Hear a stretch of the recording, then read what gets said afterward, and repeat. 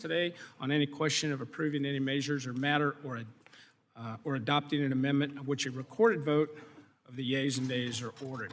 I'd ask unanimous consent that the chairman be authorized to declare recess at any time during today's meeting. Without objection, that's so ordered.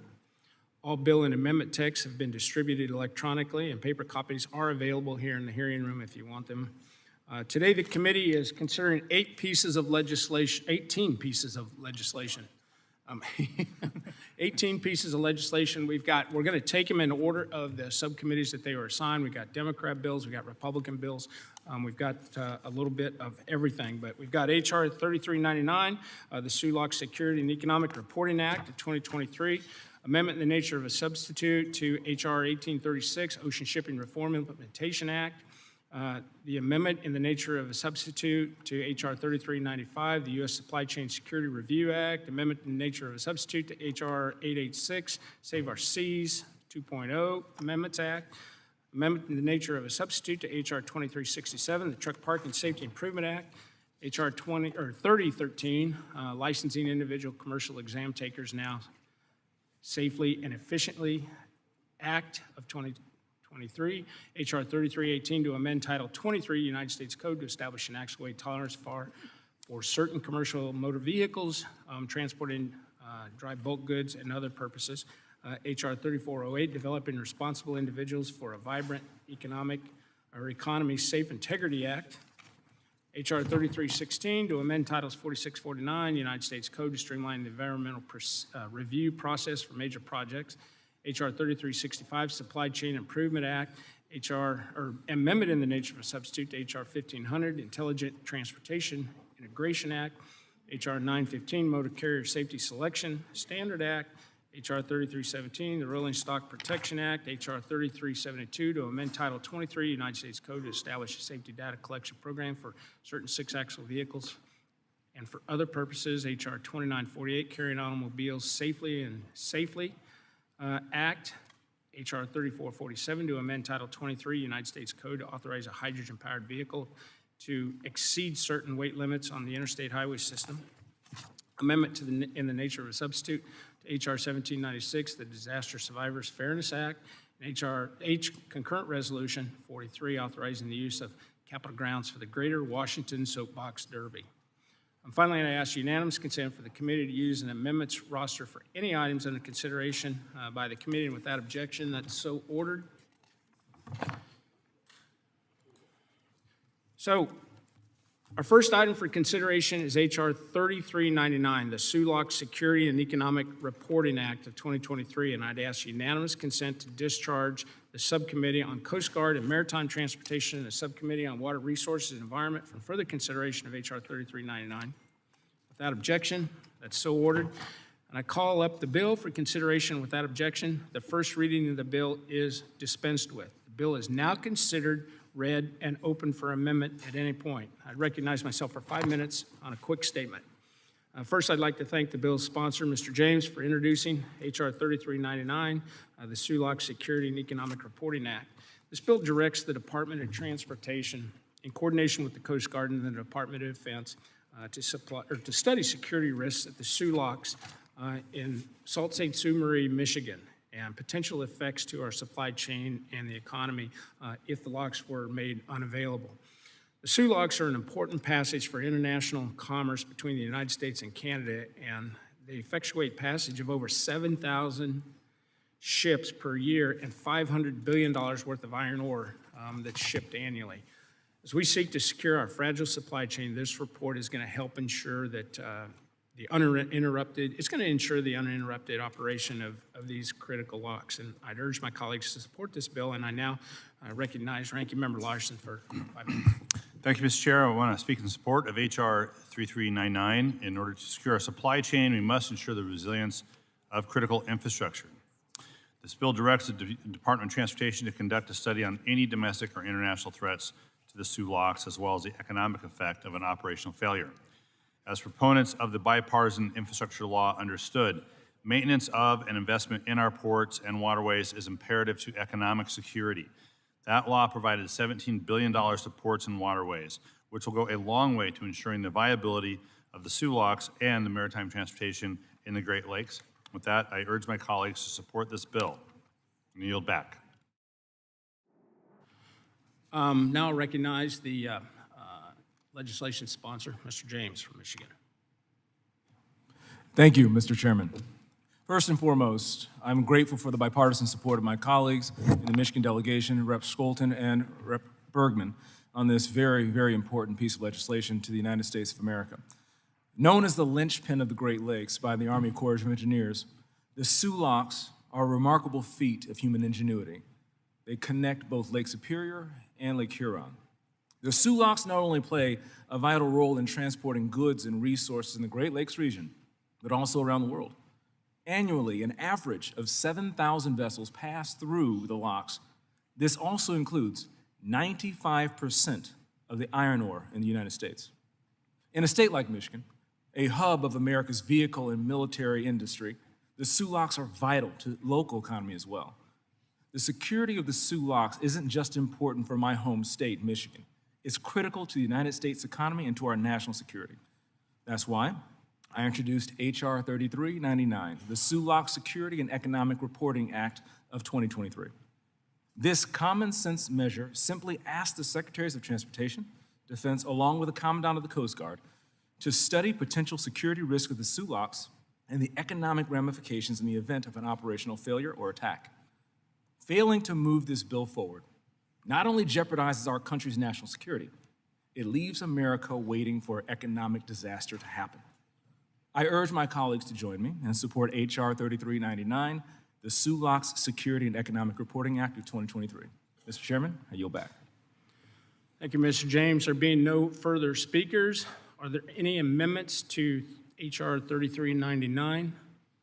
Hearing none, the question is now on the adoption and favorable reporting of H.R. 3399. All those in favor signify by saying aye. Aye. All opposed signify by saying nay. In the opinion of the chair, Mr. Chairman, the ayes have it. I'd like to request a recorded vote.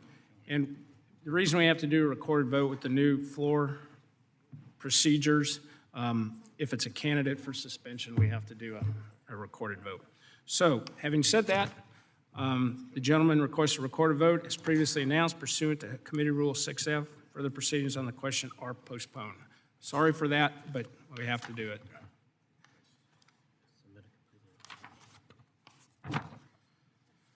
Our next item for consideration is H.R. 1836, the Ocean Shipping Reform Implementation Act of 2023, and I'd ask unanimous consent to discharge the Subcommittee on Coast Guard and Maritime Transportation from further consideration of H.R. 1836, and without objection, that is so ordered. I now call up the bill for consideration without objection. The first reading of the bill is dispensed with. The bill is now considered as read and open for amendment at any point. Mr. Johnson, South Dakota, is recognized to offer his amendment in the nature of a substitute. I would like to offer that amendment in nature of substitute, sir. And the clerk, please designate the amendment. Amendment in the nature of a substitute to H.R. 1836, offered by Mr. Johnson of South Dakota. Without objection, the amendment in the nature of a substitute shall be considered as read and shall be considered as base text for the purpose of further amendment. And I recognize Mr. Johnson for 5 minutes. So last year, the House worked together in a strongly bipartisan way to pass the Ocean Shipping Reform Act out. Now, we didn't just pass it once, Mr. Chairman, as you know. We didn't just pass it twice. We passed it 3 times in an attempt to get the attention of the Senate. We did eventually get the attention of the Senate, and they did pass the Ocean Shipping Reform Act in a different form. Came back to the House, and we passed it out a 4th time with a strong bipartisan vote. I'd like to thank Mr. Garamendi for the incredible leadership he and his team showed in working with us to get that done. This, and it's a good, listen, it was a good bill. It was good legislation. It moved us in the right direction. But as we have continued to work with Mr. Garamendi and others, we've identified some areas from an implementation perspective that could be strengthened. That's what this bill does. And I would try to gather together much of the bill into 2 different buckets for your consideration. The first is that, we understand how highly interconnected supply chains are. That means that there are a number of different cops on the beat as things move through the supply chain. This bill would make it easier to have fewer duplicative filings and a better harmonization of the kind of data that is collected, I think it would really help to streamline and create some additional efficiencies within the supply chain. But also, we have a deeper understanding of the strategic threat that the Chinese Communist Party poses. And accordingly, this bill does some things that I think prepare our country in a more effective way to stand against that threat. I'll give you a few examples. So the Chinese Communist Party is increasingly requiring that people use Log Inc., a state-sponsored logistical software. We would prohibit the use of that in American facilities. You have exchanges like the Shanghai Shipping Exchange, which I believe are acting in ways that are not conducive to a supply chain that honors the market interests and American interests. And so we would have a better check against that. And then finally, it would direct USDOT to contract an independent auditor to examine the influence of the Chinese Communist Party on a number of these different supply chain issues. So I think this is an exceptionally good add-on to the success of the Ocean Shipping Reform Act last year, and I would urge a yes vote on both the amendment in nature of substitute and the underlying bill. Thank you. With that, I yield back. Now recognize Mr. Larson for 5 minutes. Thank you, Mr. Chair, and want to speak in support of H.R. 1836 and the amendment in the nature of a substitute, the Ocean Shipping Reform Implementation Act of 2023, bipartisan legislation to clarify implementation of the bill that we passed last year. The bill standardizes data streamlining and port performance statistics, establishes the National Port and National Ocean Carrier Advisory Committees, further protects American importers and exporters, and builds upon efforts to improve the resiliency of the U.S. supply chain. I want to thank Representatives Johnson and Garamendi for their work on this legislation, and I want to thank the committee chair Graves for working together as well on a bipartisan ANS. With that, I urge the committee to support the legislation and yield back. I now recognize Mr. Carbajal. Thank you. Mr. Garamendi. Thank you, Mr. Chairman. I will shortly offer some amendments here, but right now, on the bill itself, Mr. Johnson, it's been a pleasure working with you, 2 years now. This piece of legislation, as you stated in your opening, takes care of some issues that didn't make it through the Senate, a couple that you've added along the way. It's an exceptionally good piece of legislation, although there was some tinkering going on with it before it actually got here before us. I will offer an amendment in a few moments to clean that up and get that done. But we need to get this bill passed. Hopefully it won't take 4 votes of the House to get it done. Maybe just 2 would suffice. We'll see where we go. In any case, look forward to continuing to work with you. Job well done. We're not finished yet. With that, I yield back, and I will offer some amendments when that's appropriate. Any other members seek to be heard? Mr. Auchincloss. Thank you, Chairman Graves. This bill has a suite of technical and national security implementation improvements that I support, and I'll be voting for it. I do want to call attention for my colleagues, though, to a critical issue in the overall implementation of the Ocean Shipping Reform Act, which is the incentive principle and its role in reducing port congestion. This March, the Coast Guard and Maritime Transportation Subcommittee heard from witnesses regarding the challenges faced by marine terminal operators, or MTOs, in managing congestion. Matthew Leach of Ports America noted in his testimony that during COVID-19, this congestion was exacerbated by both an increase in container volumes and a decrease in container throughput. He argued, and I think persuasively, that the efforts to regulate unreasonable charging practices hamper MTO's ability to use tools to limit congestion, including assessment and collection of terminal demurrage. Our ports must not become parking lots, and limiting MTO's ability to manage congestion through time-tested incentives moves us in the wrong direction. The incentive principle, that detention and demurrage are important tools to incentivize cargo flow, is critically important for the FMC to maintain. In implementing the Ocean Shipping Reform Act, the FMC needs to provide more support to MTOs and stakeholders regarding the application of the incentive principle and ensure that MTOs have access to the market-based solutions they need to reduce cargo congestion at our ports. I urge my colleagues to continue to examine the implementation of OSRA to address these issues alongside the FMC and to provide clarity to the stakeholders involved. Again, I support this particular bill as it its strong technical and national security improvements to OSRO, which I ultimately did vote for the Senate version of it. And I just really want to encourage the FMC in its implementation to keep the incentive principle front and center. And I yield back, Chairman. Does anyone else wish to be heard on the bill? Seeing no one, next we'll move into further amendments. Mr. Garamendi. Thank you, Mr. Chairman. I have two sets of amendments, two of which I will offer and then withdraw. The third, which I will take up now, is I have an amendment at the desk, number 48. Which one? An amendment to the amendment in the nature of a substitute to H.R. 1836, offered by Mr. Garamendi, number 048. Thank you, Mr. Chairman and members. This particular amendment reverts the bill back to the final draft that Mr. Johnson put before the committee. There was an effort, understandably, but to broaden the review processes that are in the bill.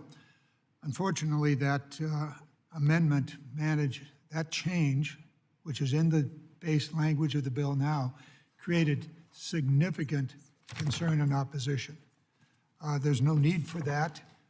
The original work by Mr. Johnson is clear. The FMC has the responsibility alone to carry out the purposes of the bill. My amendment would eliminate the confusion caused and the opposition by a technical amendment that was added before the bill came to the committee. It removes the opposition and sets the bill back to where Mr. Johnson had given it to the committee. And that's amendment number 48. Thank you, Mr. Garamendi. And without objection, the amendment is considered as read. I do want to yield myself a quick minute to speak on the amendment. I support this amendment to ensure that the FMC is the lead in developing data standards that apply to international maritime commerce. And with that, I would yield back and recognize Mr. Larson. Thank you, Mr. Chair. I ask you to support this amendment. It represents a bipartisan compromise. The amendment directs the FMC to conduct rulemaking on data standards for maritime freight logistics and ocean transportation. During and since the pandemic, I repeatedly heard the need to standardize data across the maritime supply chain. By streamlining and making the data publicly available, this amendment allows cargo owners, ports, ship owners, truckers, and rail carriers to operate more efficiently. And I'd urge my colleagues to support this amendment. I yield back. Does anyone else wish to be heard on the amendment? Mr. Johnson. Mr. Chairman, I will be supporting the amendment. Just to put a little more meat on the bones, there are really three different regulators that you could, or really, data collectors that you could allege should have this role: NIST within Commerce, DOT, or the Federal Maritime Commission. We've been on all sides of this issue over the course of the last few months. Ultimately, I think the right choice is to put it with the Federal Maritime Commission. That is what Garamendi 48 would do. I urge a yes vote. Anyone else wish to be heard on the amendment? Seeing none, the question is on the amendment. All those in favor signify by saying aye. Aye. All opposed signify by saying nay. The ayes have it. The amendment is agreed to. Let's see. And you wish, go ahead, Mr. Garamendi. Thank you, Mr. Chairman. I have two amendments I'd like, they're now en bloc. They are Amendment 43 and 44. I ask that they be read. Without objection, you can offer them en bloc. And with that, will the clerk please designate the amendments?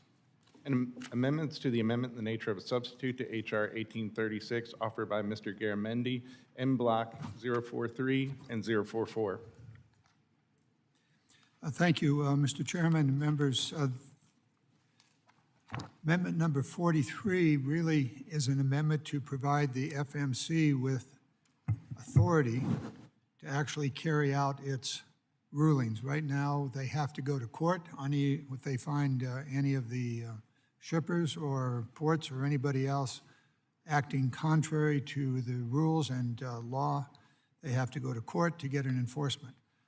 This amendment would give them enforcement authority, and then if the party that is subject to the enforcement would then be able to go to court to get the repeal of the enforcement. Needless to say, those who might be subject to the enforcement didn't like this idea. They prefer to the long, circuitous, and often unsuccessful route of having to achieve a court order to enforce an FMC enforcement action. They think that's just fine. I don't.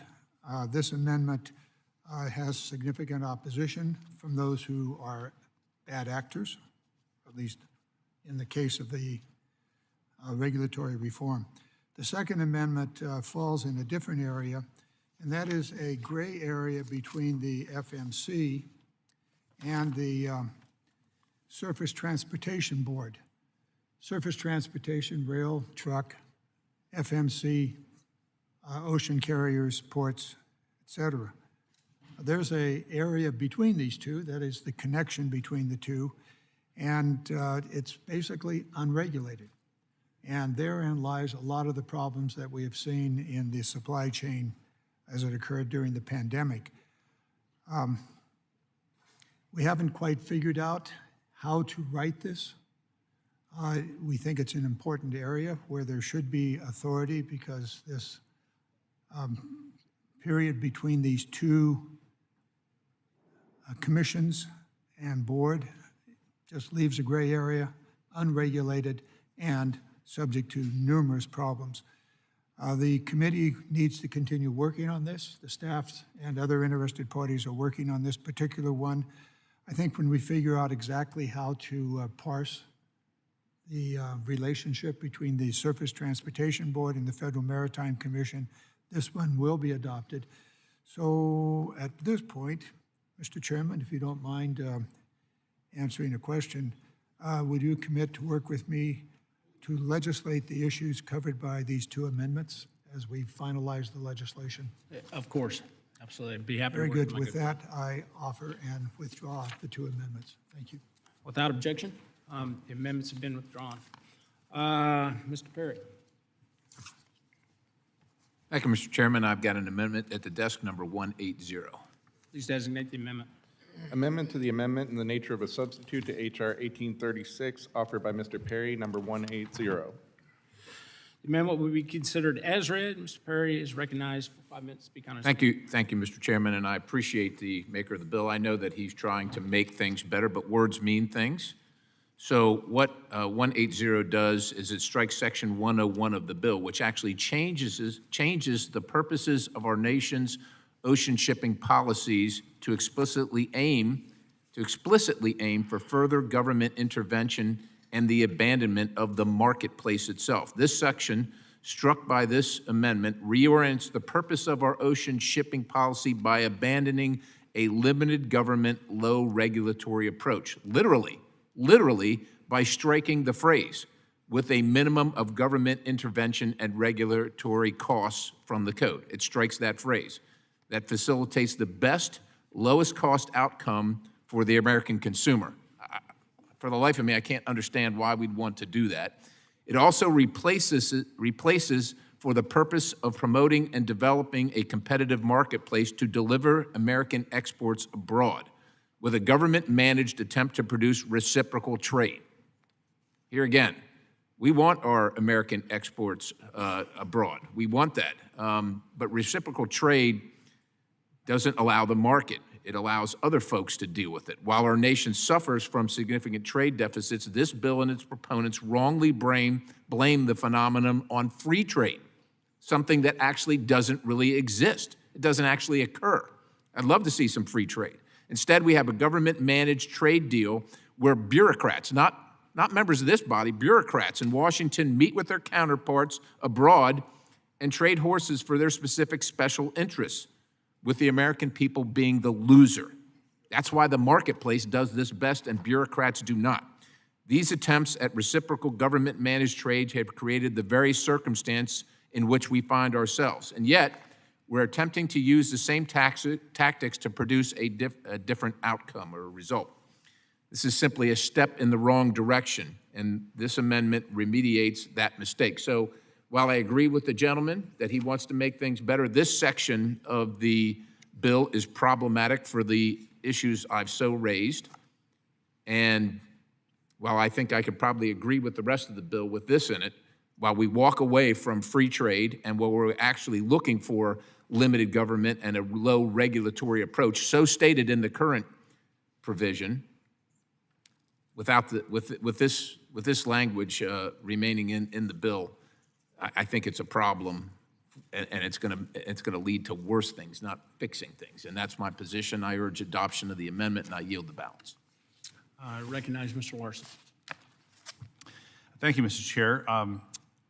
Speaking as a Democrat, has a reputation for voting for trade agreements and for free trade agreements, I appreciate the gentleman's comments. However, I'll be opposing his amendment for these reasons. It would strike Section 101 of the ANS, which aligns the statutory purpose of the Shipping Act with the federal policy governing international ocean shipping.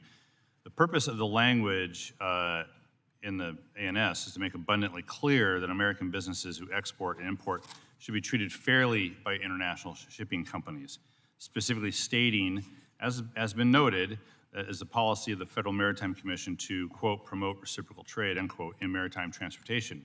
Now, throughout the pandemic, foreign shipping companies chose to prioritize empty containers over the export of American goods. And this policy states that those companies should do all that they can to reasonably carry American exports. So the gentleman's amendment sends the opposite message, supporting what we saw over the pandemic, as opposed to supporting a more fair, more reciprocal approach to ocean shipping. So I would hope that we can oppose this amendment, and with that, yield back. Thank you. I recognize myself for a few minutes. Unfortunately, I have to oppose the amendment because it would strike the purposes section of the bill, which is language that I supported in the last Congress. And so with that, I would yield back and recognize Mr. Johnson. Yeah, I would associate myself with many of the comments of Mr. Perry. Listen, the market is an incredibly powerful force, and to the greatest extent possible, we always want to harness it. But I would suggest that there are times when there isn't much of a free market, when you get more of an oligopoly environment. Unfortunately, that's where we're at with ocean shipping. The 5 largest families, groups, confederations of shipping companies control something like 80% of the market. That's up from what I think was 25% of the market just 30 years ago. It's a real problem. When you've got that kind of an oligopoly, the best thing to do would be to break it up. We have limited ability to do that because these are, in all instances, with the big boys and big girls, foreign flagged ocean carriers. We do not have a free market at play. I wish we did. When you have something that looks more like oligopoly, a laissez-faire approach isn't going to give you the kind of market-based outcomes you want. And so, and I just want to be clear, this amendment is more narrow than perhaps people think. This doesn't instruct the USTR on how to do their business. This doesn't address the WTO. This does not impact trade deals. Again, I think Mr. Perry and I agree to an exceptionally high degree on those trade issues. What this does is tells the Federal Maritime Commission that when they are dealing with, in essence, a Chinese state-owned ocean shipping carrier, that they do not need to use the kid gloves when attempting to make sure that American importers and exporters are given basic rules of the road in which to compete in a global economy. I would urge a no vote on the Perry Amendment. Does anyone else wish to be heard? Mr. Garamendi. Well, I was going to argue this case. I think Mr. Johnson did it very, very nicely, so I will yield back with one 10-second comment. If you think for a moment China is into free trade, you are facing a very serious illusion. China has no interest in free trade. I yield back and oppose the amendment. Does anyone else wish to be heard on the amendment? Seeing no one, the question is on the amendment. All those in favor signify by saying aye. Aye. All opposed signify by saying nay. The nays appear to have it. The nays do have it. The amendment is not agreed to. Mr. Chairman, I request a recorded vote. The gentleman has requested a recorded vote on his amendment as previously announced pursuant to Committee Rule 6F. Further proceedings on the question are postponed. Moving on.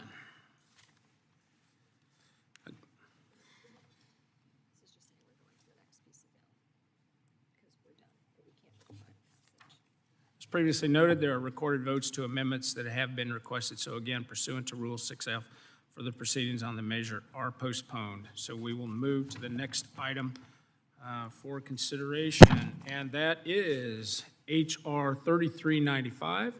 I'd ask unanimous consent to discharge the Subcommittee on Coast Guard and Maritime Transportation from further consideration of H.R. 3395. Without objection, that is so ordered. I now call up the bill for consideration without objection. The first reading of the bill is dispensed with. The bill is now considered as read and open for amendment at any point. Mr. Auchincloss is recognized to offer his amendment in the nature of a substitute. Thank you, Chairman.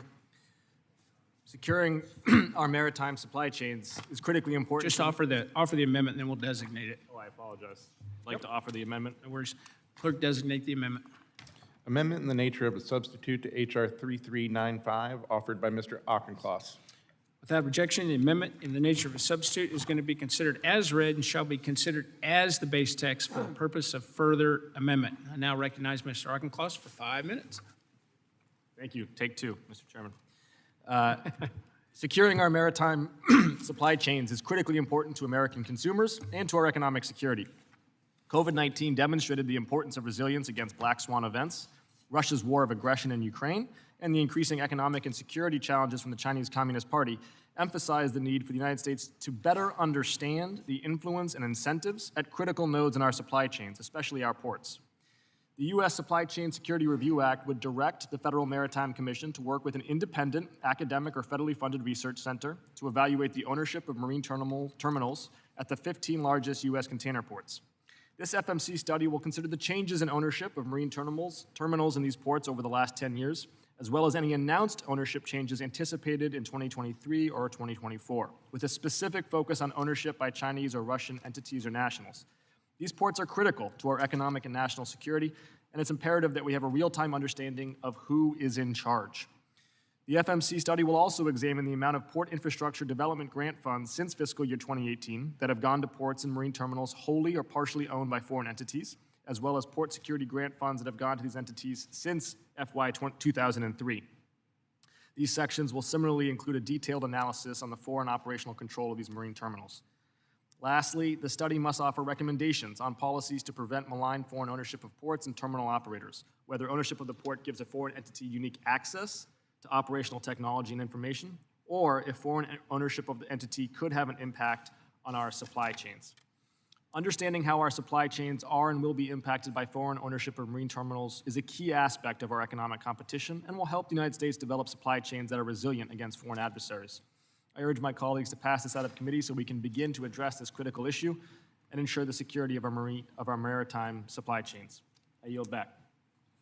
I thank the gentleman. I recognize myself for 5 minutes on the bill. This legislation does require a study on the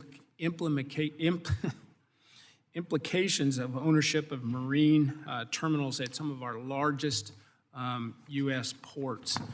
I do want to thank the gentleman from Massachusetts and the Coast Guard Subcommittee Chairman, Mr. Webster, for your leadership on this particular piece of legislation. I think the study is going to inform the committee on our ongoing work on supply chain issues, and with that, I would urge support. Yield back the balance of my time and recognize Mr. Larson for 5 minutes. Thank you, Mr. Chair. I support H.R. 3395 and urge my colleagues to support the legislation and yield back. Anybody else? Mr. Webster? Thank you, Chairman Graves. I'm pleased to be an original co-sponsor of this piece of legislation, which directs Federal Maritime Commission to provide Congress with a report about the threats to the United States economy and foreign ownership of marine terminals so that we can take appropriate action and mitigate any threats. Our supply chain is critical, and we need this piece of legislation. I think this is a great way to get there. I just think we appreciate Mr. Auchincloss and his work, and for that, I urge all the members to support the legislation. Yield back.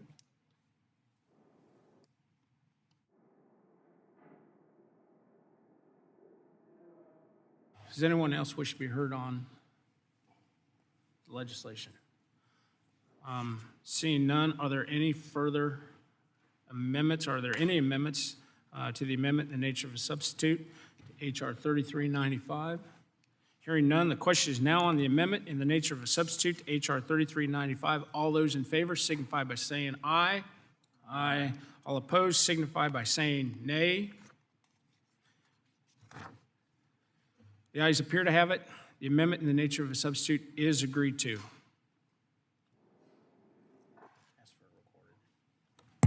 Mr. Chair, I'd ask just a moment, Mr. Chair. Do what? The question is now on the adoption of and favorably reported of H.R. 3395 as amended to the House of Representatives. All those in favor signify by saying aye. Aye. All opposed signify by saying nay. The ayes appear to have it. As amended, is agreed to and offered favorably reported to the House. Mr. Chair, I'd like a recorded vote. Without objection, a recorded vote is requested, previously announced pursuant to Committee 6F. For the proceedings on the question are postponed. I'm going to verify that, too, that we have to have a recorded if it's a candidate for suspension. Moving on. Our next item for consideration is H.R. 886, the Save Our Seas 2.0 Amendments Act. And I'd ask unanimous consent to discharge the Subcommittee on Coast Guard Maritime Transportation from further consideration of H.R. 886. Without objection, this is so ordered. I now call up the bill for consideration, and without objection, the first reading of the bill is dispensed with. The bill is now considered as read, open for amendment at any point. Okay, Mr. Larson is now recognized to offer the amendment in the nature of a substitute.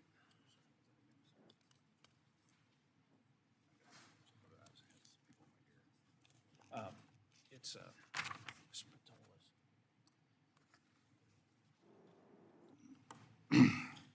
Mr. Chair, I have an amendment at the desk. Please designate the amendment. An amendment in the nature of a substitute to H.R. 866 offered by Ranking Member Larson. Without objection, the amendment in the nature of a substitute shall be considered as read and shall be considered as base text for the purposes of the amendment. I recognize Mr. Larson for 5 minutes. Thank you, Mr. Chair. This is the underlying bill is a bill from Representative Bonamici of Oregon.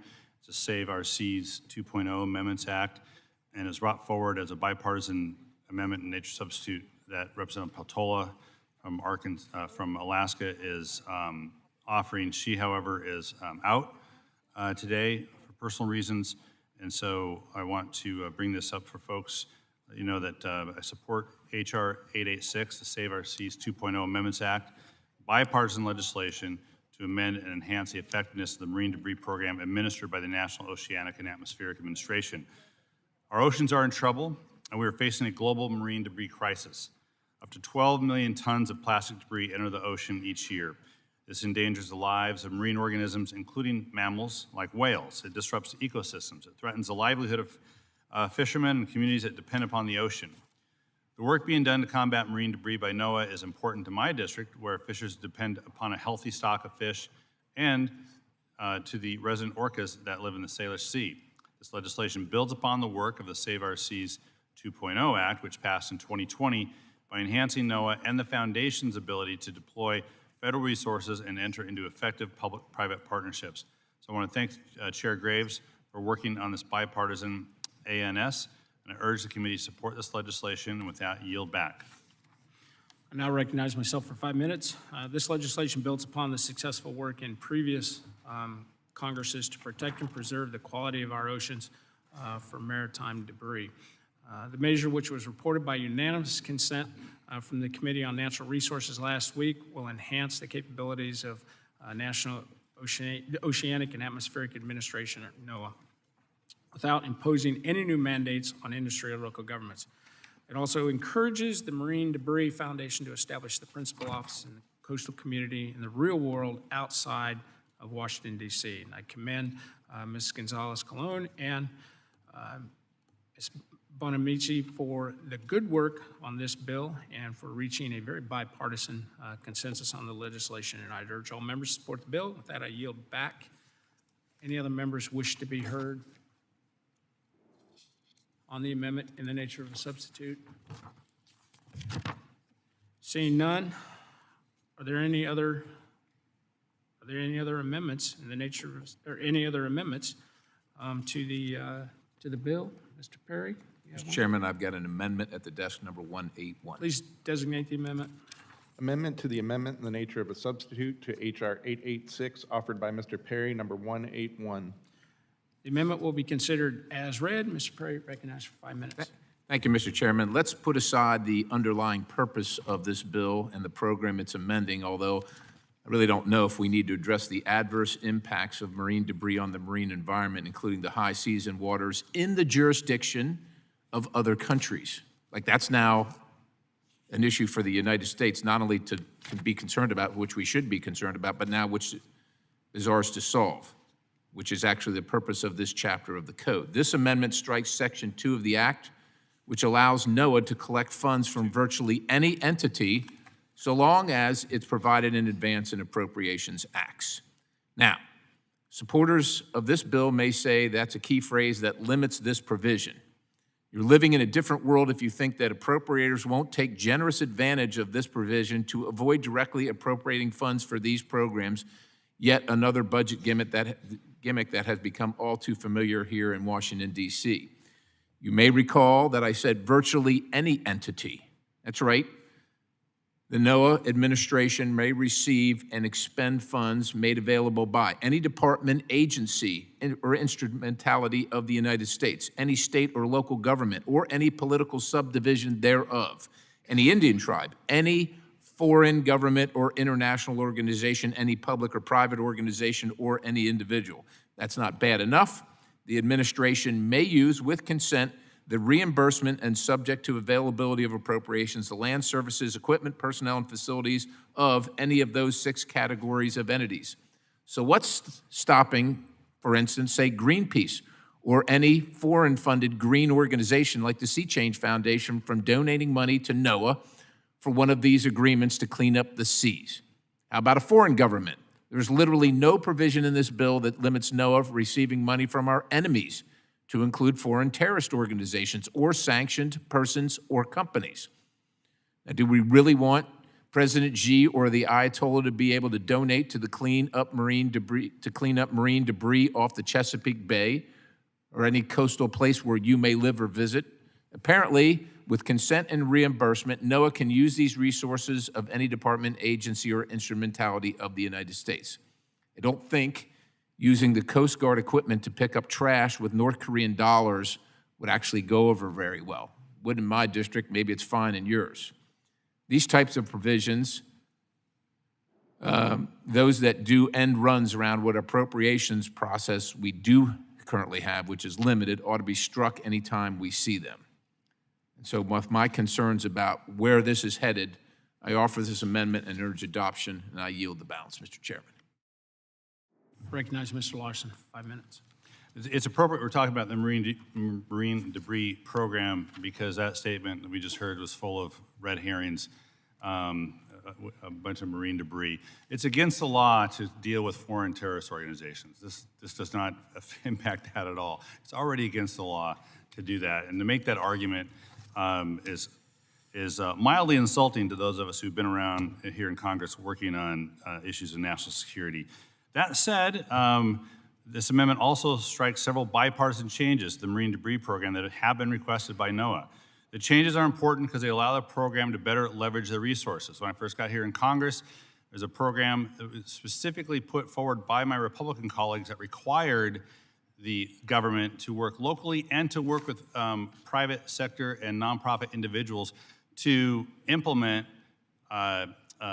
programs that were working on making the Puget Sound cleaner. It was driven by my Republican colleagues. It was one we all accepted. Now, 22 years later, we can't do that anymore under this amendment. The idea is, at least for one person, their minds have changed. I would just say, really emphasize here, we're just trying to, for instance, in subparagraph F, it allows the administrator to enter in partnerships with state and local governments, tribes, foreign governments, and public and private organizations. And if a private company wants to enter in public-private partnership with this program to ensure our oceans aren't littered with plastic, I welcome that support. And if NOAA wants to enter into agreements with countries that we work with all the time to ensure there's less plastic in our oceans, I welcome that support. This amendment would hinder the work of the Marine Debris Program. I'd urge my members to oppose it. And with that, I yield back.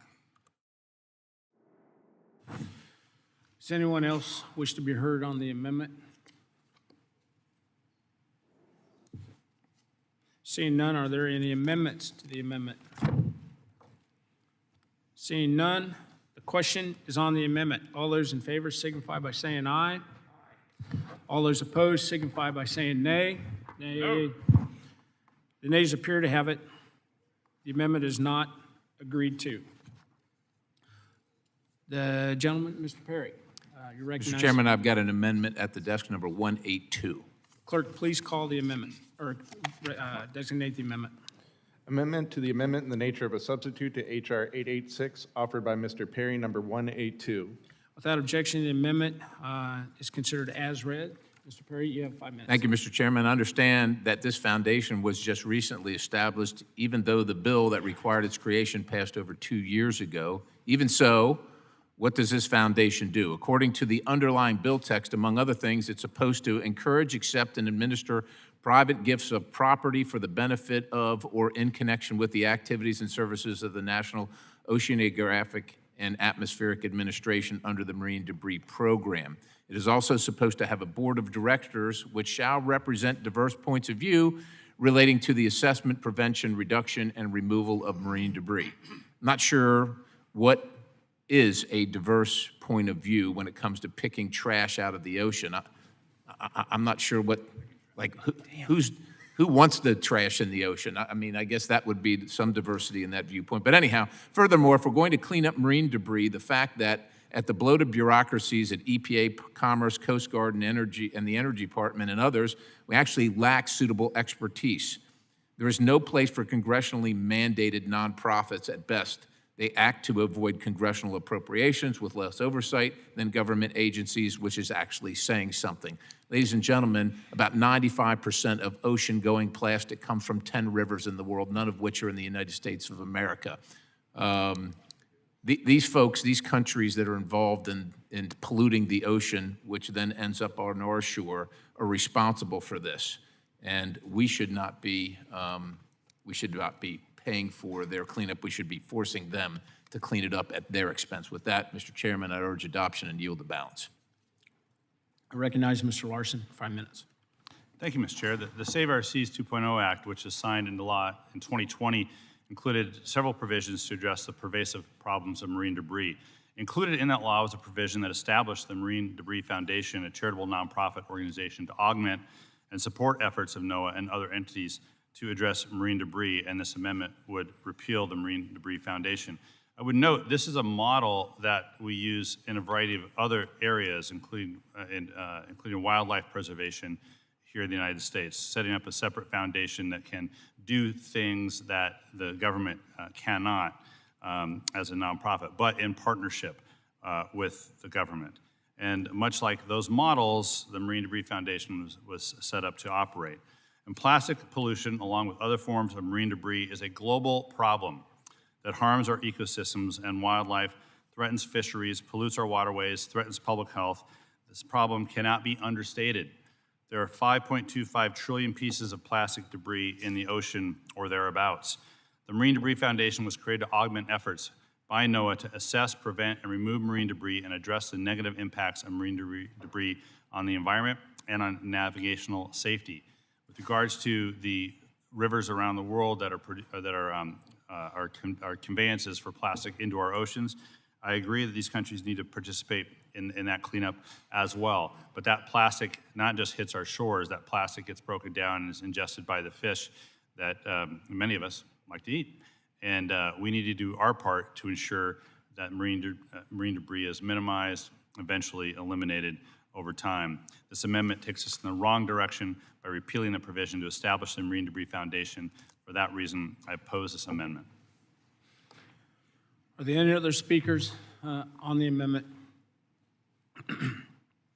Seeing none, are there any amendments to the amendment? Seeing none, the question is on the amendment. By Mr. Perry, all those in favor signify by saying aye. All opposed signify by saying nay. No. It appears that the nays have it. The nays do have it. The amendment is not agreed to. Are there any other amendments to the amendment in the nature of a substitute to H.R. 886? Hearing none, the question is on the adoption of the amendment in the nature of a substitute to H.R. 886. All those in favor signify by saying aye. All those opposed signify by saying nay. In the opinion of the chairs, the ayes have it. Mr. Chairman, I request a recorded vote. Is adopted. The question is now, let's move on. We got to adopt it as the underline, and then you can request a recorded. The question is now on the adoption in favor of reporting of H.R. 886 as Mr. Chairman, I amended. withdraw the last request for recorded vote. I'll make it on the next one. My apologies. The question is now on the adoption in favor of reporting of H.R. 886 as amended. All those in favor signify by saying aye. All those opposed signify by saying nay. The opinion of the chairs, the ayes have it, and H.R. 886. Mr. Chairman, I request a recorded vote. A recorded vote is requested. As previously announced, Committee Rule 6F, further proceedings on the question are postponed. Moving on. Our next item of consideration is H.R. 2367, the Truck Parking Safety Improvement Act. And I would ask unanimous consent to discharge the Committee on Highways and Transit from further consideration of H.R. 2367. Without objection, that is so ordered. I now call up the bill for consideration. Without objection, the first reading of the bill is going to be dispensed with. The bill is now considered as read and open for amendment at any point.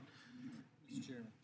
Mr. Crawford, you're recognized to offer your amendment in the nature of a substitute. Thank you, Chairman Graves. I have an amendment in the nature of a substitute at the desk. Please designate the amendment, clerk. Amendment in the nature of a substitute to H.R. 2367 offered by Mr. Crawford. Without objection, the amendment in the nature of a substitute will be considered read and shall be considered as the base text for the purpose of further amendment. I now recognize Mr. Crawford for 5 minutes. Thank you, Mr. Chairman. I'm proud to offer and support the amendment in the nature of a substitute to H.R. 2367, the Truck Parking Safety Improvement Act, a bipartisan bill introduced by my colleague from Illinois, Mr. Bost, that I have also co-sponsored. Truck drivers are the backbone of our nation's supply chain. More than 70% of our nation's freight tonnage is moved by trucks, and more than 80% of our communities get their goods exclusively by trucks. This bipartisan bill addresses a major safety issue that's been identified by commercial vehicle drivers for years, and that is the lack of a safe place to park their trucks. It doesn't matter if a driver is an employee of a large motor carrier or if he or she owns their truck. Truck drivers agree that there are just not enough truck parking spaces. We all know that truck drivers must comply with federal hours of service requirements, which were first put in place back in the 1930s. Current hours of service regulations require a CMV driver to take a 30-minute break after driving for 8 cumulative hours without at least a 30-minute interruption, and requires a 10-hour break after 14 hours of driving. In 2017, to ensure that CMV drivers were complying with federal hours of service rules, Federal Motor Carrier Safety Administration, or FMCSA, required CMVs to be equipped with electronic logging devices that automatically reported driving hours. These regulations mean that truck drivers need to find a safe place to park while they're on their required breaks. Unfortunately, it's estimated that on average there's only 1 truck parking spot available for every 11 truck drivers. This means that a truck driver has to waste a significant amount of their valuable hours of service time looking for a parking spot rather than getting their cargo to its destination. In fact, drivers tend on average to spend 56 minutes of their available hours of service time just trying to find a legal and safe place to park. Clearly, the lack of parking for truck drivers is inefficient and a drag on our supply chain. Furthermore, it represents a significant safety concern. If a driver can't find a safe and legal spot to park, they often resort to parking on shoulders of the roadways or exit ramps. This is not only unsafe for the truck driver, but it also creates hazards for other drivers as well. In addition, this safety concern is one of the reasons why many women don't enter the field in the first place. Given that we require our truck drivers to comply with federal hours of service rules, and that we want to make truck driving profession attractive to people from diverse backgrounds, it only makes sense that we would further invest in our interstate transportation network by making additional truck parking available. Recruiting new and retaining existing truck drivers will keep goods like gas, food, and medical supplies in stock in all our communities. The A&S that I have offered to Mr. Boss' bill will authorize $755 million over 3 years, which means its authorization will expire in 2026, the same time as our other surface transportation programs. The A&S will also ensure that drivers won't be charged a fee if they park at locations that are constructed, reopened, or improved with the new grant funding. The bill also includes language to make sure the funding goes toward truck parking, not to plan for, set aside land for, or construct electric vehicle charging networks that aren't even commercially available for trucks. This bill is an important safety measure that will help improve the quality of life for truck drivers while also moving freight more efficiently across America. I appreciate my colleagues and staff working on this, both sides of the aisle, to get the underlying bill to a good spot through this A&S, and urge support and yield back my time. Now recognize Mr. Larson for 5 minutes. Thank you, Chair, and I want to thank Representatives Boston and Craig as well for introducing this bill, and for Chair Crawford with his comments. And I strongly support the Truck Parking Improvement Act as amended to invest in additional and more easily identifiable truck parking. These investments will improve supply chain safety and efficiency. As I said at the recent supply chain hearing in the Subcommittee on Highways and Transit, the backbone of the supply chain is the people who move goods from point A to point B. More truck parking means more certainty, greater safety, and less stress for the women and men delivering goods to our stores and to our doors. Truck drivers face a lot of uncertainty in their day-to-day work already. Gridlock on roadways, detention at loading and unloading facilities, load-posted bridges, all examples of things that can upend a driver's plans. Finding a safe space to park when a driver is tired or at the end of their available on-duty hours should not be left to chance. Truck drivers currently face a shortage of available parking in nearly every state, as Chair Crawford noted. Lack of truck parking is repeatedly a top cause of concern in truck driver surveys and assessments at the state and national level. Now, last Congress, this committee passed the INVEST Act and included $1 billion in dedicated funding to address this shortage. The Senate did not follow suit in the bipartisan infrastructure law, so we begin to remedy that omission with this bill today. Also note, this legislation is strongly supported by the Owner-Operator Independent Drivers Association and the American Trucking Association. So I'd urge my colleagues to join me in supporting this bill, and with that, yield back. Now recognize the bill sponsor, Mr. Boss, for 5 minutes. Thank you, Mr. Chairman. I rise in strong support of my bipartisan bill, the Truck Parking Safety Improvement Act, in order to finally address the growing need for additional truck parking. Over 20 years, the United States Department of Transportation has identified the growing shortage of truck parking spaces as an issue of national concern that jeopardizes the safety of truck drivers and the motoring public. My bill addresses this by creating a dedicated funding stream for the next 3 years to allow our federal highway system to increase the capacity of available truck parking spots. The program created in this bill will help to protect truckers like Jason Rivenberg, whose life was tragically cut short when he was killed after he was forced to park in an unsafe condition due to the lack of available parking locations. However, this bill will also increase the safety for the rest of the motoring public as well. Often, truck drivers have been unable to find safe places to park their vehicles and are forced to use the sides of the roads and ramps to park. This leads to accidents when other motorists don't expect a truck to be parked on the side of the road. Leading up to this markup, I worked closely with a majority of minority and majority staff to ensure that this bill properly addresses the problem at hand and remains focused on the actual problem.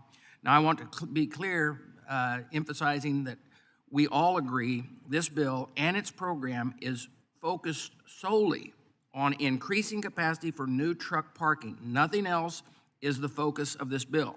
We include language in this year's Congress that is almost identical to the policies in the language that we passed out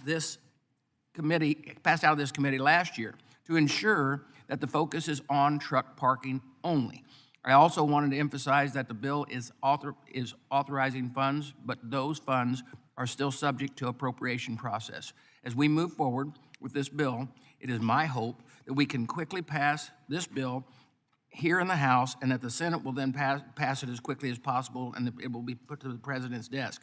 The longer we are allowing this problem to go on, the worse it is going to get for the trucking industry. The same industry that we will all spoke of with glowing about through the pandemic. The industry that couldn't work from home during the pandemic and now is trying to keep our shelves stocked during the supply chain crisis. Let's offer them some assistance during this time, and I would like to also thank Representative Craig, who has been a great partner on this issue, and I also would like to thank the chairman for bringing the bill up to address this issue today. And finally, I would like to thank the ranking member and his staff for working so hard to address the lack of truck parking. And I urge my colleagues to support the ANS, and I yield back the balance of the time. Mr. Auchincloss, 5 minutes. Thank you, Chairman. I'd like to thank Congressman Bost and Congresswoman Craig for introducing H.R. 2367, the Truck Parking Safety Improvement Act, which I'm happy to support today. This bill provides necessary funds to address the parking shortage on federal highways for large commercial trucks. By creating additional parking spaces for trucks, we'll ensure that the truck drivers who keep our economy moving get the proper amount of rest they need, keeping our highways safe for everyone. As any driver's ed instructor will tell you, rest is important for any driver on the road. Commercial rest stops are common throughout the Northeast, providing a respite to weary drivers after sitting in hours of traffic along I-95. In my district in Massachusetts, the Mansfield I-95 rest area has been in a state of disrepair for years. The building is broken down, the plants are overgrown, and the area is unfortunately used as an outdoor public restroom.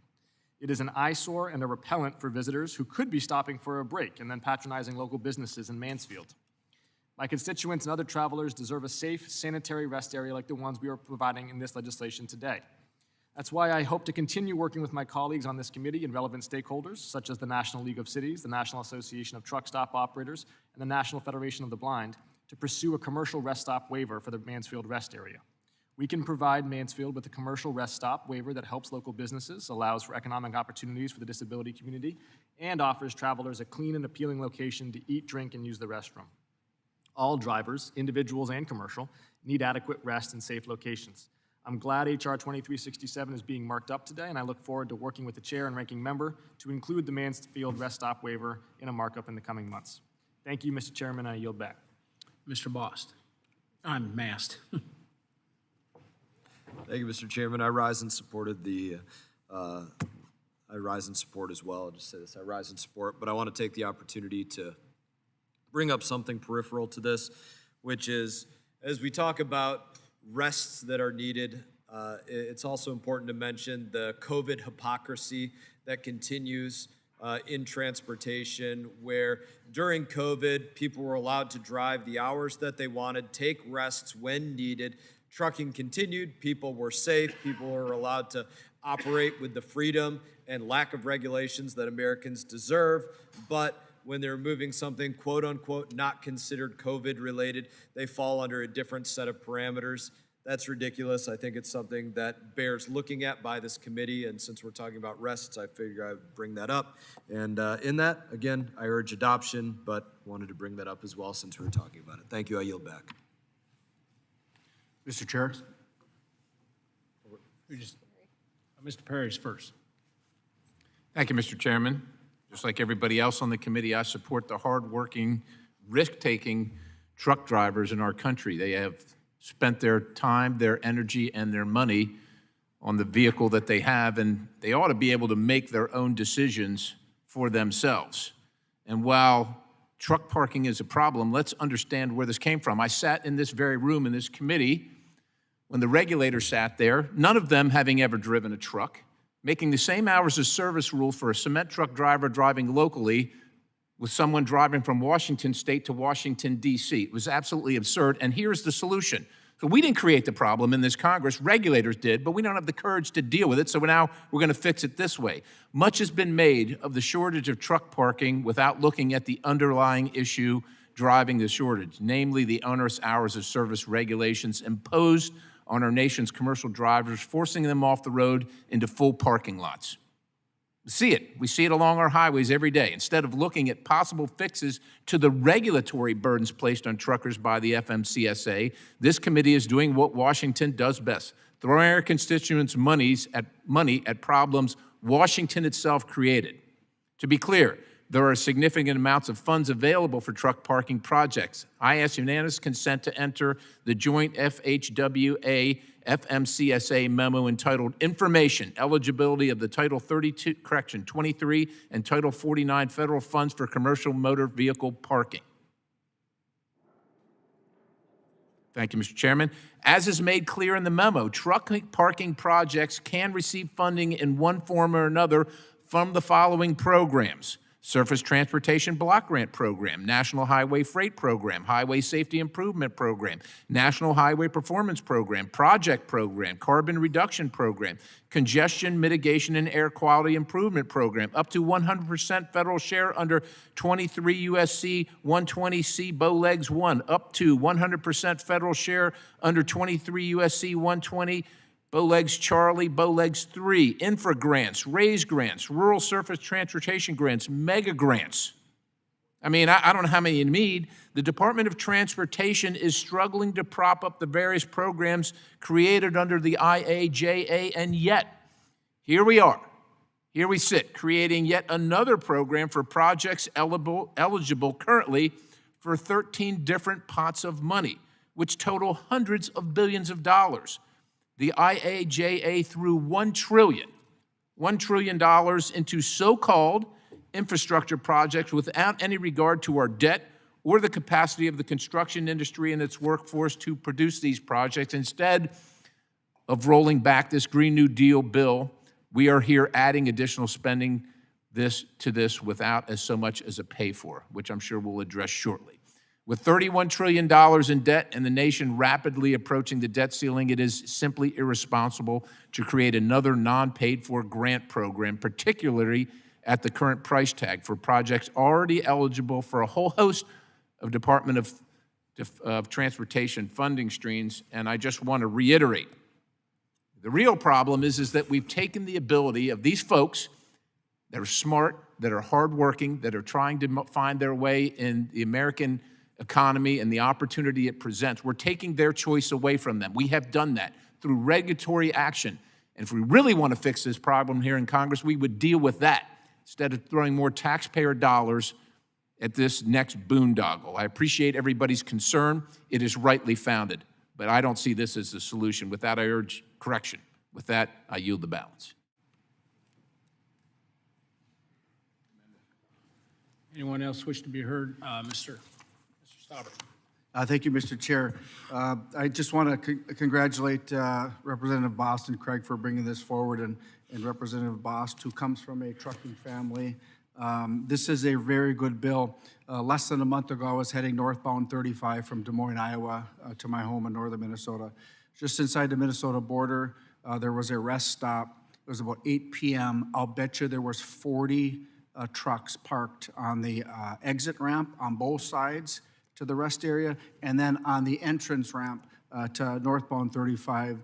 And I thought, you know, some of the dangers were to the respective car and truck drivers coming in and out of there, and to the truckers to be able to find a safe parking spot. To me, this is critically important. I've also seen trucks parked on the side of the freeway.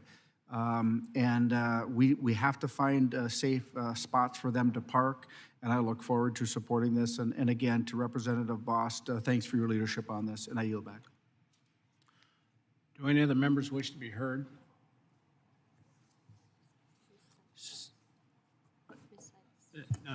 You got an amendment, correct? Hang on. I'll recognize myself real quick, and I think everything's been said. I do want to say I support the bill, and I appreciate Mr. Bost for reintroducing it again this year.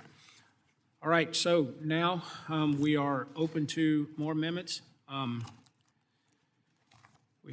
recognize Ms. Sykes for her offer the amendment, and then we'll designate it. Thank you, Mr. Chairman. I have an amendment at the desk. Please designate the amendment.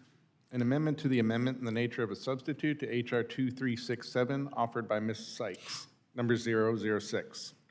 The amendment is considered as read. Ms. Sykes, you are recognized for 5 minutes to speak on your amendment. Thank you, Mr. Chairman. I'd first like to start by thanking my colleague, Congressman Bost, as well as Congresswoman Craig, for introducing and bringing before us today the Truck Parking Safety Improvement Act. This is an important part of our economy to ensure that our nation's truck drivers have the adequate facilities to rest, as they are a significant part of our supply chain, our economy, and allowing us to live the quality of life we choose to here in this country. One of the reasons I wanted to be on transportation and infrastructure is to tackle the scourge of human trafficking. And I want to thank my colleague, Mr. Molinaro of New York, who is co-sponsoring this amendment. Our amendment is one of the most straightforward that we're going to discuss today. So you may have heard the phrase that Ohio is the heart of it all. But being the heart of it all means that if you want to get anywhere, you have to go through us.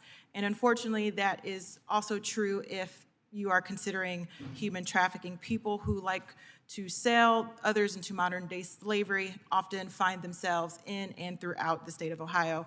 We are one of the top 5 states for human trafficking cases in the entire country, with almost 4 victims per 100,000 residents, and the State Department estimates that at any given time there are nearly 27 or more than 27 million victims of human trafficking each year.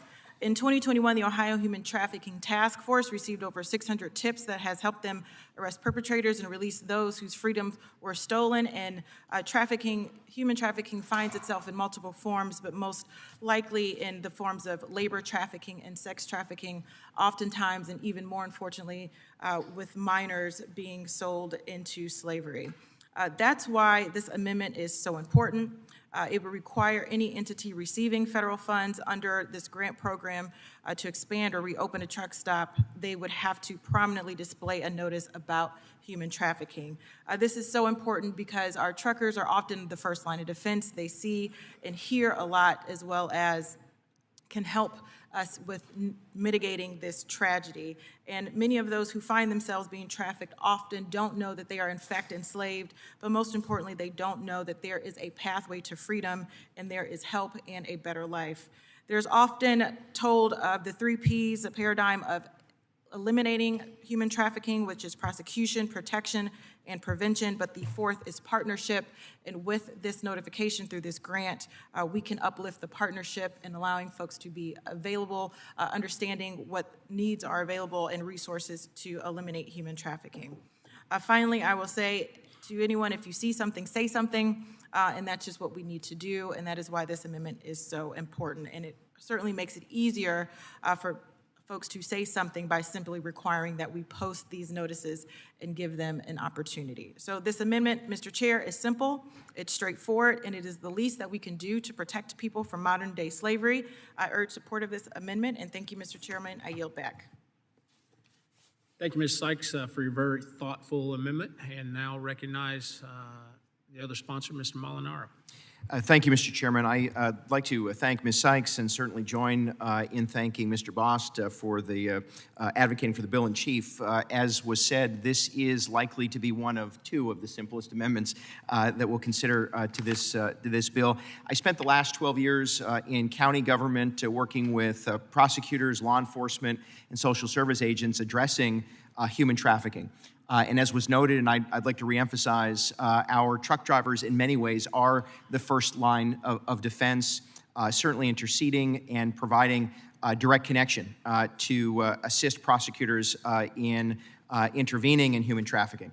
Our highway and transportation corridors remain a freeway, if you will, for this kind of illegal activity. Too many find themselves enslaved and don't know the path to receiving and accessing the help and assistance necessary.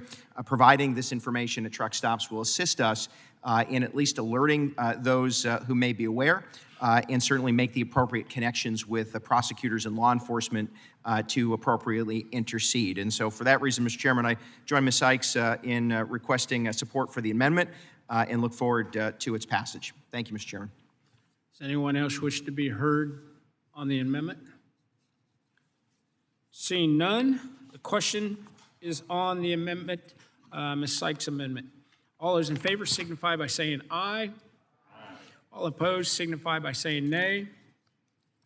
Opinion of the chair, the ayes have it. The ayes do have it.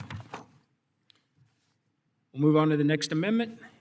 Mr. Perry. Thank you, Mr. Chairman. An amendment at the desk, number 179. Clerk, please designate the amendment.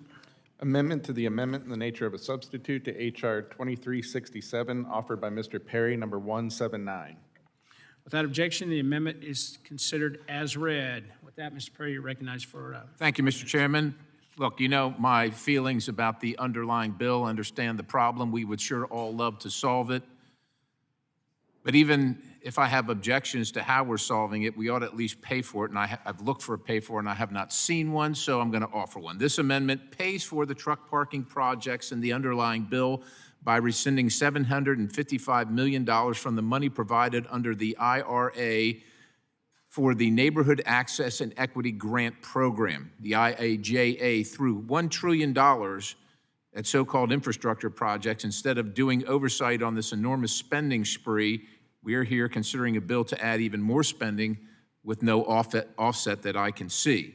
In the context of a $31 trillion debt and a rapidly approaching debt limit, it is simply irresponsible to continue the status quo and allow this bill to move forward with $755 million in non-offset spending.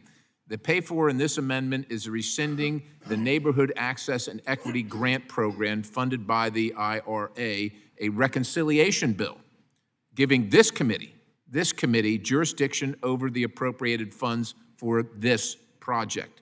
This program is the Biden administration's plan to tear down racist highways at great cost to the American taxpayer, $1.89 billion, rather than build out the infrastructure, which is what this committee should be about.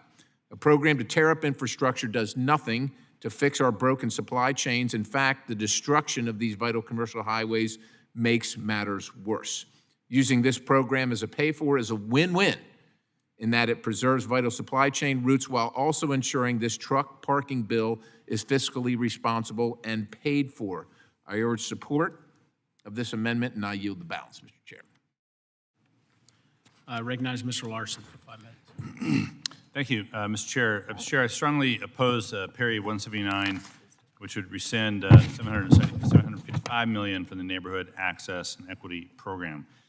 So before I speak to the importance of that program, I just want to be really clear for members. This amendment does not redirect the rescinded funds to the truck parking program. It simply rescinds the funds. It doesn't do anything else. And so truck parking is a bill with significant bipartisan support, a bill that has united stakeholders across the trucking industry. So this should be an easy bipartisan victory for our committee.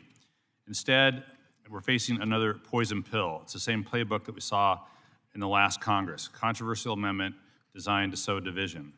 Now, last year, the Democratic majority at the time accepted a last-minute EV charging amendment from the sponsor of this amendment. That amendment stalled movement of the bill through the House, and in the ANS we consider today, we came to bipartisan agreement again, but again facing multiple amendments geared at dismantling a mutual path forward. This amendment is perhaps the best evidence of that. It has nothing to do with truck parking, simply takes money from the Neighborhood Access Program. It's not a serious proposal. It's a poison pill used to perhaps wipe away Democratic support for the underlying bill. We have bipartisan support on this bill. If this amendment's adopted, it puts that in danger. We support this Neighborhood Access Program. It doesn't, the amendment doesn't change the fact that Democrats advanced truck parking funding repeatedly during our majority as well, through a $1 billion commitment in the INVEST Act and as a standalone bill. Our record on truck parking is not in question, but there's no justification for rescinding funds for a program that improves transportation safety and access at a time of unacceptably high traffic deaths, particularly for pedestrians. This Neighborhood Access Program is designed to help communities build for their future. In some neighborhoods, that might mean building new or retrofitted complete streets designed to work for multiple modes of transportation.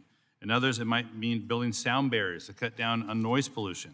In others, it might mean making changes to pavement or natural infrastructure to make our transportation system more resilient to extreme weather. The Neighborhood Access Program is about a couple of things: fixing the mistakes of the past and finding new ways to build for our future. Now, rescinding those funds hurts our ability to help those communities build for that future. So I would ask folks to oppose this amendment. Now, one of two things could happen if we accept this amendment. The first, this committee, maybe the House, passes the bill with this language on a partisan basis and the bill dies in the Senate. We don't want that to happen. The second is the Senate passes their own version of this bill, a version without amendments like this, which the House then would likely accept, and all we've done is cede our legislating to the Senate. This bill can be a bipartisan victory for this committee. We've been working on this for quite some time. More importantly, it could be a win for truck drivers and safety on our roadways. So it's really a choice. We can take the 1-foot putt, or we can think that we're going to hit an eagle from 500 yards if you're a golfer. If you're not a golfer, I'll explain the analogy later to you. It's a choice for an easy win at the heart of our supply chain. We're supporting another poison pill amendment and telling truck drivers and others they can wait a few more years to have a safe place to park. So I know what my choice is. I urge you no vote on this amendment and ask folks to do the same. Thank you. Yield back. Mr. Crawford. Thank you, Mr. Chairman. Appreciate your leadership on the committee and addressing these issues. And to my friend, Mr. Perry, I like where your head's at on this deal.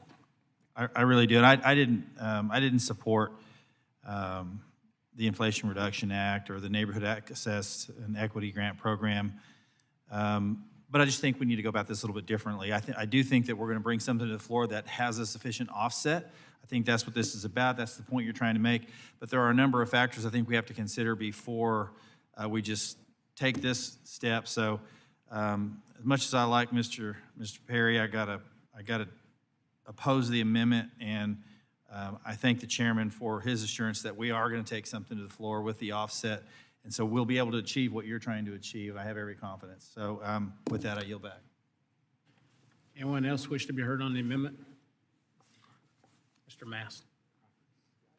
Thank you, Mr. Chairman. Yeah, my only real concern with this, Mr. Perry, is that my understanding is President Biden is getting ready to offer that he withdraw the Inflation Reduction Act to Speaker McCarthy in exchange for a debt ceiling raise. So I don't even know if this will be on the table in a couple of days, should President Biden.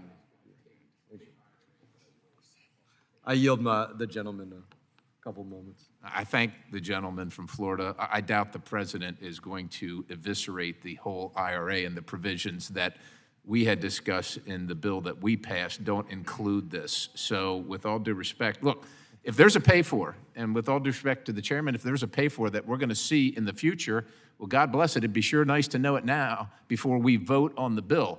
And we just want to be informed before we encumber the United States taxpayer to pay for this thing. And if there's not a pay for, I'm offering one. If you don't like it, that's awesome. Then tell me how we're paying for this. You already know how I feel about the problem that we're trying to solve. It's a problem for sure. Most of the underlying problem exists with the agency that created the rule that takes the decision-making authority and power away from free American citizens that are out trying to make a living. We ought to address that, and then probably that would alleviate much of this problem and lower the cost of it. But if we're going to do this, I just ask that we be responsible as both Democrats and Republicans, with all due respect to the ranking member. While he spoke against the amendment, he still didn't offer how we're going to pay for it. I get that you're opposed to the amendment. Tell me how we're going to pay for it, and then, brothers and sisters, maybe I can come along.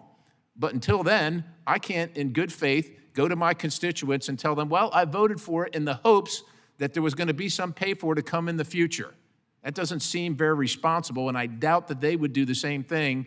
They'd say, well, look, if you give me a blank check, I'm sure that I'm going to find the money between the time that you give me the blank check and the time I spend it, right? Not many people are going to sign up to that deal. So I thank the gentleman for yielding. I'm ready to hear what the pay for is. I'm offering one. If you've got a better one, I'm ready to hear it and be reasonable. I yield. I yield back. I'd yield myself 5 minutes. While I voted against the IRA, and I do not support the program that is actually being proposed to be cut. Having said that, we are not encumbering the taxpayers with anything. This bill simply will not move to the floor unless it has a pay for. And I'm committed to working with Ranking Member Larson and with Mr. Bost and with Mr. Crawford, and I'd include Mr. Perry in that, to find a pay for before it can move to the floor. But doing this turns a widely, as has been stated, turns a widely bipartisan bill into a very partisan bill. So I would suggest that Mr. Perry wants to vote against the bill here in committee and withdraw his amendment, and then work with us to find a pay for before it can move to the floor. And I mention again, it won't move to the floor unless it has a pay for, period. I would encourage to do that. Otherwise, does anyone else wish to be heard on? Mr. Chairman, a question. So you're making a commitment right here in front of God and country and everybody that the bill will not move to the floor unless there's a pay for. It can't, and under our rules, it can't. So it has to have a pay for it before it goes to the floor. All right, then I'll withdraw the amendment. All right, the amendment's been withdrawn. We'll move on to the next amendment. Yes, Mr. Perry, you're recognized. Mr. Chairman, I have an amendment at the desk number 176. Please designate the amendment. Amendment to the amendment in the nature of a substitute to H.R. 2367, offered by Mr. Perry, number 176. Without objection, the amendment will be considered as read. Mr. Perry, you have 5 minutes. This amendment prohibits eligible entities under this bill from using eminent domain for any project funded under this act. Reservations about the cost of the bill aside, if we're going to move forward, we must provide certainty and protection for our constituents living among the interstate highway system.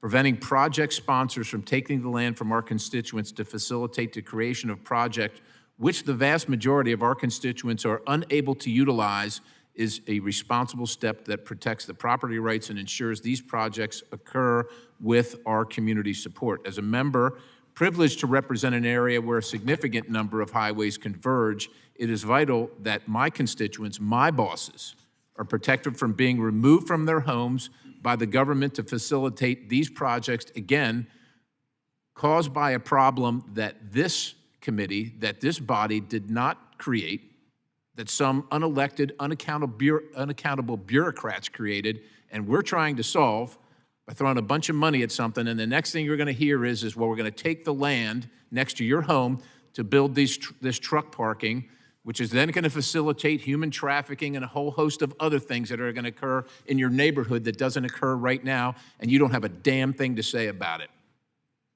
I can't be for that. So I would urge adoption of this amendment, and I yield the balance.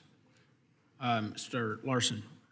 Thank you, Mr. Chair. I oppose Perry amendment. This Perry amendment.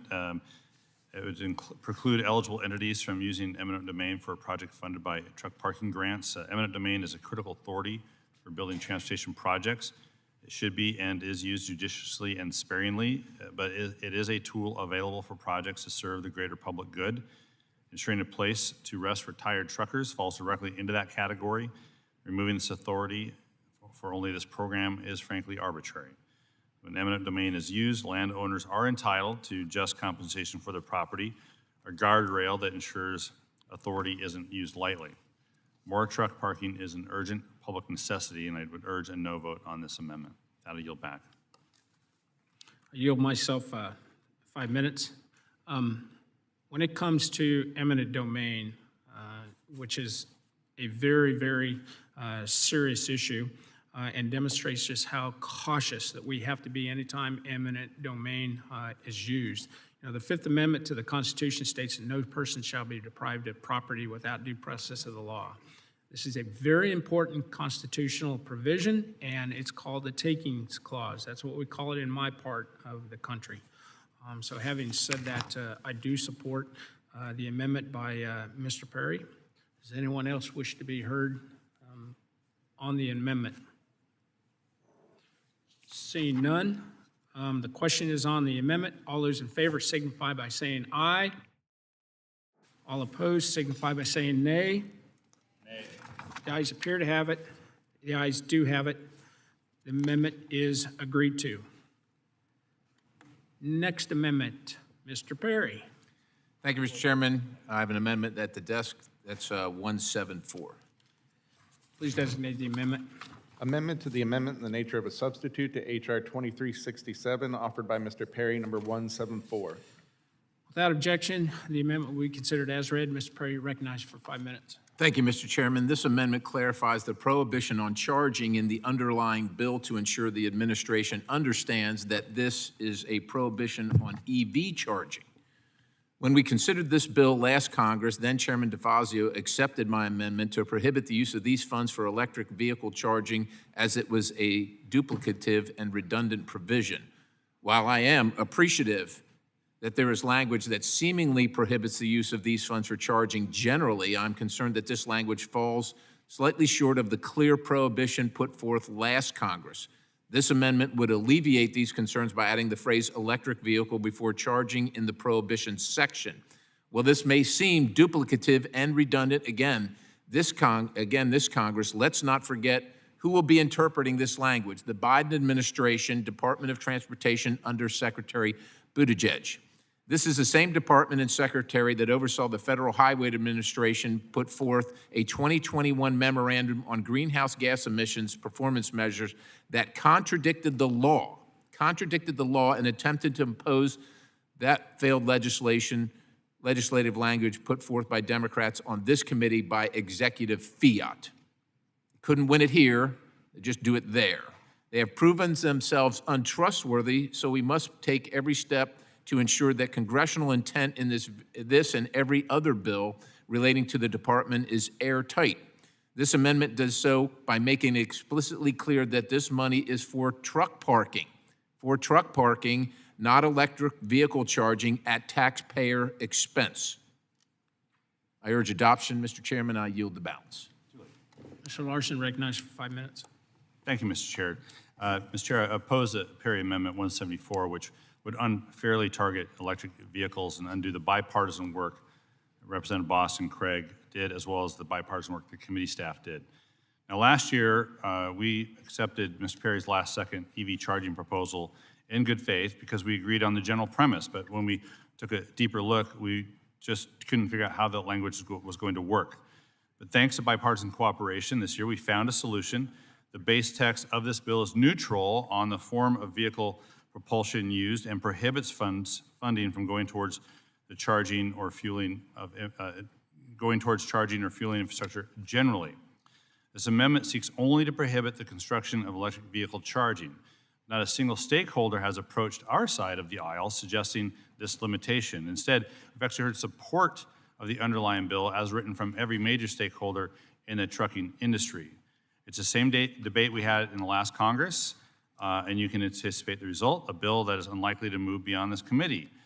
This isn't just an anti-EV amendment, it's also an anti-safety amendment. The lack of truck parking is a major contributor to unsafe conditions on our highways. We agree that the purpose of the funding in this bill is to fund truck parking. That's why we included the general prohibition on building, charging, and fueling infrastructure with these funds. We should just move forward on the underlying bill with the one amendment that's been adopted, and I urge a no vote on this amendment, and let's get this bill moving. With that, I yield back. Mr. Boston. Yeah, thank you, Mr. Chairman. With Rutland, I want to bring up that I'm reluctantly opposed to my friend's amendment. While I support the amendment intent, which is why I included similar language to what Mr. Perry offered last Congress to prohibit funds from being used for fueling vehicles, I am concerned that it would unintentionally allow for other fuel sources like diesel, gasoline, hydrogen to be put into the truck parking locations funded by this bill. And it is the intent only for truck parking. I believe the prohibition already includes in EVs charging and cannot be included in using that for the funding the EV as well. Now, Mr. Perry and I probably agree with what we're wanting to do, but I believe that and he also believes that the market itself should provide for fuel. You know, this language has also been carefully negotiated with the four corners and stakeholders to ensure that no fuel or charging is included as an accepted use for funds. Again, I appreciate the gentleman's concern, but I think he's just doing the opposite by only marking one type of fuel, and that's my concerns. And I have to agree with the ranking member on the fact that we need to just move this bill. And I'm going to date myself here, and now I'm going to say because we really just want to do it to it like Sonny Pruitt used to do it to it. Now, you have to be from about 1970 to understand what I just said. So let's move the bill. Does anyone else wish to be heard on the amendment? Are there any amendments to the amendment? Seeing none, the question is on the amendment by Mr. Perry. All those in favor signify by saying aye. All opposed signify by saying nay. It appears that the nays have it. Mr. Chairman, I request a recorded vote. A recorded vote has been requested. As previously announced pursuant to Committee Rule 6F, further proceedings on the question are postponed.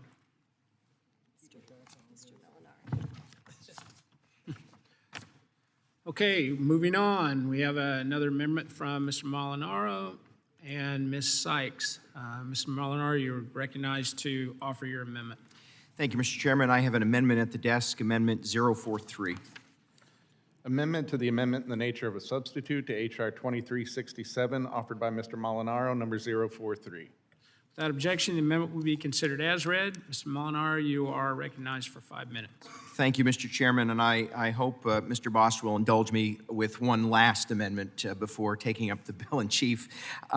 This Congress, or I should say last Congress, took significant steps in providing access to mental health support through the launch of 988, a national suicide hotline, a prevention and helpline phone number.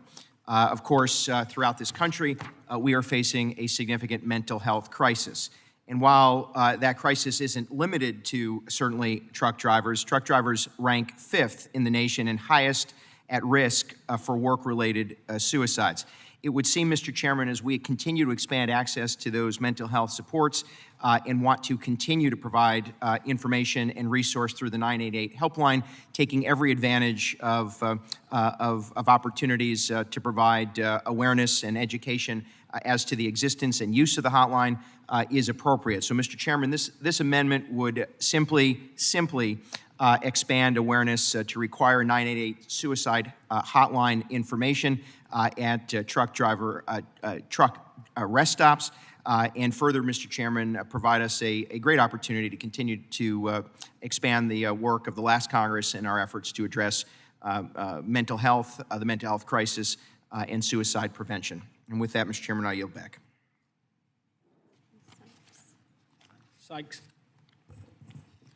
Thank you, Mr. Chairman. And first, let me recognize the bill sponsors and also Congressman Molinaro for offering this amendment and allowing me to join as a co-sponsor for the second of the most simple and straightforward amendments that we will discuss here today. As Mr. Molinaro mentioned, suicide is continuing to be a problem in our community, and as suicide rates continue to tick up, especially post-COVID, it is more important for us to emphasize and encourage outreach for mental health services. There is a public health statement that I say often that if something is predictable, it is in fact preventable, and suicide is a wholly preventable, especially when people know that there is help for them. The 988 program was implemented less than a year ago, and it was declared that in August of 2020, 361,140 people reached out just in 1 month alone seeking services and streamlining mental health opportunities. It has also been estimated that 150,000 lives have been saved from having access to the 988 program, and we certainly know that a program is only any good if people know that it exists. So this amendment is only to help increase awareness so that we can continue to prevent suicide deaths, especially amongst our truckers, who again are a backbone of our economy, our supply chains, and do yeoman's work in ensuring that people can live a safe and comfortable American life here in this country. So thank you again to the bill sponsors, to Mr. Molinaro, and Mr. Chair, I yield back.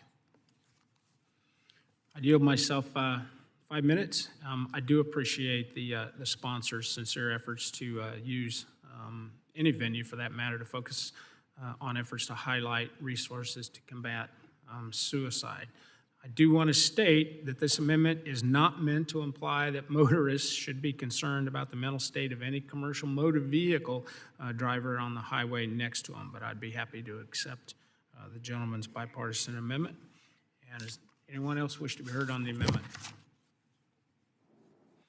Seeing none, are there anyone else? Okay, seeing none, are there any amendments to the amendment? Seeing none, the question is on the amendment by Mr. Molinaro. All those in favor signify by saying aye. All opposed signify by saying nay. The ayes have it. The amendment is agreed to. Are there any other further amendments to the amendment in the nature of a substitute to H.R. 2367? As noted, there are recorded votes to the Mr. amendments Chairman. that have been requested. So again, pursuant to Committee Rule 6F, further proceedings on the measure are postponed. And now we move on to our next item of consideration. I don't think so.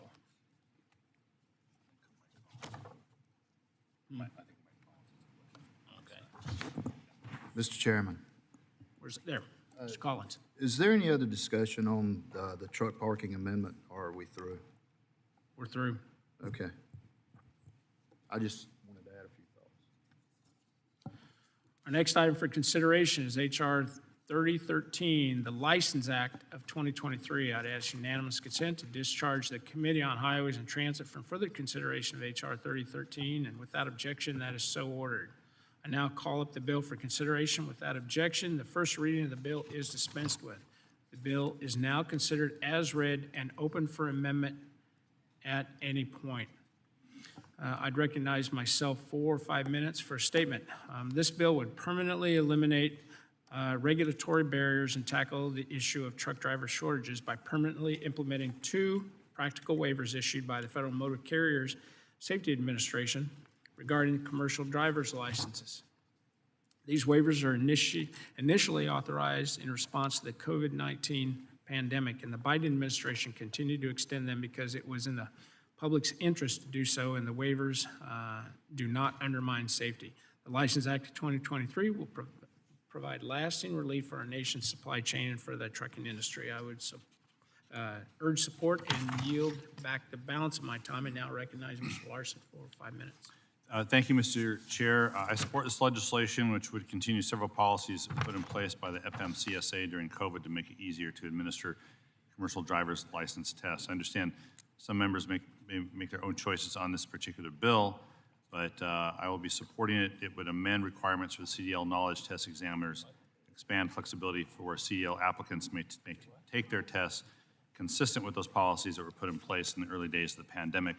In granting the initial waivers, the FMCSA found that they were in the public interest. They were likely to achieve a level of safety at least equivalent to the underlying procedures. I'm not aware of any adverse impacts these changes in policy have had during the pandemic. And given that, I'll support the legislation to make them permanent. With that, I yield back. Mr. Crawford. Thank you, Mr. Chairman. I'm proud to support H.R. 3013, a bipartisan bill introduced by my colleague from Illinois, Mr. Darren LaHood. Truck driving provides a great opportunity to make a middle-class income without incurring college student loan debt. This bill directs the Federal Motor Carrier Safety Administration, FMCSA, to make permanent 2 waivers started during the Trump administration, then subsequently continued under the Biden administration.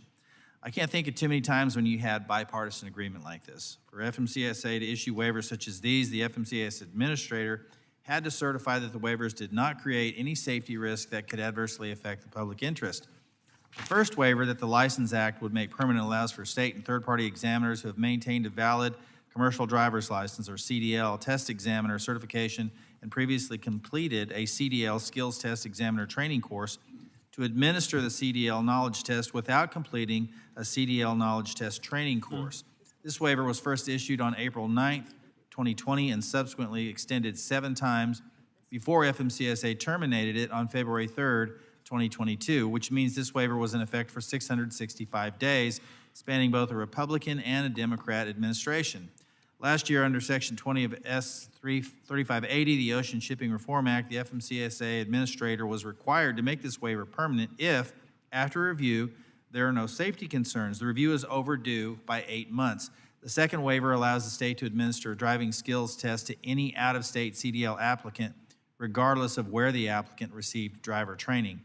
First issued on March 28, 2020, this waiver was subsequently extended 11 times and expired just a few months ago on February 23, 2023. This waiver was in effect for 1,062 days, again spanning both a Republican and a Democrat administration. To reiterate, each time a waiver was extended, the FMCSA administrator determined that the waivers would not create any increased safety risk that could adversely affect the public interest. Making these waivers permanent makes it easier for properly trained individuals to get their CDL so that they can start making a living moving freight. This results in more CDL drivers, which will increase efficiencies in our supply chain. This legislation extends common sense reforms, and I urge my colleagues to support this bill and yield back my time. Mr. Johnson. Mr. Chairman, the sponsor of the bill, Mr. LaHood, asked me to ask for unanimous consent to enter a letter from him into the record. Without objection. Very good. Mr. LaHood's bill makes a ton of sense. We all know there are times when government gets in the way. Licensing and credentialing make sense when they make us safer, but when we put too many bureaucratic obstacles in the way, we can actually make our communities, our states less safe. There were many of erosions of liberty during COVID. There were, luckily, some instances where we learned, though, that particular rules were not necessary to keep us safe. Mr. LaHood's bill grabs two of those best practices from the pandemic, makes them permanent. As Mr. Crawford said, eminently, they're good sense, and I would ask for a yes on the LaHood bill. Does anyone else wish to be heard on the bill? Seeing no one, is there any amendments? Any amendments to the bill? Seeing none, the question is now on adoption and favorable reporting of H.R. 3013. All those in favor signify by saying aye. All opposed signify by saying nay. In the opinion of the chairs, the ayes have it, and 3013 is agreed to and ordered favorably passed and reported to the House. Without objection, the motion to reconsider is laid on the table. Moving on. Next item for consideration is H.R. 3408, the Drive Safe Integrity Act. And I'd ask unanimous consent that the subcommittee on Highways and Transit be discharged from further consideration of H.R. 3408. Without objection, that is so ordered. I now call the bill up for consideration, and without objection, the first reading of the bill is dispensed with. The bill is now considered as read and open for amendment at any point. Recognize myself for 5 minutes for a statement. And I strongly support H.R. 3408, the Drive Safe Integrity Act, offered by the Highway and Transit Subcommittee Chairman, Mr. Crawford, and thank him for his continued leadership on the issue. Simply put, this bill makes sense. Currently, 49 states and the District of Columbia allow 18 and 20-year-old commercial motor vehicle drivers to engage in intrastate commerce. The Infrastructure Investment and Jobs Act included a 3-year pilot program that would allow those drivers to engage in interstate commerce and provide data. And after years of debate about whether this is the right policy, unfortunately, as we've seen in several pieces of the Infrastructure Act, the Biden administration is once again undermining the law, and in this instant, they are adding layers of bureaucracy that raise questions about whether or not they want the pilot to be successful. This bill is going to help ensure that the administration follows the law as directed and intended by Congress. As members of this committee have heard in our hearings, we need a consistent pool of commercial motor vehicle drivers to help safeguard the seamless movement of goods throughout a nation's supply chain and fostering economic growth and stability. I would urge support of this bill, having a district that has several communities that have state lines running right through the middle of it. This is something that I've looked at for years and years. With that, I yield back, and I now recognize Mr. Larson for 5 minutes. Thank you, Mr. Chair. Mr. Chair, I join the 750,000 truck drivers represented by the Owner-Operator Independent Drivers Association and the Teamsters Union in opposing this legislation. This legislation is duplicative, unnecessary, and will do nothing to improve safety or truck driver quality of life. an integral component if we want to have a lasting, sustainable improvements to good movements in this country. In the bipartisan infrastructure law, Congress passed the Safe Driver Apprenticeship Pilot Program to allow drivers ages 18 to 21 to operate trucks across state lines. Allowing younger drivers has been a larger trucking company priority for the last decade. The BIL provision was enacted 18 months ago, and DOT launched the pilot program 4 months ago. To say the jury is still out on this program and its impacts on safety and driver recruitment and retention is an understatement. Rewriting this program now will further delay its launch and success, and if the goal is to get more drivers into the workforce to shore up the supply chain, this does the opposite. The BIL required younger apprenticeship drivers participating in the pilot to meet specific qualifications and be accompanied by an experienced driver. But HR 3408 rewrites the pilot program to allow younger drivers to be supervisors, 21 years old instead of 26 years old under the BIL, and to allow less experienced drivers to oversee apprentices. A supervisor can be anyone with 2 years driving experience compared to 5 years under the BIL pilot. The bill also makes the pilot program permanent, therefore not a pilot program, instead of allowing Congress to evaluate the impacts and affirmatively set appropriate safety and workforce policy in the next surface transportation bill. To support the supply chain, we need a well-qualified, well-trained, and well-compensated workforce. And at this month's Highways and Transit hearing, 2 witnesses strongly opposed the legislation. Louis Pugh from the OOIDA submitted a statement to the committee that said, quote, since the pilot program's launch in January 2022, large carriers and others looking for the cheapest driver workforce have struggled mightily to find 18, 19, and 20-year-olds interested in participating. Teen drivers may not have the maturity to operate CMVs at the safest levels, but they have enough sense to see a bad deal when it's offered to them. Large carriers will continue to struggle to find participants in the Safe Driver Apprenticeship Pilot Program, but it's not because of any requirements imposed by the Biden administration. Mr. Pugh went on to say, quote, while promoting policies designed to create the cheapest driver workforce possible, large carriers are simultaneously ignoring many of the factors that contribute to their excessively high turnover rates among current drivers. Recent minor increases in driver compensation may be good for large fleets, public relations, and recruiting, but drivers remain grossly underpaid after decades of stagnant wages. Rather than expanding the driver pool to include teenagers, Congress should pursue policies that promote competitive pay for drivers and address many of the challenges that make careers in trucking unsustainable, end quote. If there are issues with DOT's implementation of the BIL pilot program, we can work together on a bipartisan basis on appropriate oversight and course correction. This bill doesn't offer that, it just accelerates a race to the bottom in trucking. So for that reason, those reasons, I oppose the bill, ask folks to vote no, and yield back. Mr. Crawford. Thank you, Mr. Chairman. I'm proud to have introduced H.R. 3408, the Developing Responsible Individuals for a Vibrant Economy Safe Integrity Act, or the Drive Safe Integrity Act, along with my Democrat colleague from Texas, Henry Cuellar. Mr. Chairman, I appreciate you bringing this bill up for consideration today so we can work towards increasing the number of qualified drivers and addressing supply chain challenges.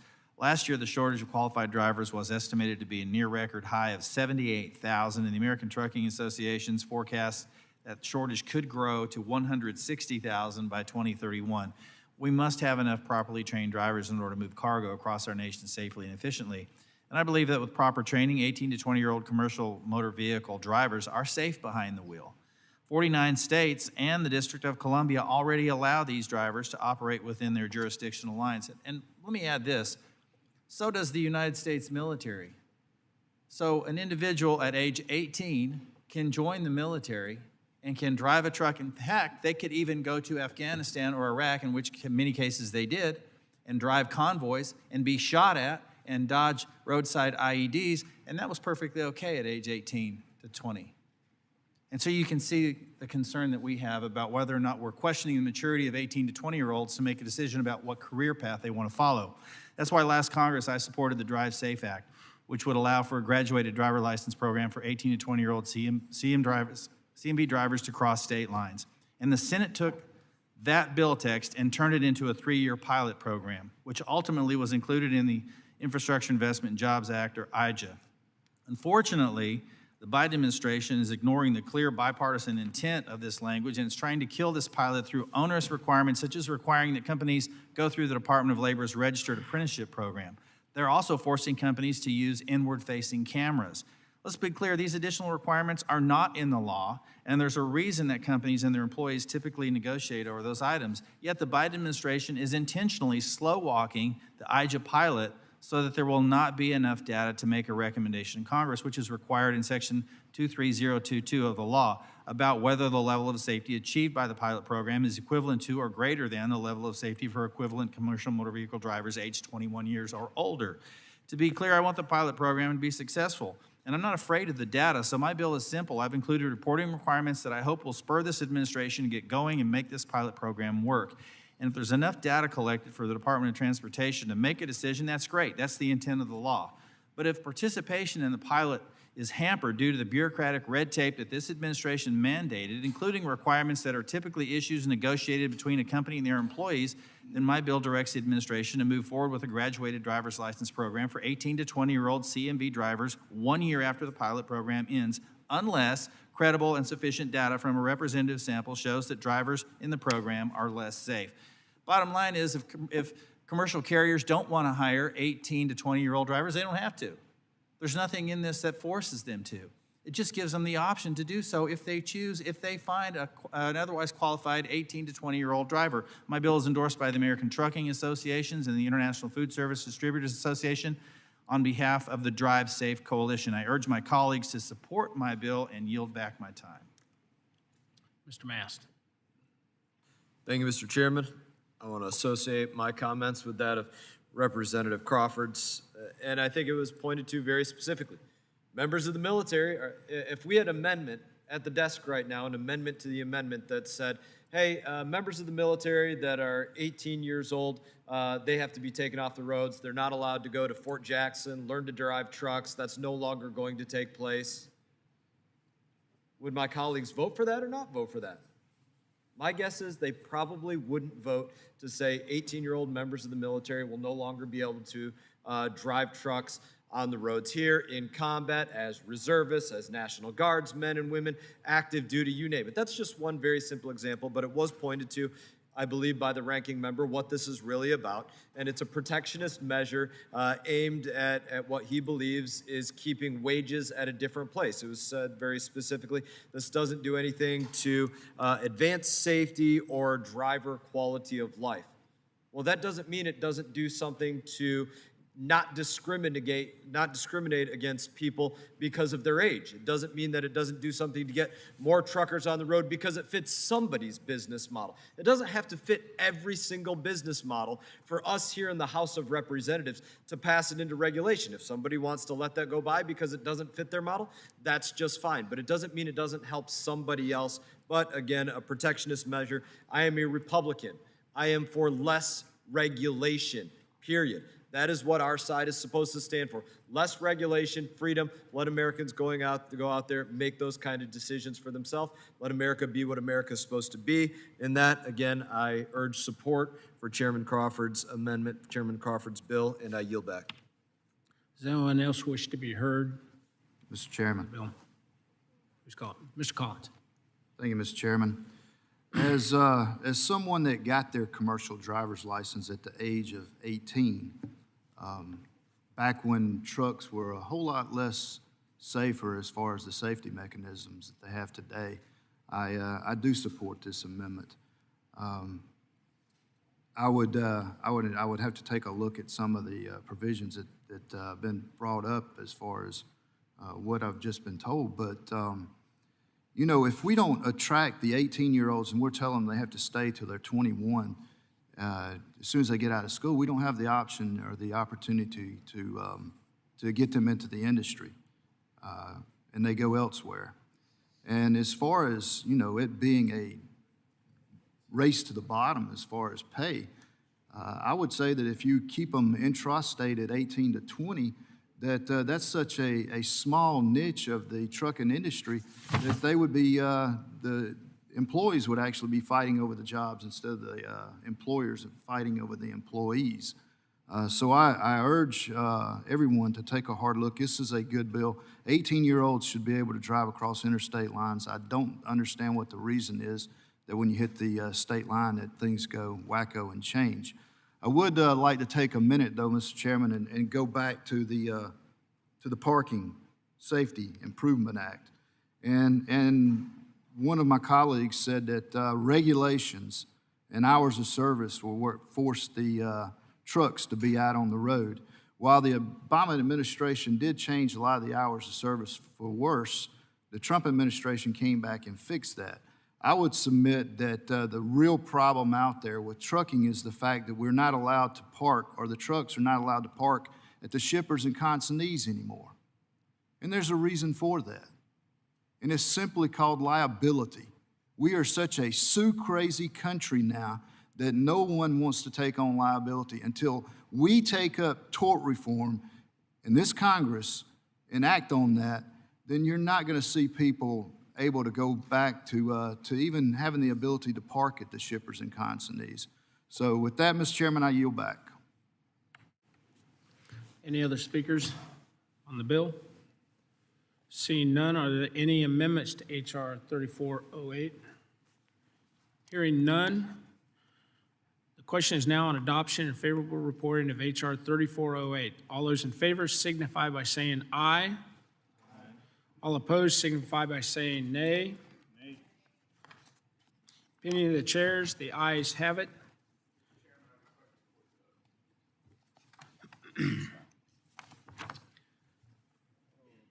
Gentleman requests to record a vote as previously announced pursuant to Committee Rule 6F. Further proceedings on the question are postponed. Moving on.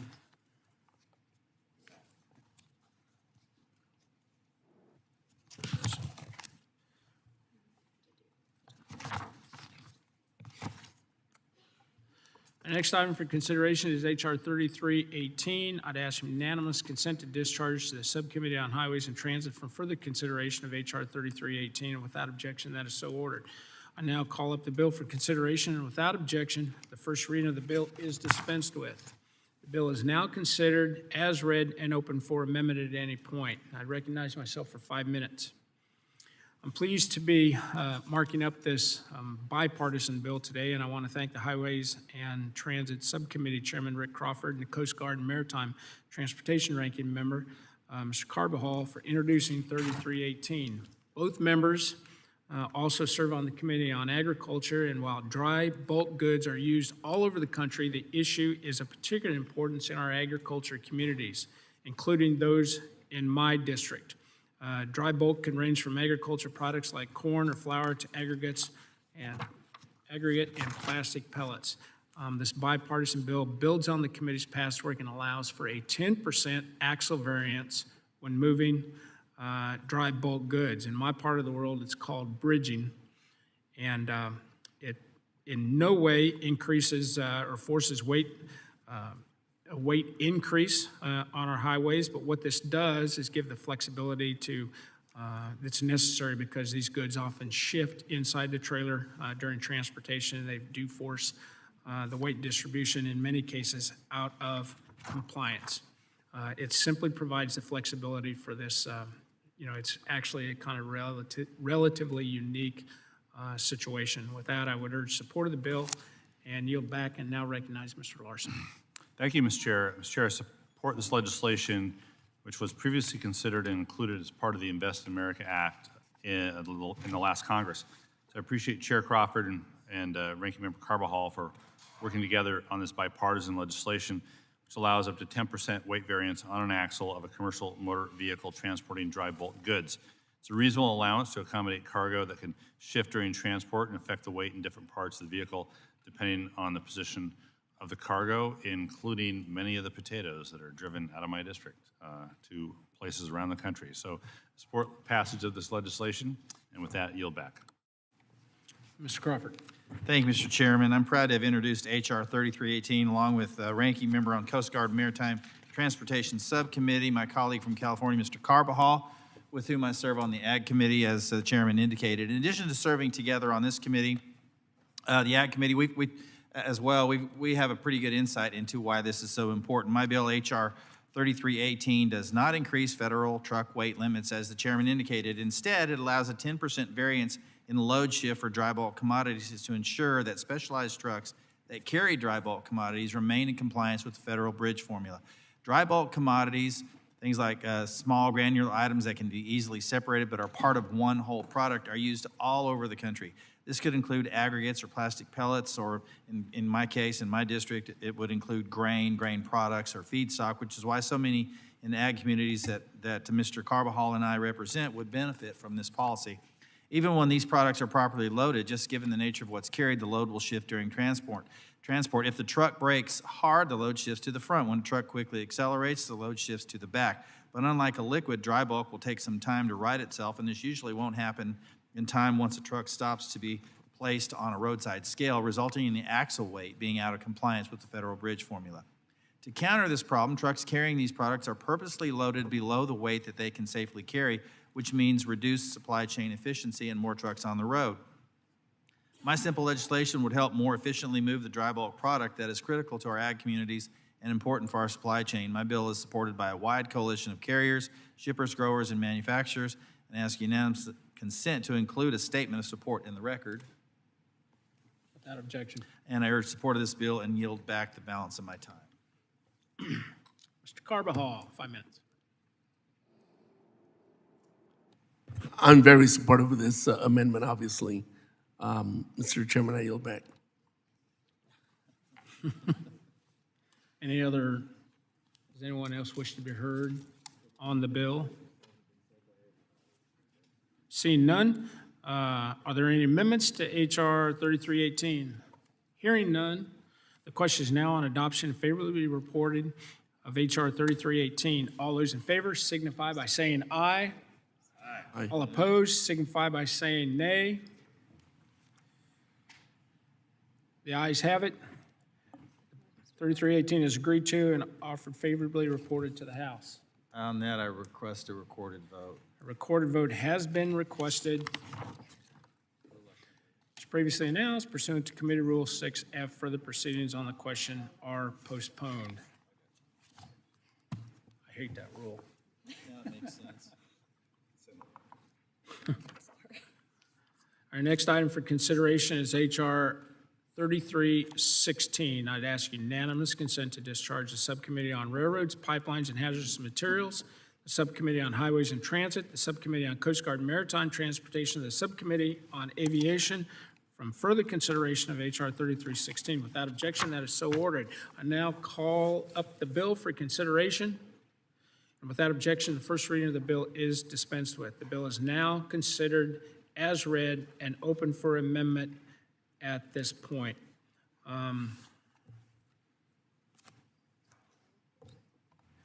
Call on Mr. Crawford. You have 5 minutes. Thank you, Mr. Chairman. I'm proud to have introduced to H.R. 3316, which, as the chairman noted, furthers one federal decision streamlining efforts. Specifically, this bill builds on bipartisan efforts to streamline the environmental permitting process by applying one federal decision to ports, airport infrastructure, and certain pipeline safety actions.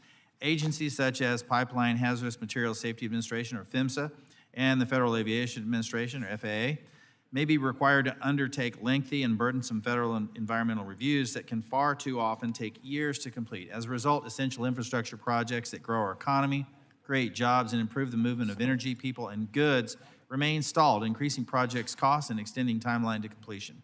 This bill represents a step towards fixing that problem.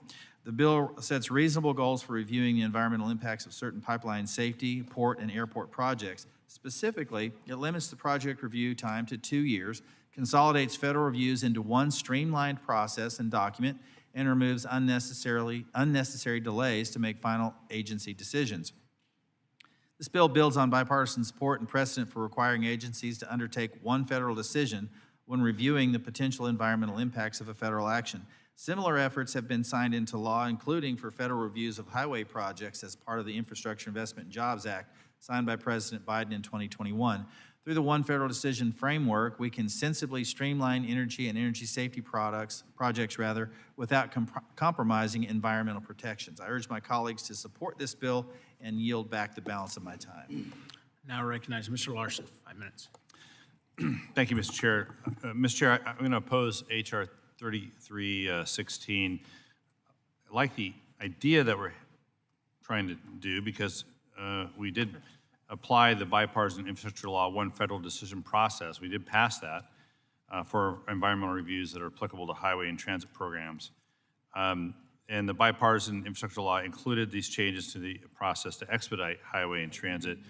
This bill would try to apply the same permitting provisions to ports, pipelines, and aviation projects. Now, just to back up a little bit, the highway and transit environmental review process has been the focus of extensive debate in this committee and modification in surface transportation bills for the last decade. In MAP 21 in 2012, the FAST Act in 2015, and of course the BIL.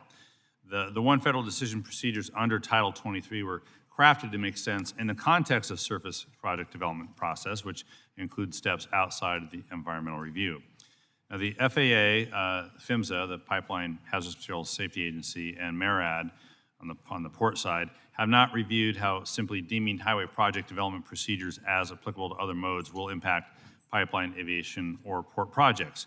These affected modes would likely see significant changes to their own environmental review process, some of which are the same, and some of which could be very different than highways and transit. And so it does deserve, this process does deserve input from Congress. And as noted, when we passed the federal one decision, I and many others support the efforts to improve environmental reviews, including ensuring there's designated lead federal agencies for complex projects. But broad new authorities to consider a project without consultation with those agencies could risk delaying the investments already in the BIL. Now, we're considering reauthorization bills in all these modes, from the Coast Guard, the FAA, to pipelines in this Congress. And those bills, I think, would be a more appropriate vehicle where we could have discussions on the impacts to those particular modes of transportation in more detail and with more agency input.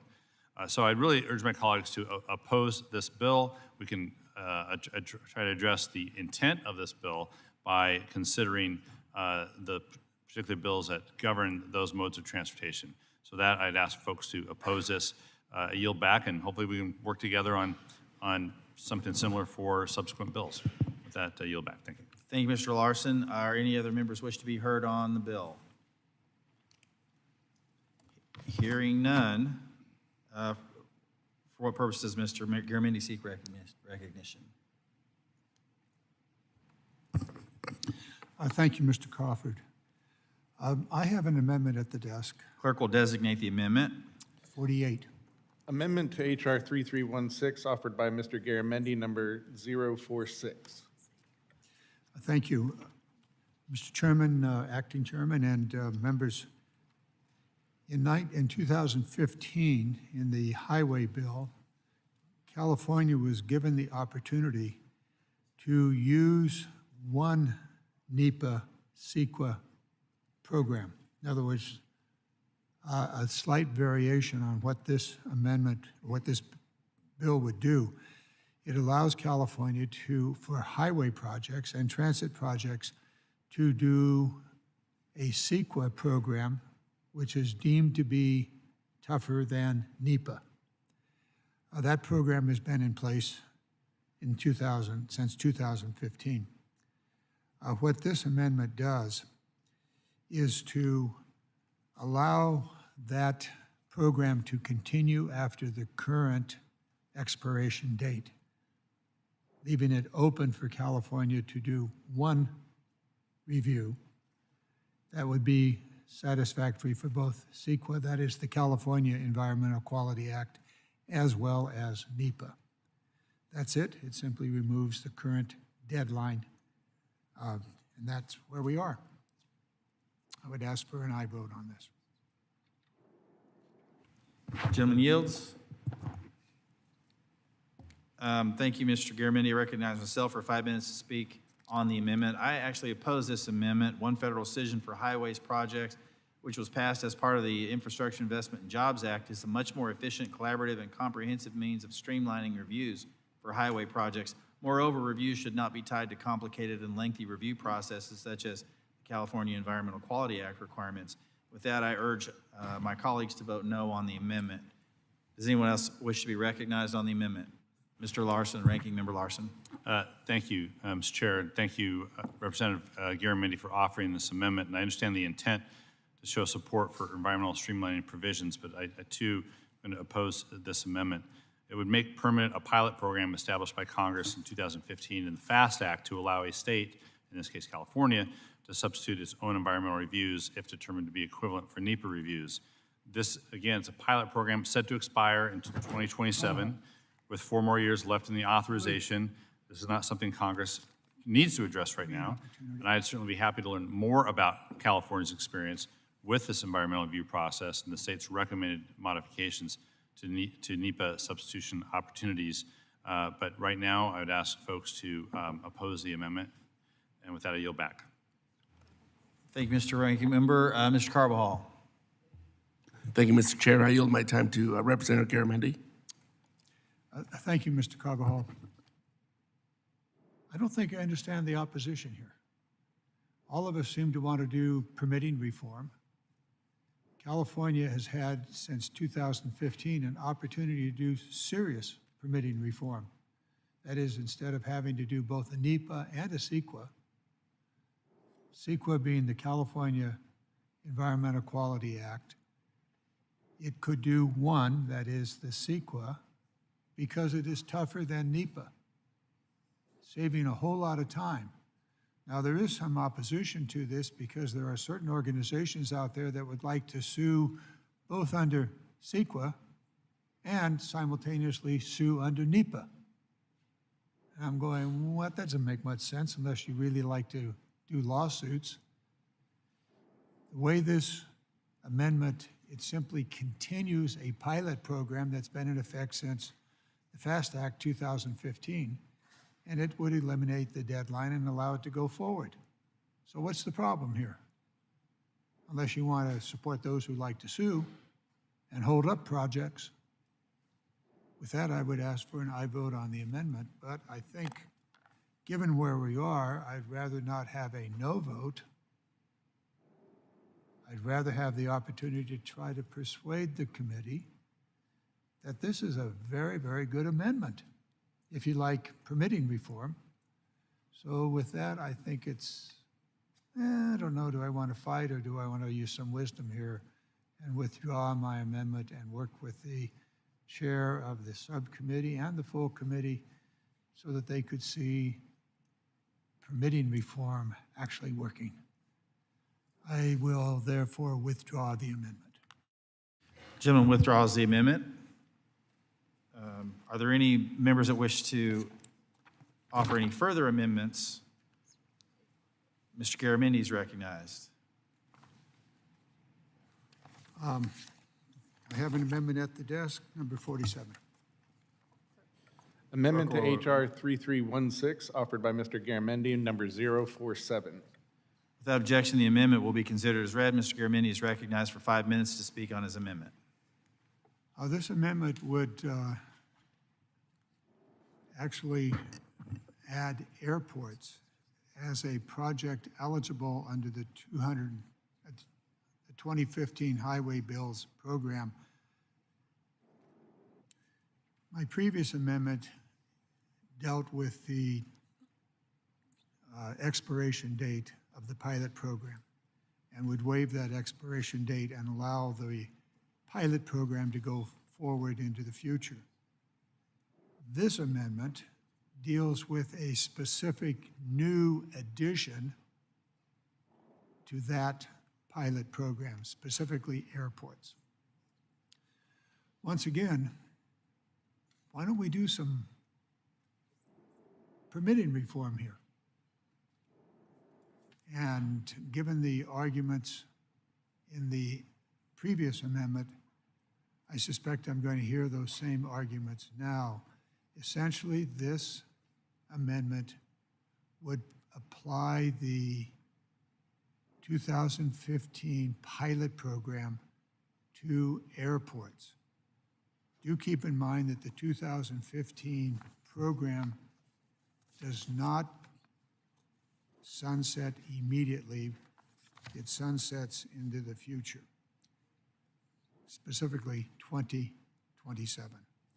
So it would allow, under the present program, California and any other state that has a environmental quality program that is as rigorous as NEPA to use their program as the permitting decision. This amendment simply, under the present law, allow airports to be included. Good for California, good for any other state that has an Environmental Quality Act equal to or greater than NEPA. So I'd ask for an aye vote on the amendment. Gentleman yields. I recognize myself for 5 minutes to speak on the amendment. I don't support this amendment. NEPA reviews for airports should not be tied to complicated and lengthy reviews such as CEQA. The underlying bill creates a reasonably streamlined process for major airport infrastructure projects without compromising environmental protections. And I would ask the gentleman from California if he might consider withdrawing this, because we are in the very near future preparing to mark up an FAA reauthorization. Perhaps we could work together to express the concerns that you have in that FAA reauthorization, which might be a better forum if the gentleman would consider. Well, once again, I see an opportunity to go down in glorious defeat, which would therefore imperil further discussions. I believe that we have some serious misunderstandings about the way in which the 2015 FAST Act allows for permitting reform for any state, in this case specifically for California, in which we would have one permit and not have to do both CEQA and NEPA. However, I see an opportunity for further discussion and perhaps for a small victory for real permitting reform. With that, I accept the gentleman's suggestion and I will withdraw. Thank you. Thank the gentleman. Are there any other amendments to be offered?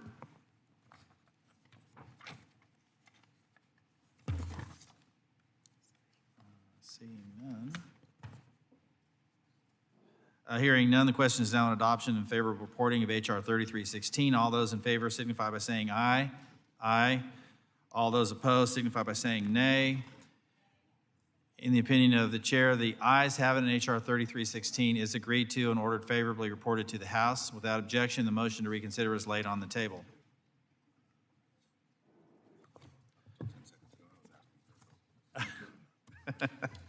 Our next item for consideration is H.R. 3365, asking unanimous consent to discharge the Subcommittee on Highways and Transit, the Subcommittee on Coast Guard and Maritime Transportation, and the Subcommittee on Railroads, Pipelines, and Hazardous Materials from further consideration of H.R. 3365 without objection. So ordered. I now call up the bill for consideration. Without objection, the first reading of the bill is dispensed with.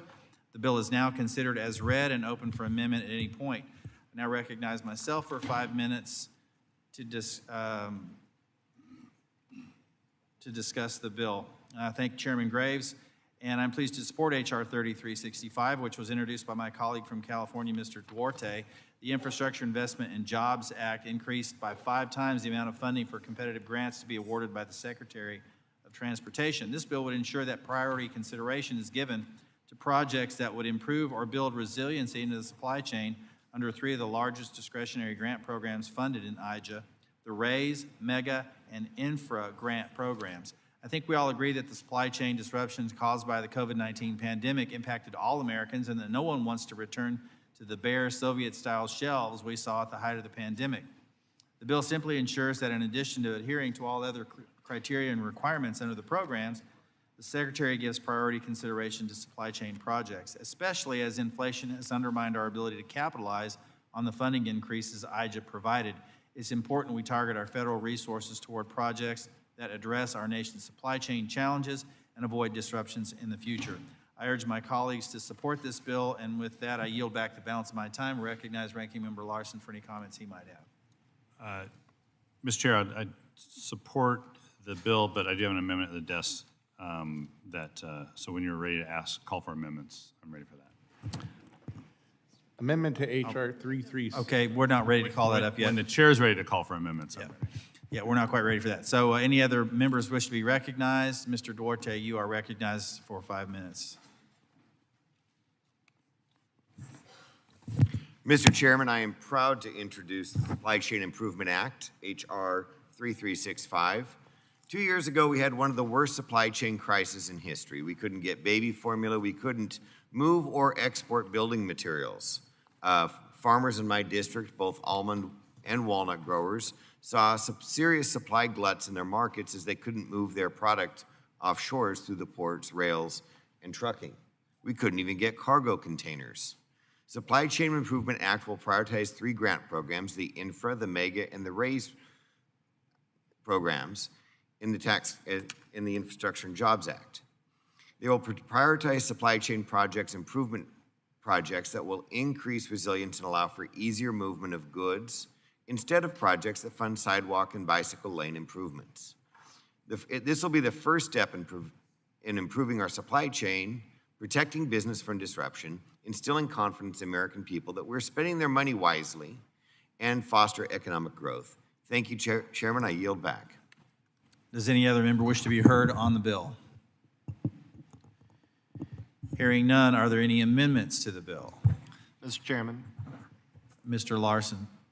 Hold on just a sec. Mr. Rouser, I'm looking right at him. Mr. Rouser, do you wish to be heard on the bill? Not on the bill, but I wanted to make sure you knew I had an amendment. You have an amendment, okay. All right, we are now entertaining amendments. Mr. Larson, Ranking Member Larson, you're recognized. Thank you, Mr. Chairman. Amendment to the desk. The clerk will designate the amendment. Amendment to H.R. 3365, offered by Ranking Member Larson, number 010. Without objection, the amendment will be considered as read. The ranking member is recognized for 5 minutes to speak on his amendment. Thank you, Mr. Chair. Mr. Chair, I'm offering this amendment to strike the RAISE grants from the list of programs covered by this legislation. Not every grant program has to have a freight focus, and there are equally worthy needs and priorities across the country. The RAISE program funds important community-based projects, many of which are focused on moving people and not freight, and it's important that we preserve that role. Just in fiscal year 22, RAISE grants were awarded to a number of community projects. For example, in the district of the chairman of the full committee, in the city of Maryville, Missouri, received almost $6 million to replace aging sewer lines, construct a multi-use trail and sidewalks, street lights, and underground electric power lines. There are other projects in the districts of all of our colleagues on this committee.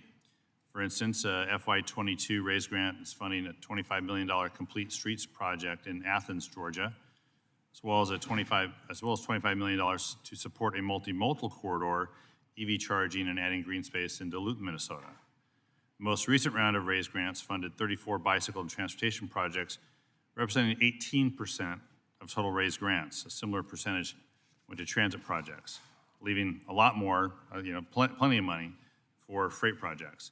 The share of RAISE grants given to transit, bicycle, and pedestrian projects are actually lower in this recent funding round than they have been since the start of the program in 2019, when it was known as the Tiger program and then the Build program. It's critical that we don't make it impossible for these projects to compete. The supply chain challenge this nation has faced in recent years are really important to consider.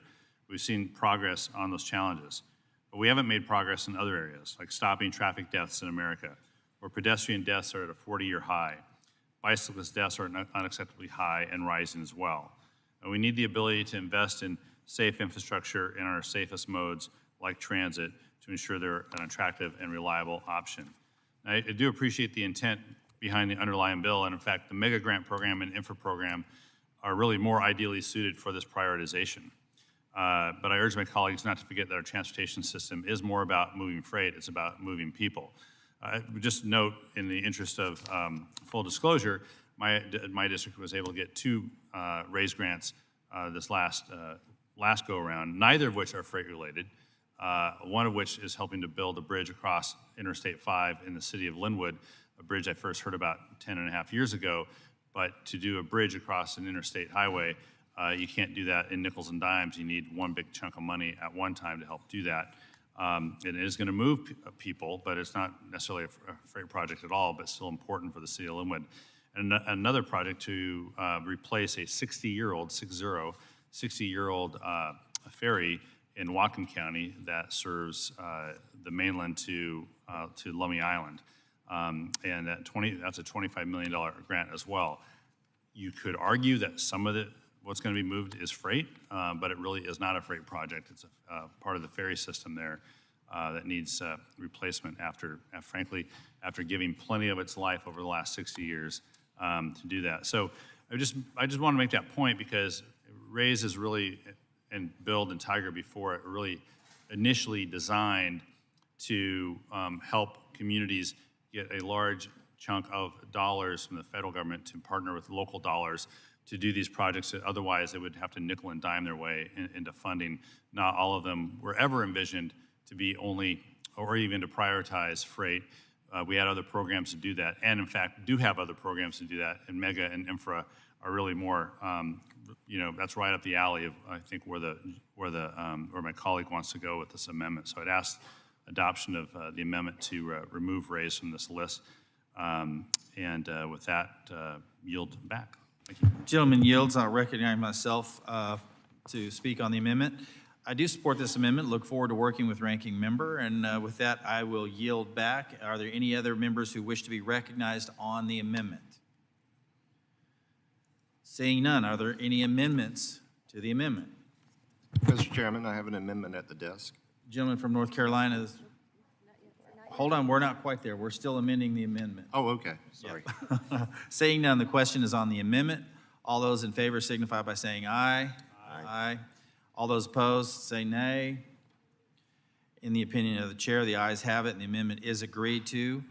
It is now in order to consider any further amendments. Mr. Chairman, I have an amendment at the desk. Mr. Rouser is recognized. Need to call up the amendment. That wasn't, hold on just a second. So Ms. Oh, I do. I'm sorry, Ms. Hoyle is next. Sorry, my apologies. I'm very excited for Mr. Rouser's amendment. He seems very excited about it too, and I really can't wait. He's really excited. Yeah. Ms. Hoyle is recognized. Thank you, Mr. Chair. Current law places a 30% annual funding cap. Gentlelady, yield for 1 second. We need to designate the amendment. Yes, sir. Clerk will designate. Amendment to H.R. 3365, offered by Ms. Hoyle of Oregon, number 007. Without objection, the amendment will be considered as read. Ms. Hoyle is recognized for 5 minutes to speak on her amendment. There you go. Okay.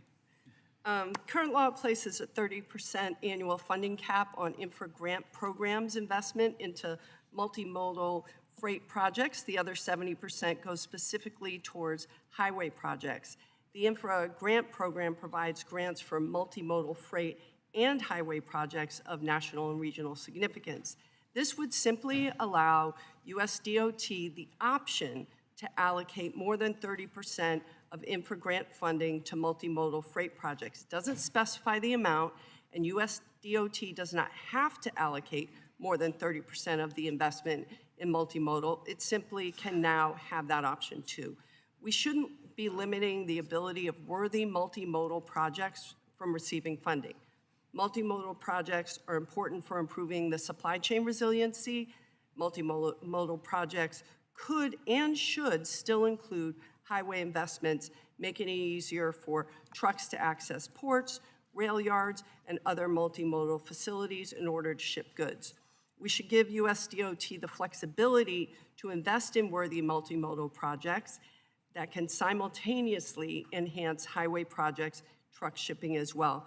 My amendment would help promote funding for vital multimodal projects across the country, like the Port of Coos Bay Container Terminal Project on the south coast of Oregon.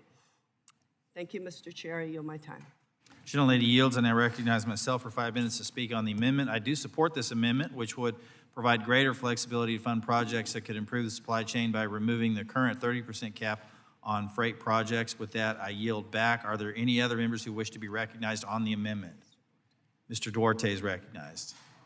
Yes, I support the amendment. In my district, we have huge ambitions for inland ports, which would be multimodal and help us move our agricultural commodities out of the West Coast port market, hopefully down to the Gulf and South Coast port market to give us flexibility on that element of the supply chain. So yes, and I thank the member for the amendment. Gentleman yields back. Ranking Member Larson recognized. Yep, Mr. Chair, thank you very much. I support this amendment, and I want to thank the Highways and Transit Subcommittee Vice Ranking Member Hoyle for her efforts to increase investment in multimodal freight projects. She's described this amendment. I won't get into that. I'll just say that it does provide greater flexibility to allow funding for the best projects that directly improve our supply chain and make it more efficient. So I urge colleagues to support this amendment. Are there any other members who wish to be recognized on the amendment? Not Mr. Rouser. Seeing none, the question is on the amendment. All those in favor signify by saying aye. Aye. All those opposed signify by saying nay. The ayes have it, and the amendment is agreed to. Mr. Rouser is recognized. I have an amendment at the desk. The clerk will designate the amendment. Amendment to H.R. 3365, offered by Mr. Rouser, number 023. Without objection, the amendment will be considered as read. Mr. Rouser is recognized for 5 minutes to speak on his amendment. You're up, Slugger. Thank you, Mr. Chairman.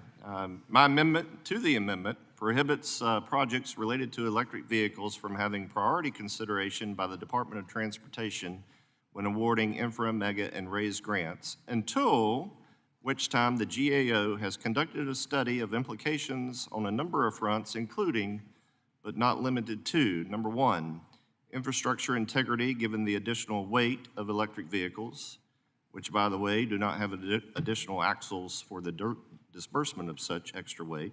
Number two, grid security. Number three, fire safety. Number four, labor, including slave labor in China and other countries. And five, overall implications for American competitiveness. Now, once this study is complete and made available to Congress and the public, electric vehicles can then be considered for prioritization, provided Congress enacts a law allowing such prioritization.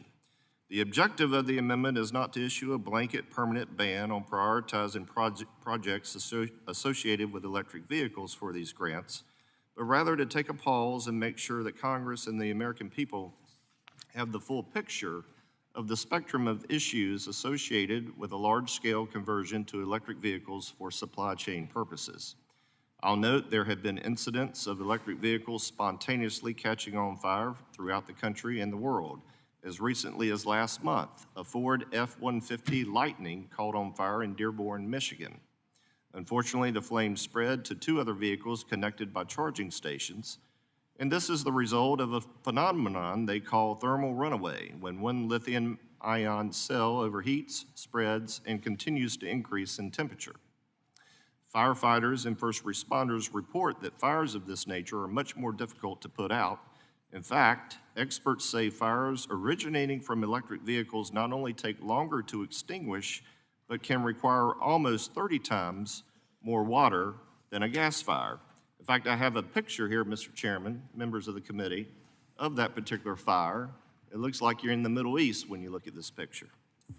In fact, I'd like to submit this article for the record. Without objection, so ordered. Now, many of us are also familiar with the bad environmental practices of China and other countries that use slave labor to mine lithium in very adverse conditions with no consideration of the health of those mining or that of the environment. And I read just the other week where a garage in New York collapsed under the weight of a number of parked electric vehicles. Now, I doubt electric vehicles were the sole reason for the collapse. I'm sure they're not. But they were a major contributing force. Some weighed 2 times as much as their gas equivalent. Bottom line is there are a number of unintended consequences of the wholesale movement at all cost to move to electric vehicles. We should be thoughtful about this, particularly in the context of the very fragile and just-in-time delivery supply chain. Mr. Chairman, I urge adoption of my amendment, and I yield back. I thank the gentleman, and I recognize myself for 5 minutes to speak on the amendment. There are already programs supporting EV infrastructure. The underlying bill targets limited discretionary resources to projects improving the supply chain, and the gentleman's amendment further ensures these limited resources are focused on projects that will help improve the movement of goods and people. I support this amendment and yield back. Are there any further speakers on this amendment? Mr. Larson, a ranking member, is recognized. Yeah, thank you, Mr. Chairman, and I rise to oppose Mr. Rouser's amendment. I was real excited to hear about it, and I'm just so disappointed after all that, after all those opportunities. I can't imagine. But it does deprioritize investments in electric vehicles, and I would just note there's nothing slow right now about the market for electric vehicles in the United States. Companies who make cars are building these electric vehicles. People are buying them. States like mine are setting a standard on how many newly registered cars will be EVs. We're moving down the road on electric propulsion, electric power for trucks. Not there yet, certainly, and I'm not making an argument that we are where we need to be, but companies are coming into my office wanting to know, are we going to be able to continue or actually build up support for electric trucks? I've got cities in my district who are investing in charging stations, cities in my district who are applying for grants to invest in charging stations. All this is happening right now. Electric vehicles are already here, and though I appreciate the study, the support for a study, the cat's a little bit out of the bag, and we're gonna, if you want to stay competitive in the EV world, relative to the investments that countries like China are making, or relative to the investments like regions like Europe are making, and if the U.S. wants to be competitive in this space, pausing for any amount of time is just going to put us, make us less competitive. This is an argument about whether we ought to do EV or not.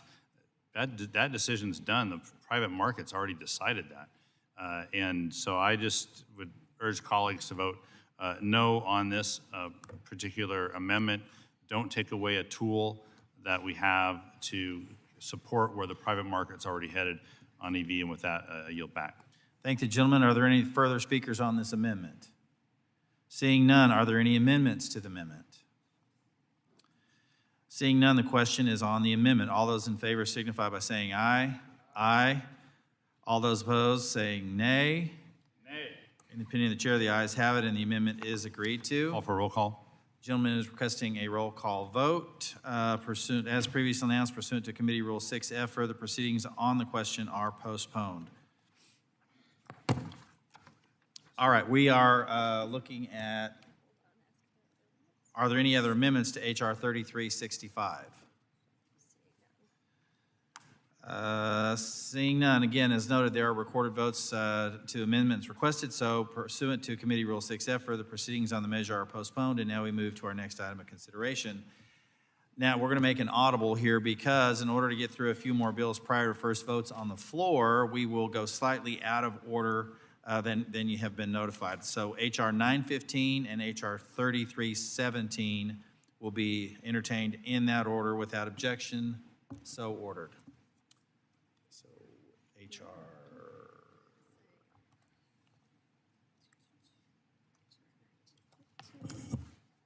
Our next item for consideration is H.R. 915, the Motor Carrier Safety Selection Standard Act. I ask unanimous consent to discharge the Subcommittee on Highways and Transit from further consideration of H.R. 915. Without objection, so ordered. I now call up the bill for consideration. Without objection, the first reading of the bill is dispensed with. The bill is now considered as read and open for amendment at any point. I recognize myself for 5 minutes for a statement on the bill. I thank the chairman for his leadership, and I'm proud to support H.R. 915, a bipartisan bill introduced by a former member of this committee, Mike Gallagher of Wisconsin. H.R. 915, the Motor Carrier Safety Selection Standard Act, will help increase efficiencies in our supply chain by encouraging brokerage firms to use newer and smaller companies, including minority-owned and disadvantaged business enterprises, while helping to improve safety.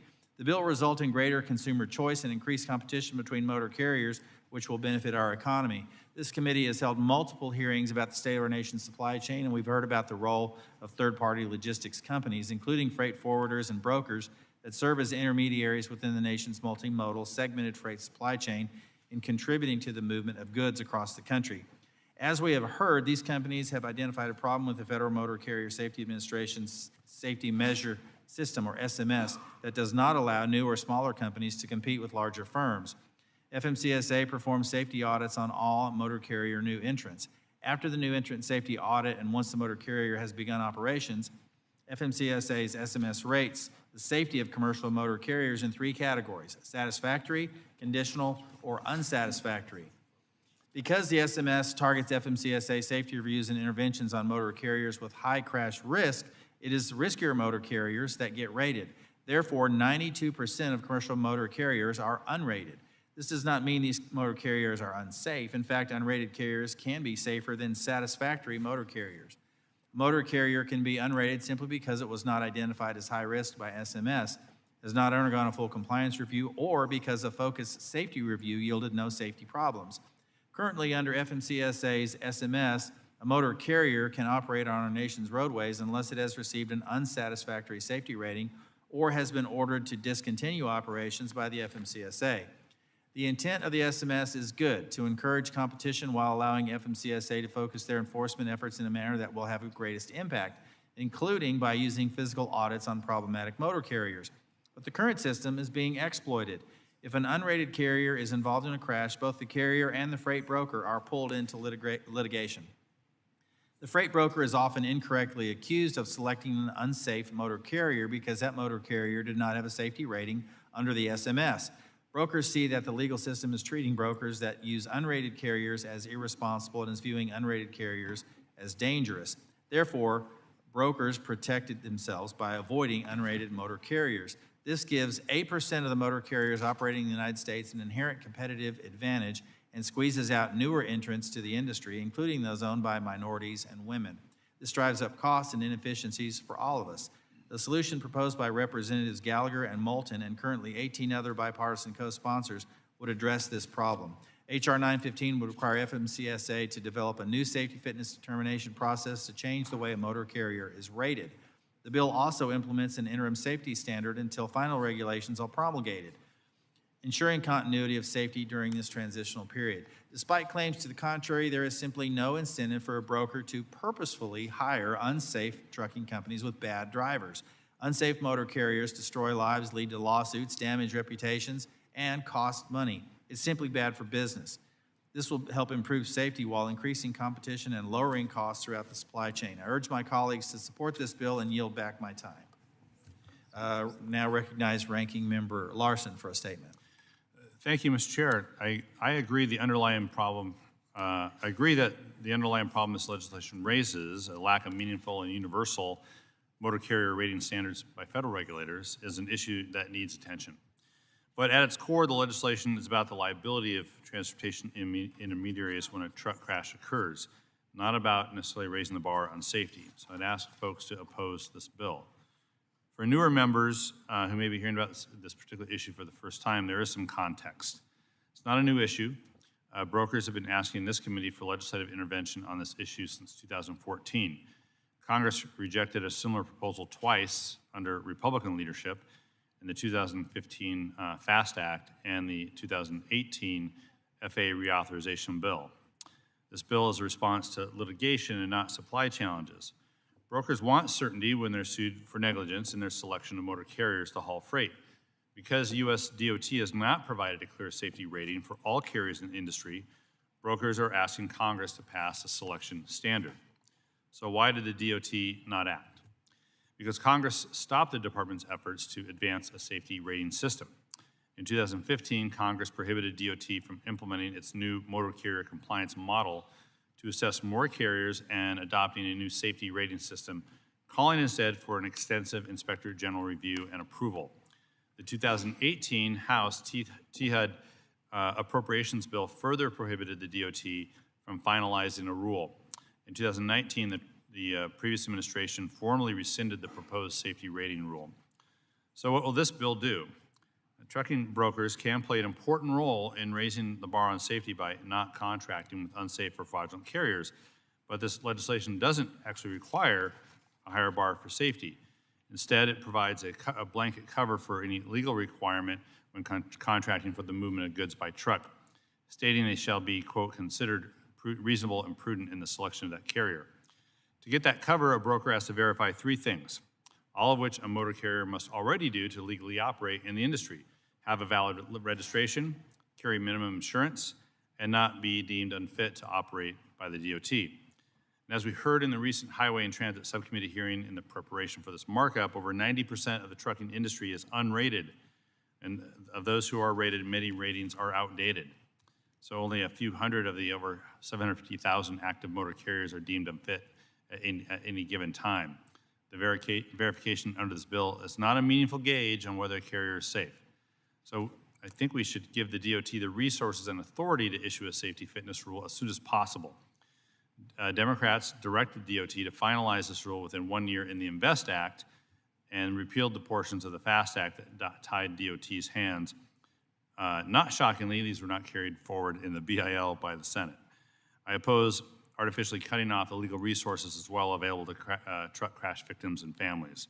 We need to be talking about how to save the lives of these 5,788 people who were lost in large truck crashes in 2021.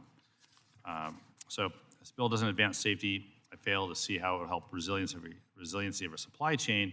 And I would ask members to vote no, and with that, yield back. Thank the ranking member. Are there any other members that wish to be recognized? Mr. Stauber. Mr. Chair. Thank you, Mr. Chairman. Thank you very much for your leadership for bringing H.R. 915 up for the committee's consideration today. FMCSA has failed to update and modernize the safety fitness determination to assign trucking companies safety ratings. This issue was supposed to be resolved by FMCA's effort titled CSA 2010. It is now 2023, and it is still a problem. The lack of leadership has caused broad negative impacts to our supply chains.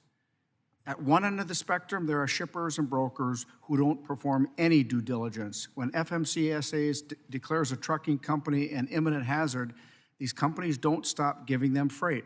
On the other end of the spectrum, state policies are so restrictive that safe but small trucking companies are being excluded from market opportunities. And if we need further proof of just how bad things have gotten, I point you to the 40 guilty pleas secured by the law enforcement in the state of Louisiana for an attorney staging fraudulent truck accidents. We have all come to know this as Operation Sideswipe. Past Congresses have worked to provide the clarity needed to bring greater safety to our nation's highways by including a version of this provision in the 2018 House-passed FAA bill. As demonstrated by Operation Sideswipe, the problem has only gotten worse since 2018. So let us act now instead of letting this play out in the courts. I urge everyone's support for this common sense legislation that will improve truck safety and help shippers, freight brokers, and trucking companies focus on creating a world-class supply chain. Mr. Chair, I yield back. Gentleman yields. Mr. Moulton. Thank you very much, Mr. Chairman.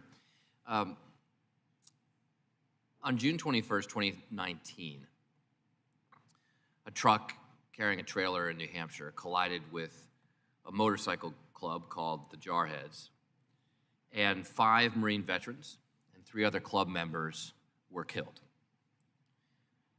To make matters worse, the truck driver who caused the crash was arrested for driving under the influence just over a month earlier, but the record of that arrest was not successfully shared with other states, and so he was not taken off the road.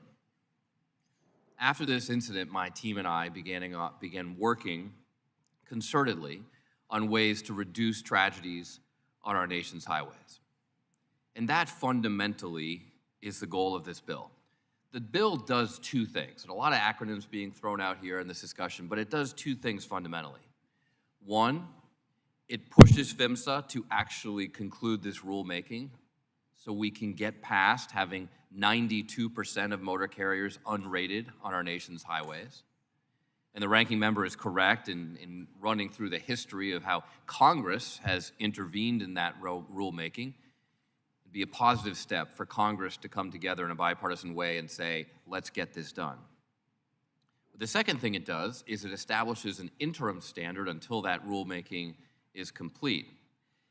And I must confess that we just learned this morning through analysis from the committee staff that the ranking member is also correct that the 3 things it does to establish that interim standard already exist. So fundamentally, this bill does advance highway safety because it pushes PHMSA to make the final ruling. But the interim standard is not up to snuff. It does not, in the interim period, do anything to improve highway safety. I don't think this should be about liability and who gets to sue whom. That's really not the point here. The point is, what can we do to improve safety on our nation's highways? And while this is an important step forward in pushing PHMSA to make the final ruling, I'm not satisfied with the interim steps that it takes. So I'm going to take the unusual step of voting against a bill that I have been part of co-leading in the hopes that we can improve it and get it to the point where it truly does improve highway safety, not just in the long term, but in the short term as well. Thank you, Mr. Chairman. I yield back. Gentleman yields. Mr. Garcia. Thank you, Mr. Chairman. I rise in opposition to H.R. 915. This legislation does very little to increase the resilience of our supply chains. Despite the bill's title, it does not improve the safety of our roadways either. Instead, this bill diminishes accountability throughout the supply chain. I urge my colleagues across the aisle to join me in working to update the minimum insurance requirements for interstate motor carriers. The minimum insurance levels of commercial motor vehicles has not been updated since 1980. Due to this fixed insurance level, many truck drivers and crash victims, I should emphasize, do not receive appropriate compensation for these tragic events. Raising the minimum to reflect today's costs will mean better care for those recovering from large truck crashes, and it will improve safety throughout the supply chain.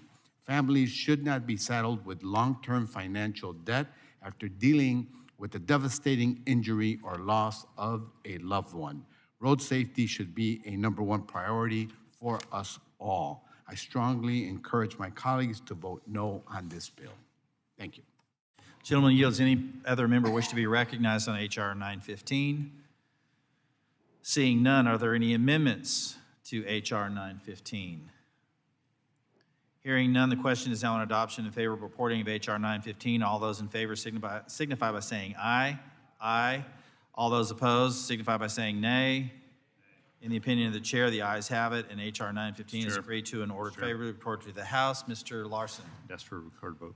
Recorded vote having been requested, as previously announced pursuant to Committee Rule 6F, further proceedings on the question are postponed. Our next item for consideration is H.R. 3317, the Rolling Stock Protection Act. I ask unanimous consent to discharge the Subcommittee on Highways and Transit from further consideration of H.R. 3317 without objection. So ordered. I now call up the bill for consideration. Without objection, the first reading of the bill is dispensed with. The bill is now considered as read and open for amendment at any point. I recognize myself for 5 minutes for a statement on the bill. Once again, I thank Chairman Graves for his leadership on this. I'm proud to speak in support of H.R. 3317, which I introduced again this Congress. This bill is simple. It closes a loophole that has allowed for our largest transit agencies serving our nation's largest cities to continue to contract with state-owned and state-supported entities, or SOEs, to procure rolling stock using federal transit funding. In 2019, the Transportation Infrastructure Vehicle Security Act, or TIVSA, was enacted as part of the National Defense Authorization Act and prohibited public transportation agencies from using federal transit funds to procure rolling stock from SOEs. TIVSA was enacted in direct response to alarming national security and economic concerns related to China's SOE rolling stock manufacturers, China Railway Rolling Stock Corporation, CRRC, and Build Your Dreams, BYD, whose presence in the bus and rail car markets had grown significantly. In fact, a 2019 Radar Lock report found that both CRRC and BYD are at the forefront of the People's Republic of China military-civil fusion strategy with documented connections to the People's Liberation Army, China's Communist Party, and restricted PRC telecommunication entities. These SOEs are laser-focused on relying exclusively on Chinese-produced components, a practice that damages our domestic workforce. Furthermore, they've been able to undercut market-based rolling stock manufacturers with the limitless financial backing of China and the Communist Party. China's ultimate goal isn't to make money off our government contracts, but rather to secure enough contracts to run other companies out of business and dominate the global market. For example, in 2018, CRRC stated that it accounts for 83% of all rail products in the world and suggested it was seeking to conquer the remaining 17%. Clearly, this is a direct threat to the 5,600 United States auto parts suppliers, and it undermines our manufacturing base and supply chain. Unfortunately, the Federal Transit Administration, or FTA, interpreted TIVSA as providing a lifetime exemption to the 4 transit agencies that had existing contracts with CRRC, allowing them to continue to execute new contracts. This bill would close that loophole by eliminating those lifetime exemptions and thereby preventing the Chinese Communist Party from undermining our national security and economy and weakening our country's manufacturing base and supply chain. With that, I urge colleagues to support this bill and yield back the balance of my time. And now recognize Ranking Member Larson for any comments he might have. Thank you, Mr. Chair. Mr. Chair, I support this legislation and ask my colleagues to support it, which should ensure all U.S. transit agencies are prohibited from using federal funds to procure rail rolling stock from state-owned enterprises, or SOEs. As of today, U.S. does not have a domestic transit rail car manufacturing industry, but our transit policies have been designed over the years to reflect that reality while still encouraging domestic manufacturing where it's possible. While we remain, at least for now, dependent on global transit car manufacturers, we need to ensure fair competition among all manufacturers, including SOEs. When one entity receives government subsidies that support artificially low bids, if left unchecked over time, other manufacturers will be driven out of business, making transit cars more expensive in the long run and leaving systems across the country reliant on that one manufacturer. As noted, the 2020 National Defense Authorization Act first prohibited most U.S. transit agencies from using federal transit funds to purchase rolling stock from SOEs. Transit car manufacturers that do not receive government subsidies, including manufacturers in South Korea, Japan, Spain, and other countries, are not affected by this ban. While 4 U.S. transit agencies were initially exempt from this policy, many of their initial impacted contracts are over. It is time to level the playing field so that all U.S. transit agencies operate under the same rules. I'd also note that nothing in this legislation impacts what transit agencies do with their local funding. It only affects federal funding for transit rail cars. So I ask colleagues to support the legislation and yield back. I thank the ranking member. Are there any other members who wish to be recognized on H.R. 3317? Seeing none, are there any amendments to H.R. 3317? Seeing none, the question is now on adoption in favor of reporting of H.R. 3317. All those in favor signify by saying aye. Aye. Aye. All those opposed signify by saying nay. In the opinion of the chair, the ayes have it. Mr. Chairman, request a recorded vote. A recorded vote has been requested. As previously announced pursuant to Committee Rule 6F, further proceedings on the question are postponed.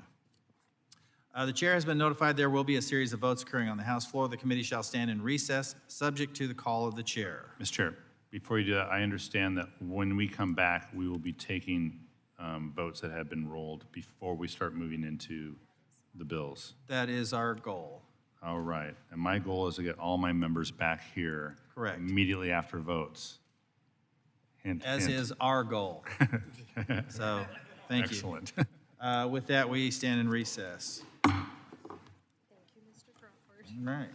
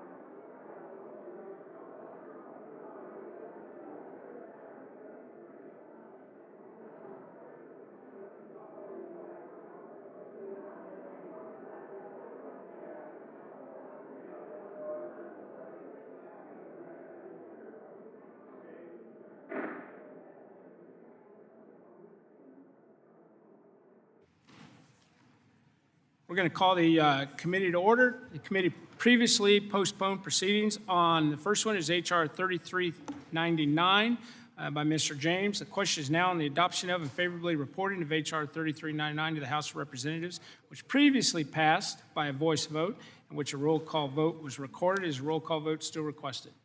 Roll call vote is no longer requested. That means that the bill is agreed to and ordered favorably reported to the House, and without objection, the motion to reconsider is laid on the table. Next, consideration of H.R. 1836. The committee previously postponed proceedings on H.R. 1836. The question is now on the amendments to the amendment in the nature of a substitute to H.R. 1836. It's previously postponed. First, amendment number 180 offered by Mr. Perry to the amendment in the nature of a substitute. Mr. Chairman, I'd like to withdraw my request. Request has been withdrawn. The amendment is not agreed to. Next, the question is now on the amendment in the nature of a substitute to H.R. 1836 as amended. All those in favor signify by saying aye. Aye. All opposed signify by saying nay. The ayes have it. The amendment in the nature of a substitute as amended is agreed to. The question is now on the adoption of and favorably reporting H.R. 1836 as amended to the House of Representatives. All those in favor signify by saying aye. Aye. All those opposed signify by saying nay. No. The ayes have it. The bill as amended is agreed to and ordered favorably reported to the House. And without objection, the motion to reconsider. Mr. Chairman, on that, I request a recorded vote. A roll call vote has been requested. The clerk will, so we're going to run through these fast, which I encourage the clerk to make sure we get the count right and everybody stay close. A roll call vote is requested. Roll call vote is requested. The clerk, please call the roll. Chairman Graves. No. Chairman Graves votes no. Ranking Member Larson. Aye. Ranking Member Larson votes aye. Mr. Crawford. I'll change it. Mr. Crawford votes no. Ms. Norton. Yes. Ms. Norton votes aye. Mr. Webster of Florida. Can the clerk pause for just a second? Because I've given the wrong signal. I want to change my vote to an aye, and I know that's highly irregular. Mr. Graves votes aye. Object.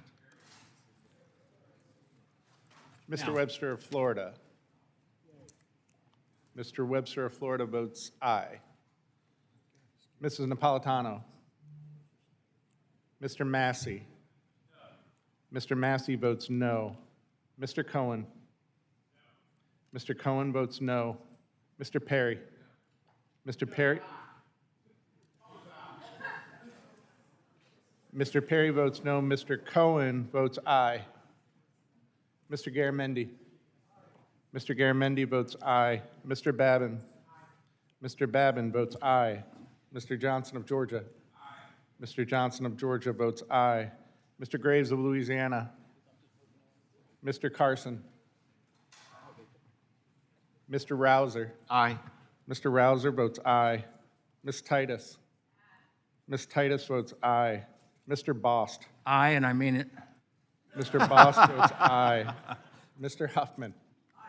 Mr. Huffman votes aye. Mr. LaMalfa. Mr. LaMalfa votes aye. Ms. Brownlee. Ms. Brownlee votes aye. Mr. Westerman. Mr. Westerman votes aye. Ms. Wilson of Florida. Aye. Ms. Wilson of Florida votes aye. Mr. Mast. Mr. Mast votes aye. Mr. Payne. Mr. Payne votes aye. Mrs. Gonzalez-Colon. Mrs. Gonzalez-Colon votes aye. Mr. DeSagne. Aye. Mr. DeSagne votes aye.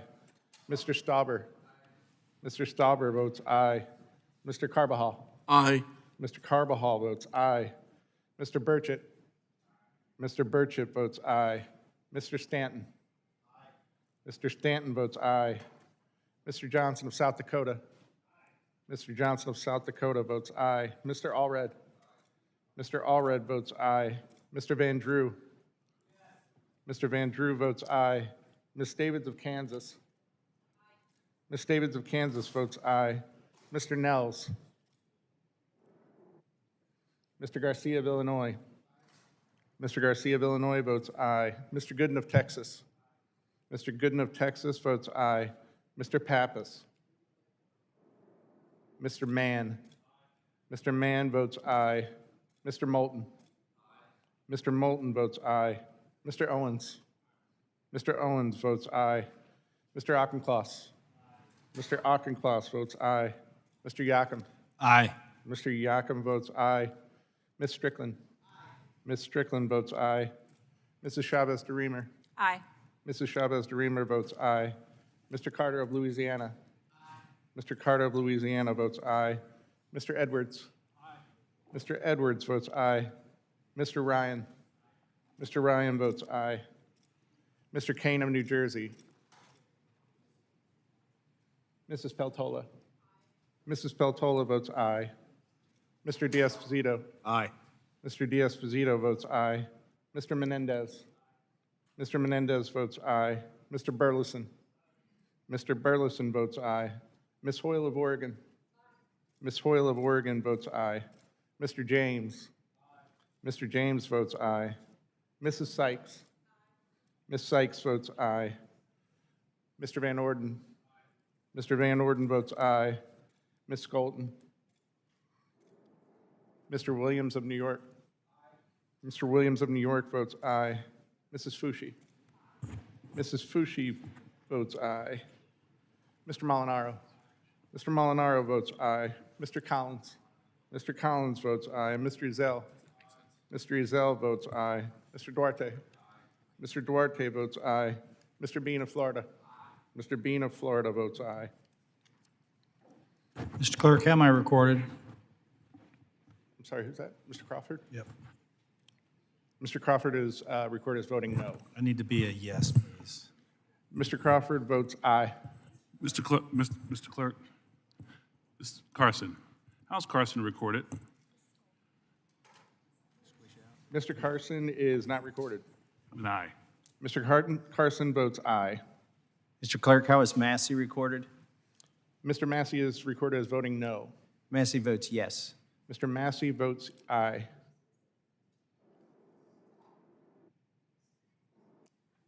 Does anyone else wish to be recorded? Please announce the vote. Do you want to run through the ones that haven't voted? Oh, Burchett just came in. Birch votes aye.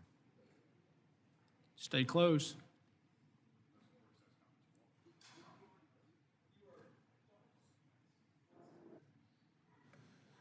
Mr. Chairman, on that vote, there were 58 ayes and 1 no. The bill, as amended, is agreed to and ordered favorably reported to the House. Without objection, the motion to reconsider for 1836 is laid on the table. Next, consideration of H.R. 3395. The committee previously postponed proceedings on 3395. The question is now on the adoption of and favorably reporting of H.R. 3395 as amended to the House of Representatives, which previously passed by voice vote, in which a roll call vote was requested. Is a roll call vote still requested?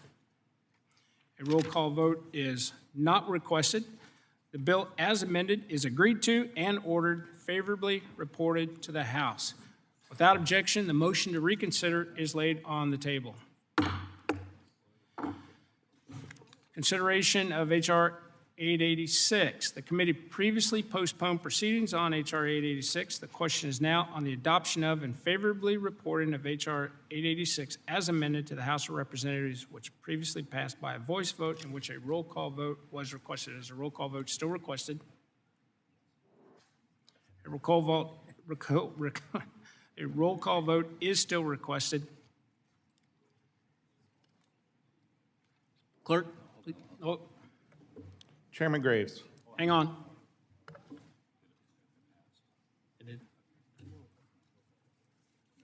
Is a roll call vote? It's still requested. Please call the roll. Chairman Graves. Aye. Chairman Graves votes aye. Ranking Member Larson. Aye. Ranking Member Larson votes aye. Mr. Crawford. Mr. Crawford votes aye. Ms. Norton. Aye. Ms. Norton votes aye. Mr. Webster of Florida. Yay. Mr. Webster of Florida votes no. No. Yay. Oh, apologies. Mr. Webster of Florida votes aye. Mrs. Napolitano. Mr. Massey. No. Mr. Massey votes no. Mr. Cohen. Mr. Cohen votes aye. Mr. Perry. Mr. Perry votes no. Mr. Garamendi. Mr. Garamendi votes aye. Mr. Babin. Mr. Babin votes no. Mr. Johnson of Georgia. Mr. Johnson of Georgia votes aye. Mr. Graves of Louisiana. Mr. Carson. Mr. Carson votes aye. Mr. Rouser. Aye. Mr. Rouser votes aye. Ms. Titus. Ms. Titus votes aye. Mr. Bost. Aye. Mr. Bost votes aye. Mr. Huffman. Mr. Huffman votes aye. Mr. LaMalfa. Mr. LaMalfa votes aye. Ms. Brownlee. Ms. Brownlee votes aye. Mr. Westerman. Mr. Westerman votes aye. Ms. Wilson of Florida. Ms. Wilson of Florida votes aye. Mr. Mast. Mr. Mast votes no. Mr. Payne. Mr. Payne votes aye. Mrs. Gonzalez-Colon. Mrs. Gonzalez-Colon votes aye. Mr. Desagne. Mr. Desagne votes aye. Mr. Stauber. Aye. Mr. Stauber votes aye. Mr. Carbajal. Aye. Mr. Carbajal votes aye. Mr. Burchett. Mr. Burchett votes no. Mr. Stanton. Mr. Stanton votes aye. Mr. Johnson of South Dakota. Mr. Johnson of South Dakota votes aye. Mr. Allred. Mr. Allred votes aye. Mr. Van Drew. Yes. Mr. Van Drew votes aye. Ms. Davids of Kansas. Ms. Davids of Kansas votes aye. Mr. Nels. No. Mr. Nels votes no. Mr. Garcia of Illinois. Mr. Garcia of Illinois votes aye. Mr. Gooden of Texas. Aye. Mr. Gooden of Texas votes aye. Mr. Pappas. Mr. Pappas votes aye. Mr. Mann. Mr. Mann votes aye. Mr. Moulton. Mr. Moulton votes aye. Mr. Owens. Mr. Owens votes aye. Mr. Auchincloss. Mr. Auchincloss votes aye. Mr. Yacom. Aye. Mr. Yacom votes aye. Ms. Strickland. Ms. Strickland votes aye. Mrs. Chavez-DeRemer. Aye. Mrs. Chavez-DeRemer votes aye. Mr. Carter of Louisiana. Mr. Carter of Louisiana votes aye. Mr. Edwards. Mr. Edwards votes aye. Mr. Ryan. Mr. Ryan votes aye. Mr. Kane of New Jersey. Mrs. Peltola. Mrs. Peltola votes aye. Mr. D'Esposito. Aye. Mr. D'Esposito votes aye. Mr. Menendez. Mr. Menendez votes aye. Mr. Burleson. Mr. Burleson votes no. Ms. Hoyle of Oregon. Ms. Hoyle of Oregon votes aye. Mr. James. Mr. James votes aye. Ms. Sykes. Ms. Sykes votes aye. Mr. Van Orden. Mr. Van Orden votes aye. Ms. Skolton. Aye. Ms. Skolton votes aye. Mr. Williams of New York. Mr. Williams of New York votes aye. Mrs. Fushi. Mrs. Fushi votes aye. Mr. Molinaro. Mr. Collins. Mr. Collins votes no. Mr. Ezell. Mr. Ezell votes aye. Mr. Duarte. Mr. Duarte votes aye. Mr. Bean of Florida. Mr. Bean of Florida votes no. Does anyone else wish to be recorded that wasn't recorded? Yeah. Mr. Graves of Louisiana? Mr. Graves of Louisiana votes aye. Anyone else wish to be recorded? I'm sorry, who is this? Mr. King? You are not recorded, sir. Mr. Kane of New Jersey votes aye. Mr. Molinaro is not recorded. Mr. Molinaro votes aye. Anyone else wish to be recorded? Seeing none, clerk, please announce the vote. Mr. Chairman, on that vote, there were 55 ayes and 9 noes.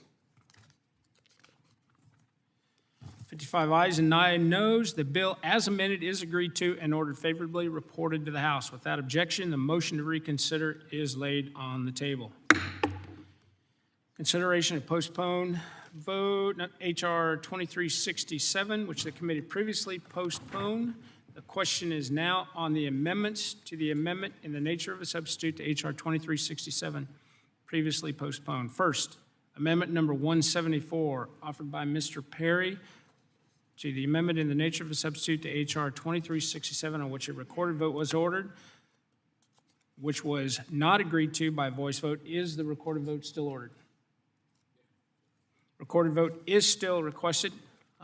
Clerk, please call the roll. Chairman Graves. No. Chairman Graves votes no. Ranking Member Larson. No. Ranking Member Larson votes no. Mr. Crawford. No. Mr. Crawford votes no. Ms. Norton. No. Ms. Norton votes no. Mr. Webster of Florida. Mr. Webster of Florida votes no. Mrs. Napolitano. Mr. Massey. Mr. Massey votes aye. Mr. Cohen. Mr. Cohen votes no. Mr. Perry. Mr. Perry votes aye. Mr. Garamendi. Mr. Garamendi votes no. Mr. Babin. Mr. Babin votes aye. Mr. Johnson of Georgia. Mr. Johnson of Georgia votes no. Mr. Graves of Louisiana. Mr. Graves of Louisiana votes no. Mr. Carson.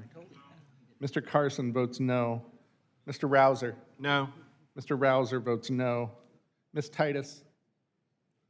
Ms. Titus votes no. Mr. Bost. Mr. Bost votes no. Mr. Huffman.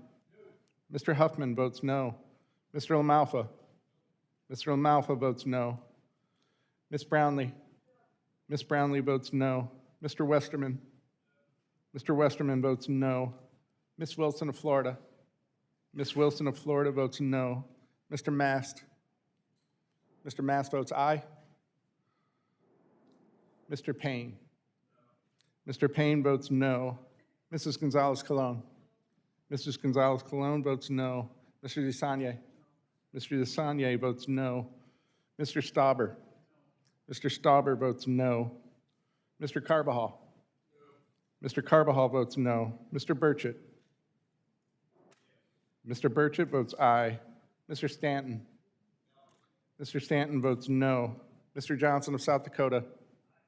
Mr. Johnson of South Dakota votes aye. Mr. Allred. Mr. Allred votes no. Mr. Van Drew. Mr. Van Drew votes no. Ms. Davids of Kansas. Mr. Nels. Mr. Garcia of Illinois. Mr. Garcia of Illinois votes no. Mr. Gooden of Texas. Mr. Gooden of Texas votes aye. Mr. Pappas. Mr. Pappas votes no. Mr. Mann. Mr. Mann votes aye. Mr. Moulton. Mr. Moulton votes no. Mr. Owens. Mr. Owens votes no. Mr. Auchincloss. Mr. Auchincloss votes no. Mr. Yocum. No. Mr. Yocum votes no. Ms. Strickland. Ms. Strickland votes no. Mrs. Chavez-DeRemer. No. Mrs. Chavez-DeRemer votes no.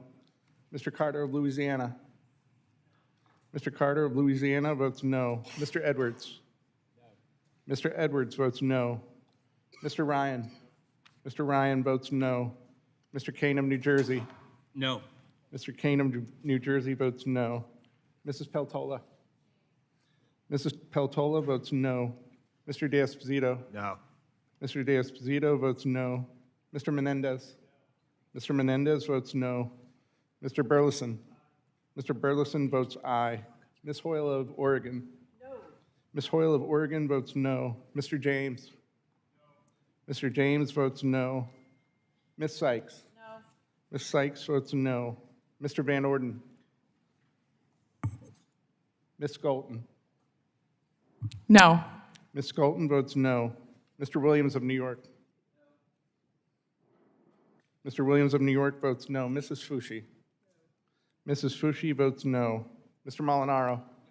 Mr. Molinaro votes no. Mr. Collins? Mr. Collins votes aye. Mr. Ezell? Mr. Ezell votes no. Mr. Duarte? Mr. Duarte votes no. Mr. Bean of Florida? Mr. Bean of Florida votes aye. Chairman? How is David's recorded? I'm sorry, once again?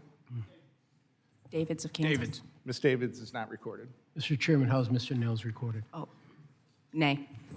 Ms. Davids of Kansas votes no. How's Mr. Nels recorded? Mr. Nels is not recorded. He's an aye. Mr. Nels votes aye. How is Mr. Van Orden recorded? Mr. Van Orden is not recorded. Mr. Van Orden is no. Mr. Van Orden votes no.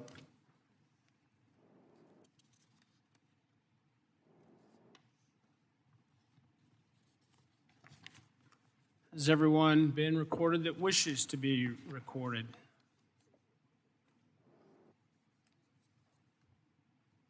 Hearing none, please announce the vote. Mr. Chairman, on that vote, there were 12 ayes and 52 noes. The amendment is not agreed to. The question is now on the amendment in the nature of a substitute to H.R. 2367 as amended. All those in favor signify by saying aye. All opposed signify by saying nay. The ayes have it. The amendment in the nature of a substitute as amended is agreed to. The question is now on the adoption of and favorably reporting of H.R. 2367 as amended to the House of Representatives. All those in favor signify by saying aye. Aye. All opposed signify by saying nay. The ayes have it. The bill as amended is agreed to. Mr. Chairman, can I get a recorded vote? A recorded vote has been requested. Clerk, please call the roll. Chairman Graves. Aye. Chairman Graves votes aye. Ranking Member Larson. Aye. Ranking Member Larson votes aye. Mr. Crawford. Mr. Crawford votes aye. Ms. Norton. Aye. Ms. Norton votes aye. Mr. Webster of Florida. Mr. Webster of Florida votes no. Mrs. Napolitano. My apologies. Mr. Webster of Florida votes aye. Mrs. Napolitano. Mr. Massey. Mr. Massey votes no. Mr. Cohen. Mr. Cohen votes aye. Mr. Perry. Mr. Perry votes no. Mr. Garamendi. Mr. Garamendi votes aye. Mr. Babin. Mr. Babin votes aye. Mr. Johnson of Georgia. Mr. Johnson of Georgia votes aye. Mr. Graves of Louisiana. Yes. Mr. Graves of Louisiana votes aye. Mr. Carson. Mr. Carson votes aye. Mr. Rouser. Aye. Mr. Rouser votes aye. Ms. Titus. Ms. Titus votes aye. Mr. Bost. Aye. Mr. Bost votes aye. Mr. Huffman. Mr. Huffman votes aye. Mr. LaMalfa. Mr. LaMalfa votes aye. Ms. Brownlee. Ms. Brownlee votes aye. Mr. Westerman. Mr. Westerman votes aye.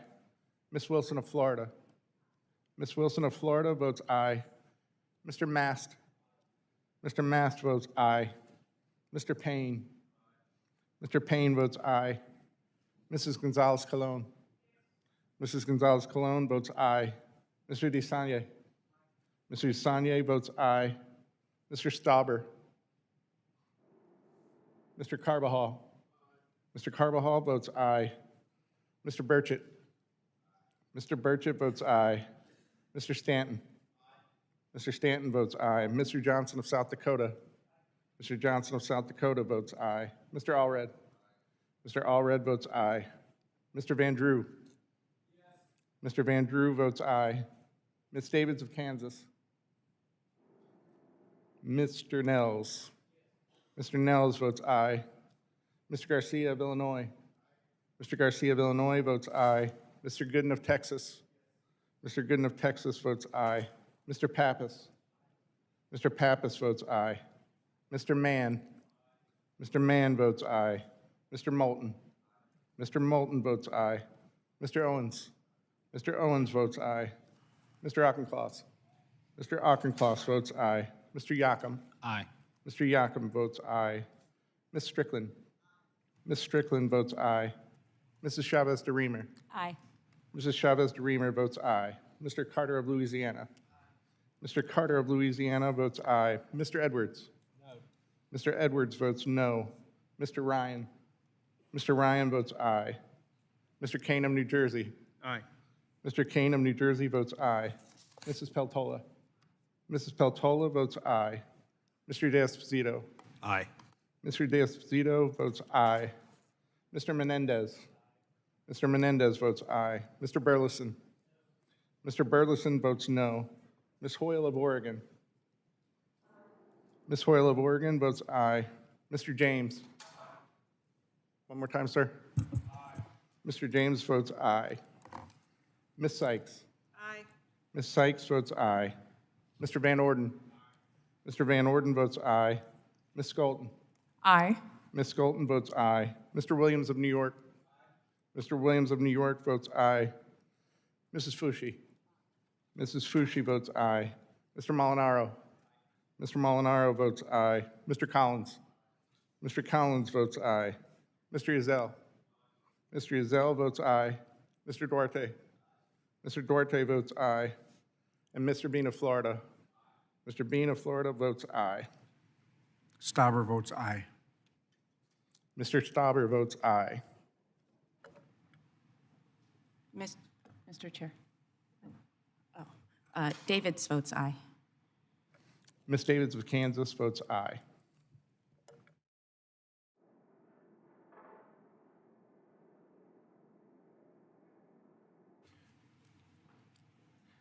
Does anyone else wish to be recorded? We've got some people at small business. They've got a markup going on there too. Anyone else?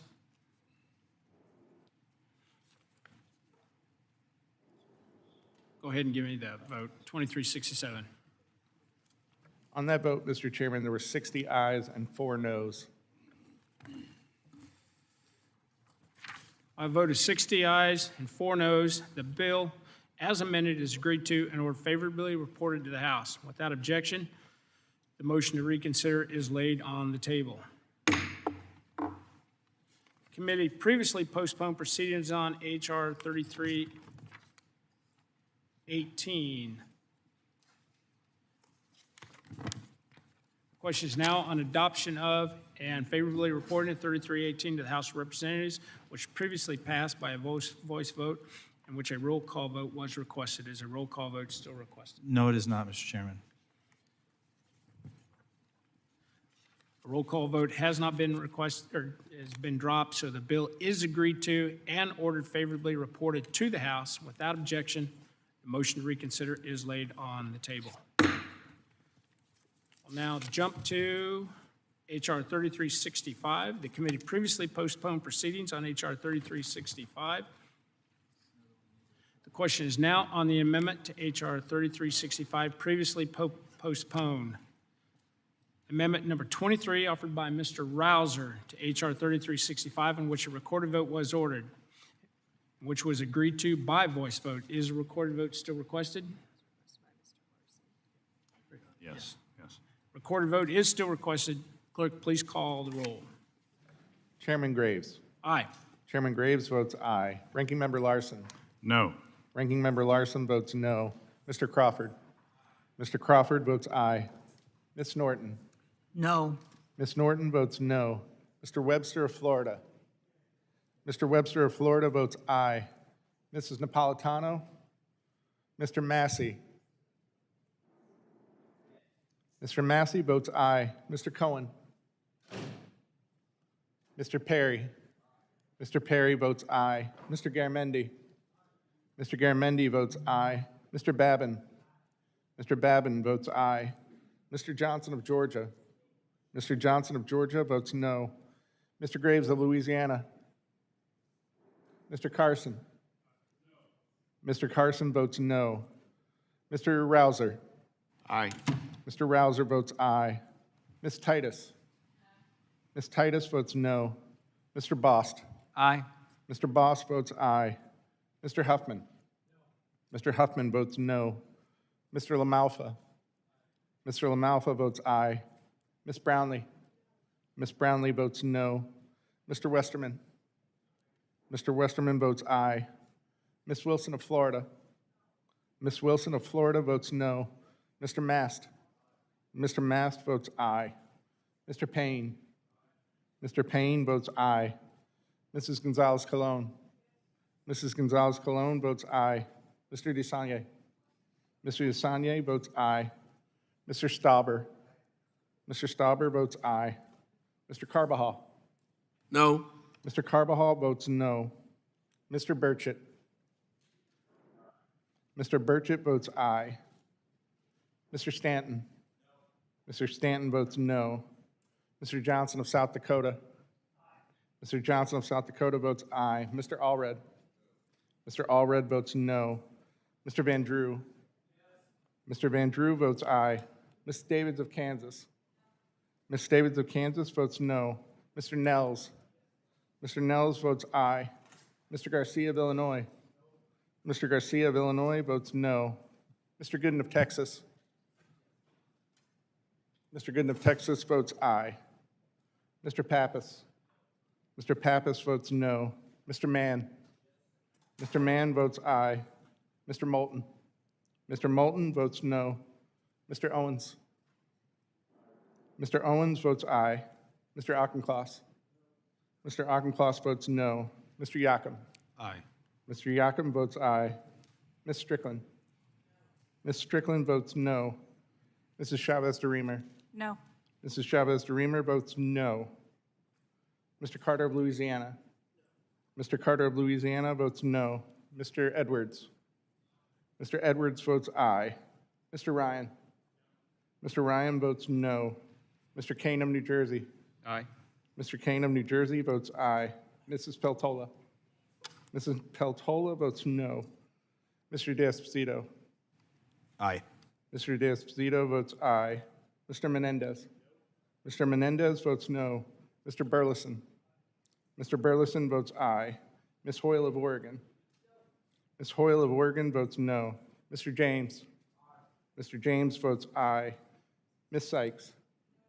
Ms. Sykes votes no. Mr. Van Orden. Mr. Van Orden votes aye. Ms. Skolton. No. Ms. Skolton votes no. Mr. Williams of New York. Mr. Williams of New York votes aye. Mrs. Fushi. Mrs. Fushi votes no. Mr. Molinaro. Mr. Molinaro votes aye. Mr. Collins. Mr. Collins votes aye. Mr. Ezell. Mr. Ezell votes aye. Mr. Duarte. Mr. Duarte votes aye. Mr. Bean of Florida. Mr. Bean of Florida votes aye.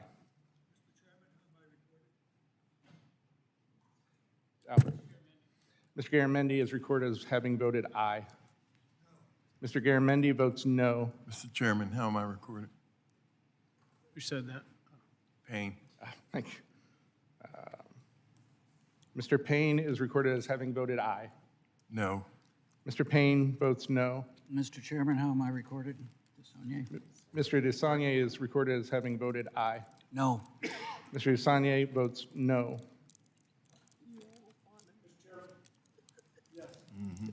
I could change. Mr. Graves of Louisiana votes aye. Is everyone that wishes to be recorded, are they recorded? Anyone else? Okay, please announce the vote. Mr. Chairman, on that vote, there were 34 ayes and 29 noes. Mr. Rouser's amendment is agreed to. The question is now on the adoption of and favorably reporting of H.R. 3365 as amended to the House of Representatives. All those in favor signify by saying aye. All opposed signify by saying nay.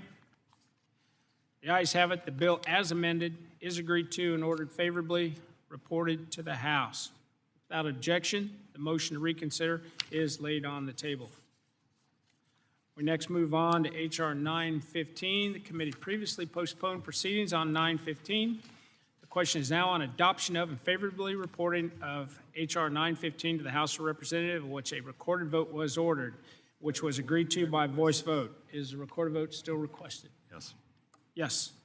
The recorded vote is still requested. The clerk, please call the roll. Chairman Graves. Aye. Chairman Graves votes aye. Ranking Member Larson. No. Ranking Member Larson votes no. Mr. Crawford. Mr. Crawford votes aye. Ms. Norton. No. Ms. Norton votes no. Mr. Webster of Florida. Mr. Webster of Florida votes aye. Mrs. Napolitano. Mr. Massey. Mr. Massey votes aye. Mr. Cohen.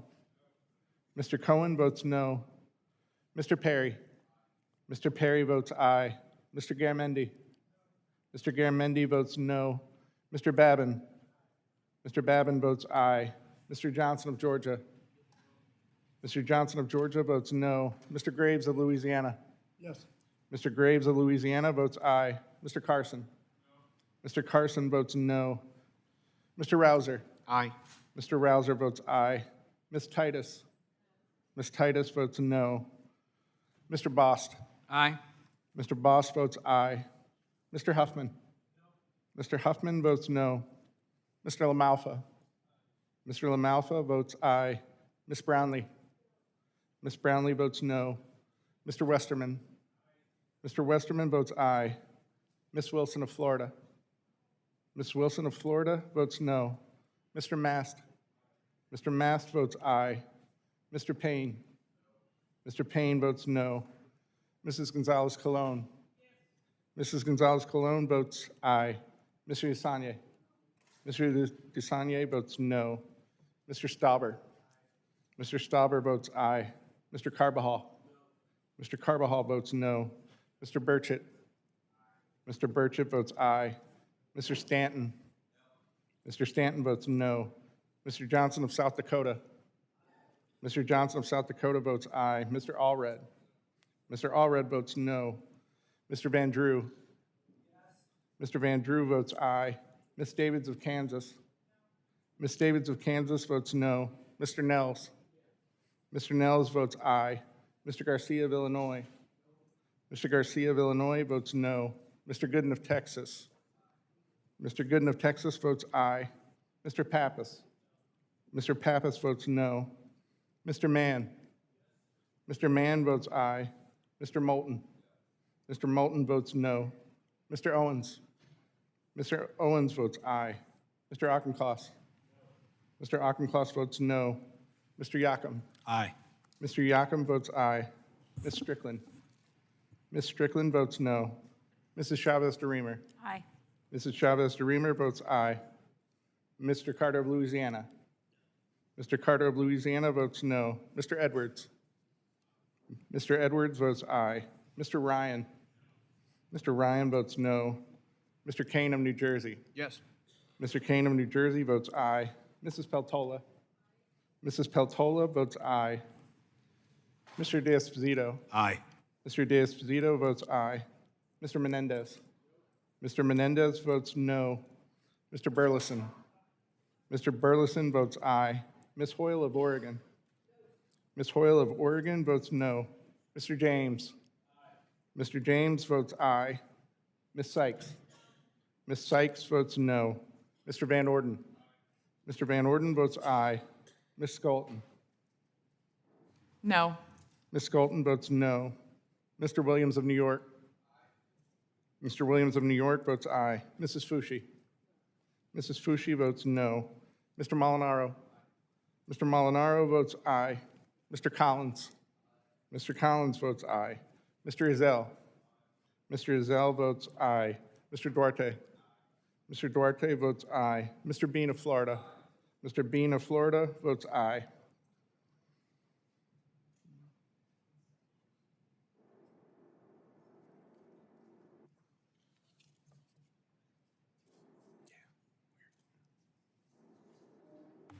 Anyone wish to be recorded that isn't recorded?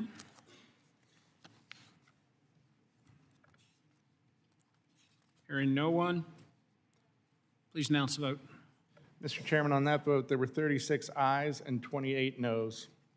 A vote of 36 ayes, 28 noes. The bill is agreed to and ordered favorably reported to the House. Without objection, the motion to reconsider is laid on the table. Next, we have 3317. Committee previously postponed proceedings on 3317. Mr. Crawford, the question is now on the adoption of and favorably reported of H.R. 3317 to the House of Representatives, which a recorded vote was ordered, which was agreed to by voice vote. Is a recorded vote still requested? No, Mr. Chairman. A recorded vote is no longer requested. The bill is agreed to and ordered favorably reported to the House. Without objection, the motion to reconsider is laid on the table.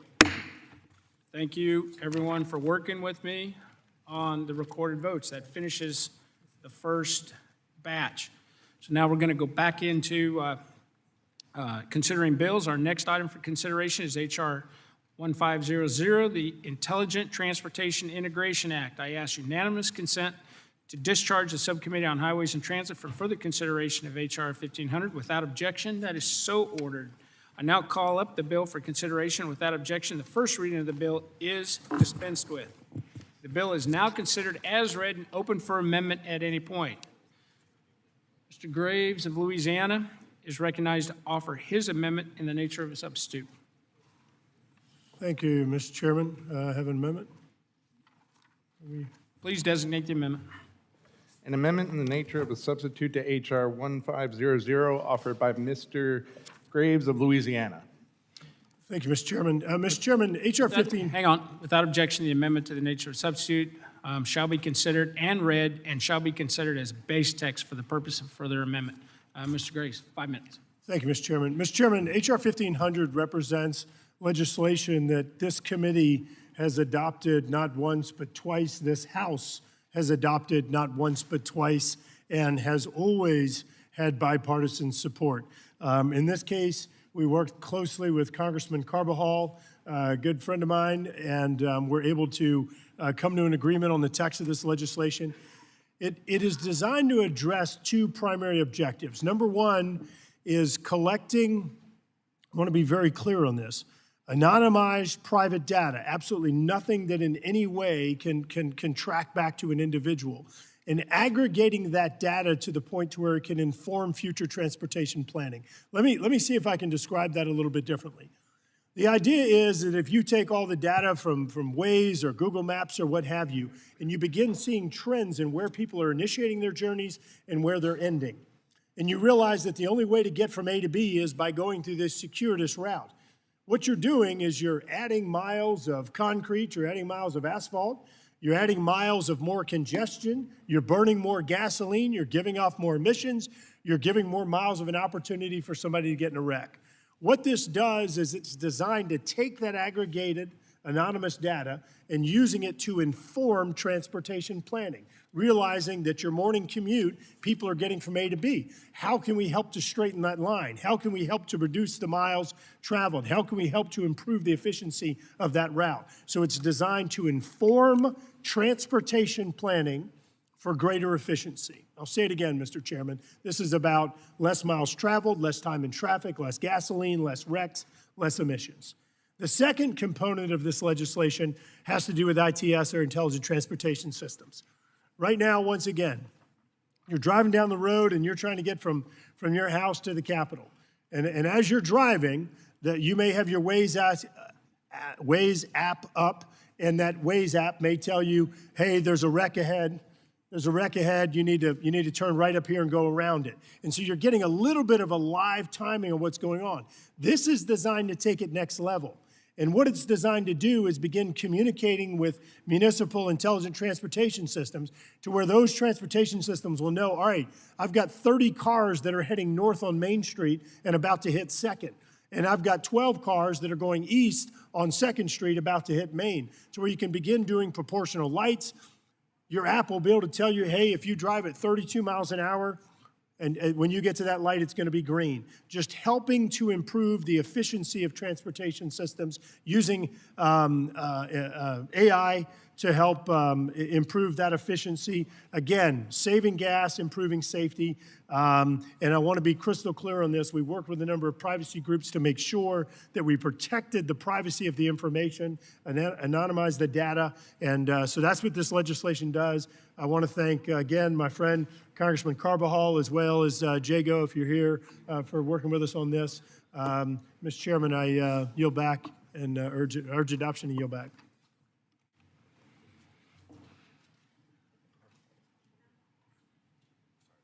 That's all right. Recognize Mr. Larson for 5 minutes. Yeah, thank you, Mr. Chair.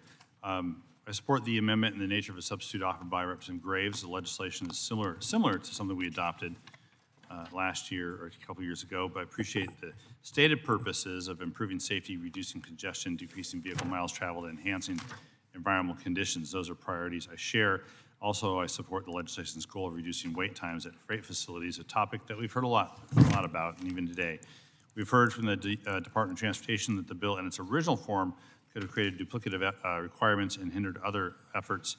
So I appreciate the bipartisan efforts to address those concerns reflected in the ANS and support the ANS as the base text. I yield back. Mr. Crawford, 5 minutes. Thank you, Chairman. I'm proud to support H.R. 1500, which was introduced by my colleague from Louisiana, Mr. Garrett Graves. Using third-party data will help address transportation management and, in turn, improve traffic flow and congestion that hinders the efficient movement of freight and people.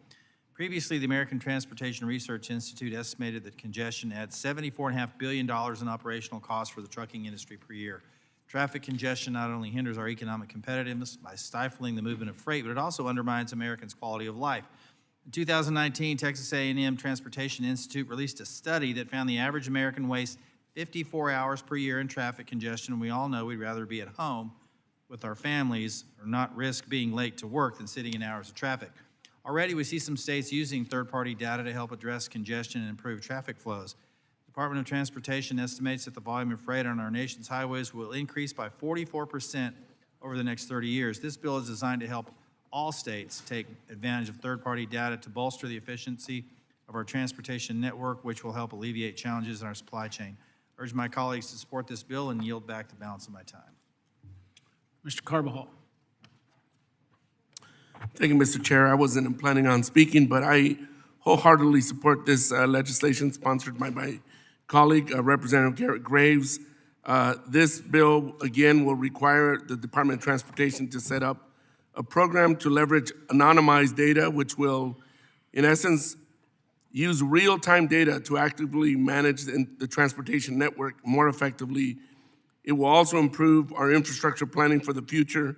And lastly, it will also improve the environment when we are not needlessly stuck in traffic when there's, especially at a light, when there's no one traveling in an opposite direction. Mr. Chair, yield back. Does anyone else wish to be heard on the bill? On the amendment in the nature of a substitute, at least? Seeing none, are there any amendments to the amendment in the nature of a substitute to H.R. 1500? Mr. Perry.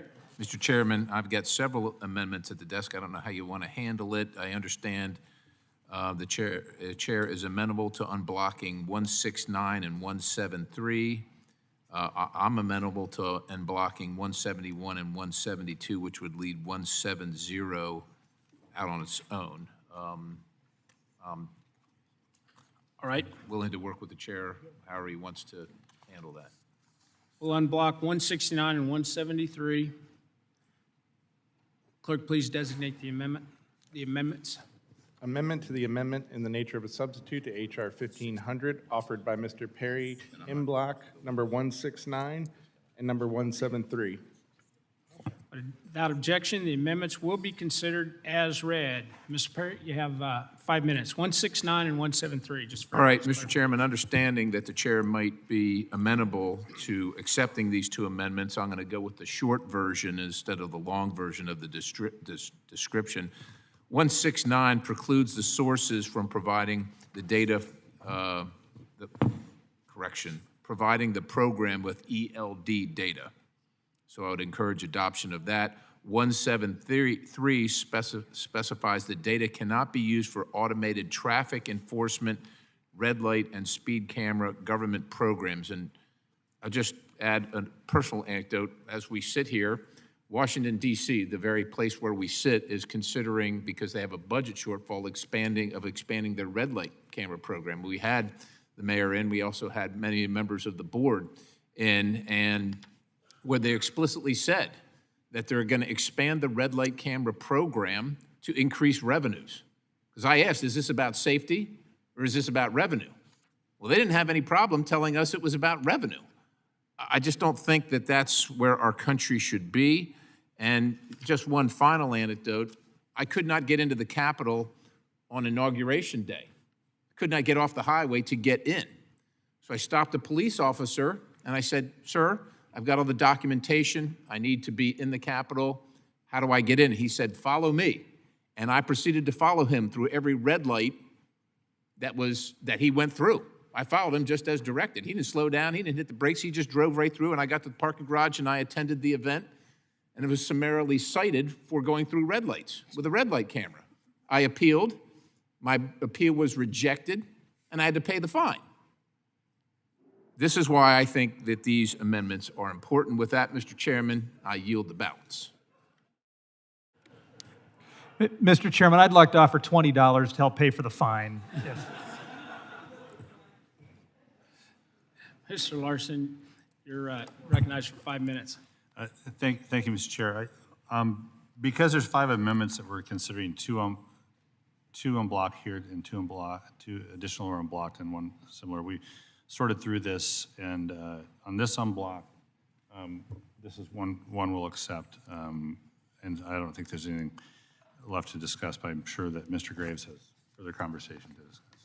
Thank you. Anyone else wish to be heard on the amendments? Garrett? Thank you, Mr. Chairman. Mr. Chairman, amendment number 169 regarding ALDs, I'm not sure that the amendment fully appreciates how that program works, but we view this amendment as being innocuous, somewhat of a solution in search of a problem.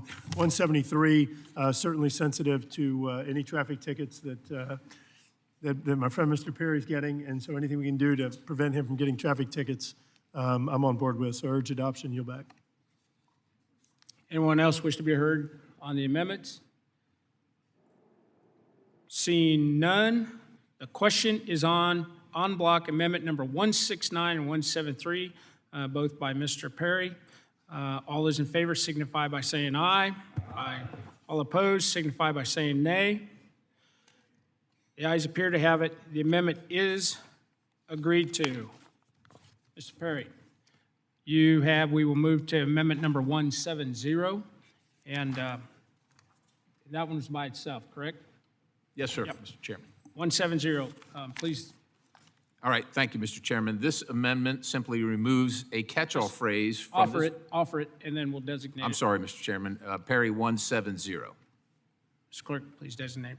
Amendment to the amendment in the nature of a substitute to H.R. 1500, offered by Mr. Perry, number 170.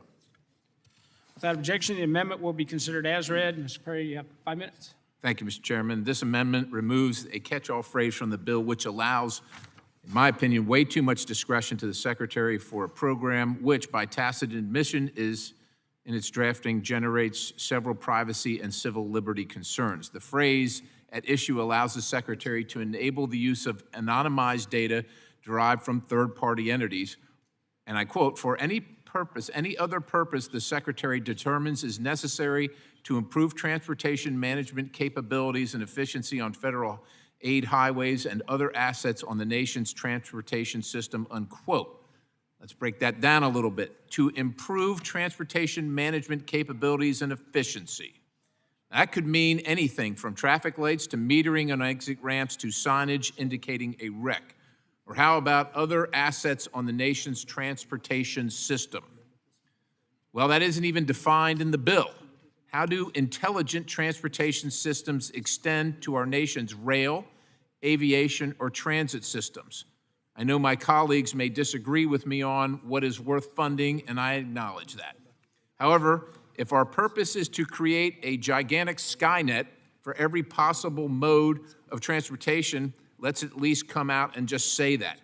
Let's not leave it up to the Secretary or any other future administration, Democrat or Republican for that matter, to decide how far this program goes. If you want to give your information to some private, let's just name, well, I'm not going to name one, some private app that's going to track your location and so on and so forth and allow you to make your trip efficient based on what you see on your device, your phone or your car or your iPad or whatever, well, God bless you. That should be your choice. But if you don't want to, I certainly don't want to give it to the government and trust anonymized data. I don't know how, look, if you're not getting the fact that the federal government has not been a very judicious arbiter of your data in their hands, handing it over to all manner of other federal agencies, taking information from the private sector. If you've got a telephone and you think that your data, your metadata is not being hooked up with you, well, I'm just going to tell you, holding this phone up in particular, and tell you that the federal government, if it wants your data, it's damn well going to take it. It's going to take it. If you're for that, God bless you, but I am not. So I would urge adoption, and I yield the balance. Chair recognizes Mr. Larson, 5 minutes. Thank you, Mr. Chair. I oppose Perry Amendment 170, which strikes language allowing the DOT to use third-party data to improve efficiency on the national highway system. Specifically, this amendment limits the ability of the secretary, of any secretary, to use data collected under this program to improve efficiency on our roadways. This amendment removes standard language in grant programs that allows the secretary to address emerging issue areas or challenges. Mr. Perry's amendment does not help us solve supply chain challenges. Instead, it prohibits using new data for innovative solutions. This amendment directly conflicts with the name of the underlying bill, the Intelligent Transportation Integration Act. Our goal is to fully utilize new data in innovative ways to reduce congestion. For that reason, I oppose the amendment and yield back. Mr. Chairman. Mr. Massey, 5 minutes. I support the amendment. I think any part of any bill that starts out with, for any other purpose the secretary determines is necessary, is just asking for trouble. We've seen what they do with the phrases, for any other purpose the secretary determines is necessary. And we're given way too much authority there. I can be persuaded to vote for this bill if the Perry amendments are made in order. And otherwise, I have difficulty with giving this much latitude. With that, I yield back.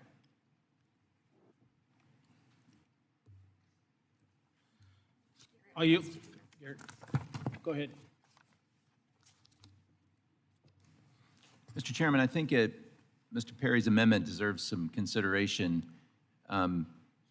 It's well known that anonymized data is used today, for example, credit card transactions and other things, and even with 5 pieces, or as little as 5 pieces of anonymized data, your exact identity can be determined. That's well known and used in digital tracking today.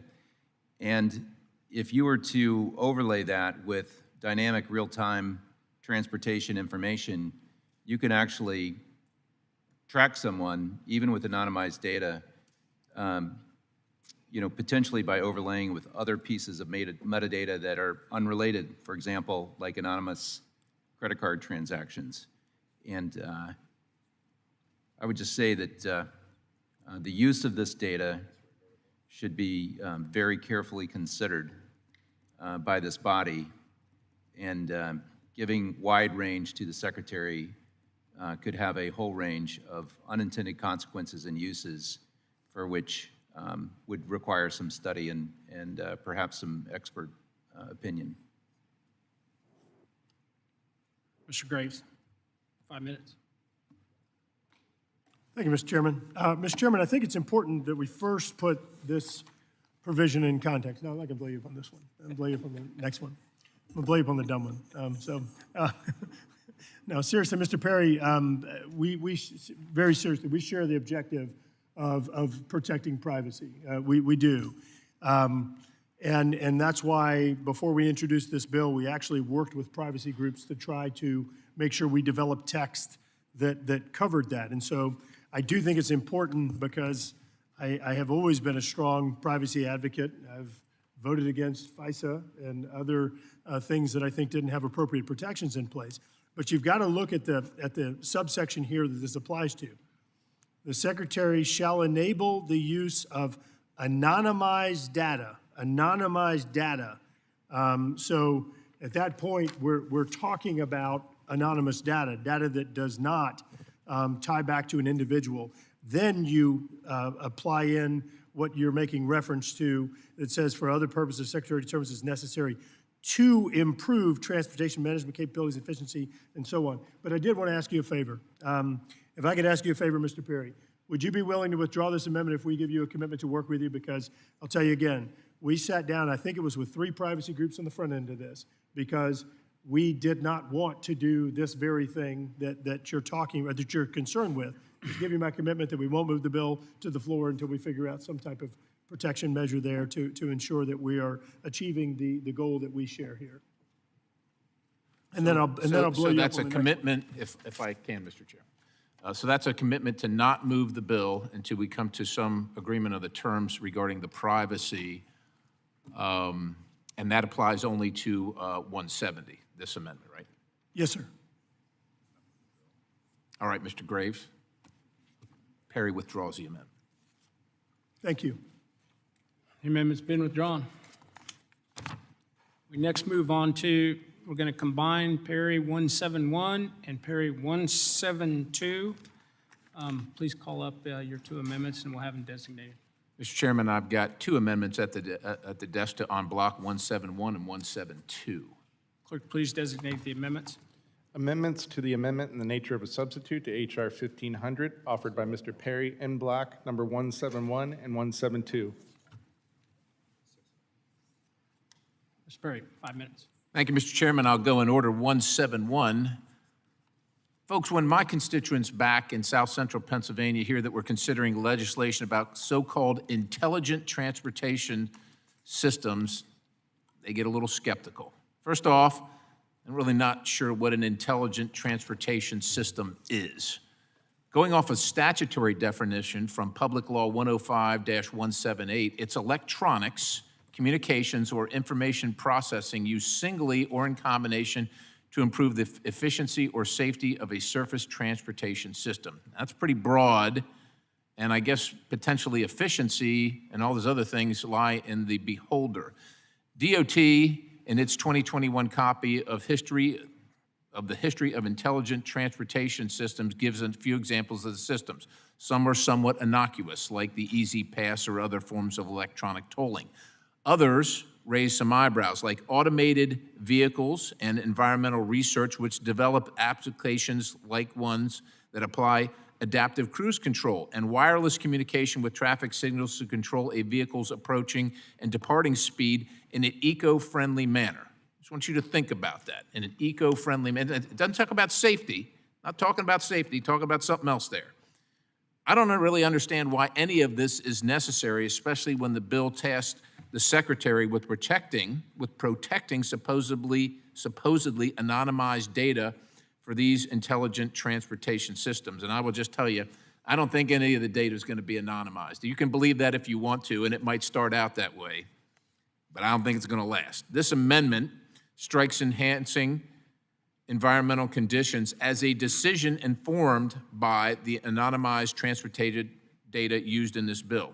The administration, and quite honestly, other administrations throughout history have used unscientific scaremongering, especially regarding climate, as an excuse to reshape American life, and I don't trust them to not do the same on this. On 172, I understand that the U.S. government has approved the funding for so-called intelligent transportation systems, at least through pilot programs for a few years now. But again, my bosses, and quite honestly, people around the country that talk to me, don't want the government breathing down their neck. Through this bill, though this bill has provisions that direct the Transportation Secretary to prevent the re-identification of consumer data and prevent the use of biometric or automatic license plate reader data, at least one of the goals of the program is decreasing miles traveled, and seems to run counter to that. They're going to have to, at some point, hook the car up that's traveling with the person that's in it to make sure that this data is used to make it more efficient. That's going to happen at some point. You ever wonder when you're driving? It tells you all this stuff. If you have one of these apps, if you're in a store, if you're having a conversation with somebody in your family and your phone's there, and the next time you go to search something and, oh, you happen to be talking about new fixtures in your home, and it shows up on your phone, does anybody wonder how that anonymized data happened? Do you think it went to everybody's phone? Look, you can believe what you want to believe, but I don't believe that this is going to be used anonymously, even if it starts out that way. And it's going to be used to make you efficient, whether you want to be or not. When these vehicles are all become electric, like they're going to, right, because that's going to be the law. We were told that in oversight last week. You're going to buy an electric vehicle whether you like it or not, because that's what's going to be allowed. That's what we were told in oversight last week. And then when you decide, I don't want to go this way at this time of the day, I want to go that way, the secretary or some other bureaucrat's going to say, well, that's not very efficient for you. It's not very efficient of you. And they're going to decide. Ladies and gentlemen, I'm not going to be a part of that. With that, Mr. Chairman, I yield a correction. I urge adoption, and I yield the balance. Mr. Larson. Thank you, Mr. Chair. We'll stand against this en bloc amendment and stand against both amendments. First off, on 171, to strike the underlying program's purpose, one of many purposes of leveraging data to enhance environmental conditions. I want to commend Representative Graves of Louisiana for including this goal in the bill. Transportation's impacts on the environment are substantial. The transportation sector is the #1 source of carbon pollution in the U.S. Transportation can create smog, pollute stormwater runoff, creates noise pollution, habitat destruction, does a lot of good things too. However, transportation does those things, and much of the pollution from transportation leads to negative health outcomes. Reducing the environmental harms caused by transportation is a goal that we share. I think it makes sense to include that in the underlying bill and oppose that amendment. And on 172, it would strike one of the underlying purposes to leverage data to help decrease vehicle miles traveled, or VMT. I commend, again, Representative Graves for Louisiana for including the language in the underlying bill. It's a goal we share. There are no shortage of transportation choices that can lead to reduced vehicle miles traveled. We can make it easier for people to combine errands and trips. We can help people make those choices by making data available to them. We can help people choose to work remotely or not. There's no one-size-fits-all, but reduced vehicle mile travel benefits. But reduced VMT benefits all of us via reduced congestion on our roadways, less time and money wasted in traffic jams, and less air pollution. And I support this goal and oppose this amendment. As a result, ask folks to oppose this en bloc consisting of 171 and 172. With that, I yield back. Anyone else wish to be heard on the amendments? Mr. Graves. Thank you, Mr. Chairman. Mr. Chairman, I heard my friend from Pennsylvania bring up citizens of Pennsylvania and intelligent transportation systems. What I would do, rather than rattling off conspiracy theories about what it is I would send them to the Pennsylvania Department of Transportation website on intelligent transportation systems. And I'd learn about what the state is doing with intelligent transportation systems. I didn't see anything in here that requires a tinfoil hat. Let me be very clear. Reducing vehicle miles traveled in terms of finding more efficient routes, because this bill is designed to improve transportation planning, is a very clear objective of this bill. I want to be very upfront about that. That absolutely is an objective of this bill.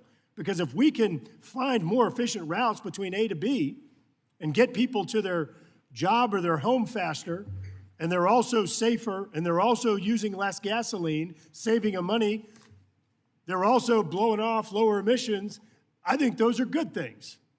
I'm not sure what my friend is opposed to there, but I think those are good things. And so I want to associate myself to the comments, with the comments from my friend from Washington, in that I do not think that these amendments are relevant. They challenge one of the very objectives of the bill, and that I'm not sure why anyone would want someone to have to drive a more circuitous route to get from A to B. That's like saying, please give me more government red tape. I'm not sure that I've ever heard anyone say that. So let me say it again. One, if anybody in Pennsylvania has questions about ITS, you have a website. I'd urge you to go there to learn about what your state's doing. Number two, a clear objective of this bill is to reduce vehicle miles traveled. So if you support this amendment, you are saying you want people to drive further, longer, buy more gasoline, get in more wrecks, take more time in the car. I always hear people say, gosh, if I could just have more traffic. Not. So I urge rejection of this en bloc amendment.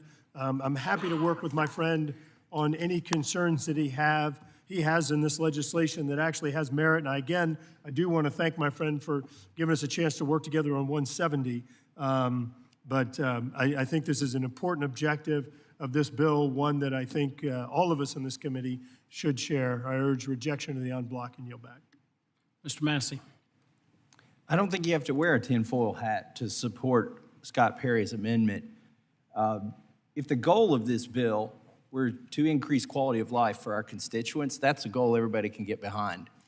And if the byproduct is that you might travel fewer miles in the process of increasing your quality of life, that's a fine thing. But to say that the goal, like on the other side of the aisle, characterize the bill, that the goal is to reduce CO2 emissions, now we're making judgments about what improves somebody's quality of life. I might have a better quality of life if I drive further. If I'm going where I want to go, if I'm going on vacation.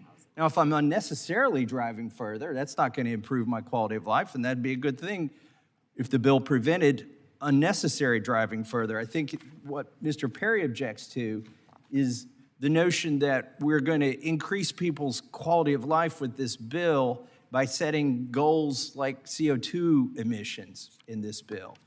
And so, I think it's a good bill.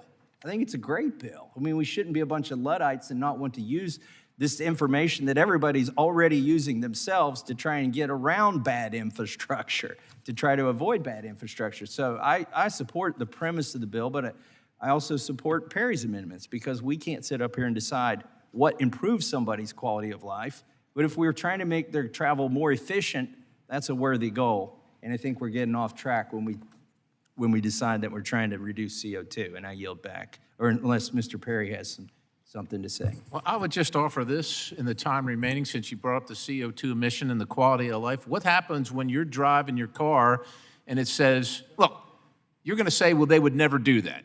So let me start with that. They would never do that, would never happen. You're driving your car, and one of the goals is to reduce CO2 emissions, and you've reached your maximum CO2 emissions for the day, or the month, or the week, or the hour. And this thing's hooked up, and it says, you're done. You're done driving for this period of time. Now, I know you're saying they would never do that. They would never force your daughter to change in front of men in a bathroom either. They would never do that either. They would never do that. Ladies and gentlemen, they will do that. They absolutely will do that, and this is the beginning of that. I yield. Does anyone else wish to be heard on the amendments? Mr. LaMaffa.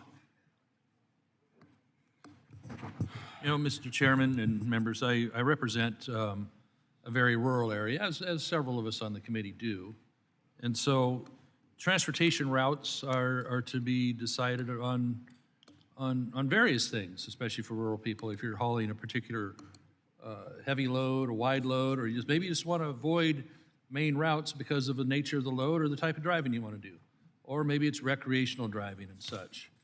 So entrusting a secretary or entrusting other government officials with what's the most efficient route for you to use that day, or periods coming down the pike here, I just don't buy it, because I've seen a whole lot of authority that's been given to federal government over the last 2.5 years that's been abused, and they want to keep abusing it.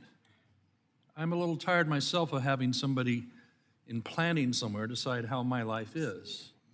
I'm not enthused about electric cars. I'm not enthused about electric tractors and trucks, and this is all stuff coming down the pike.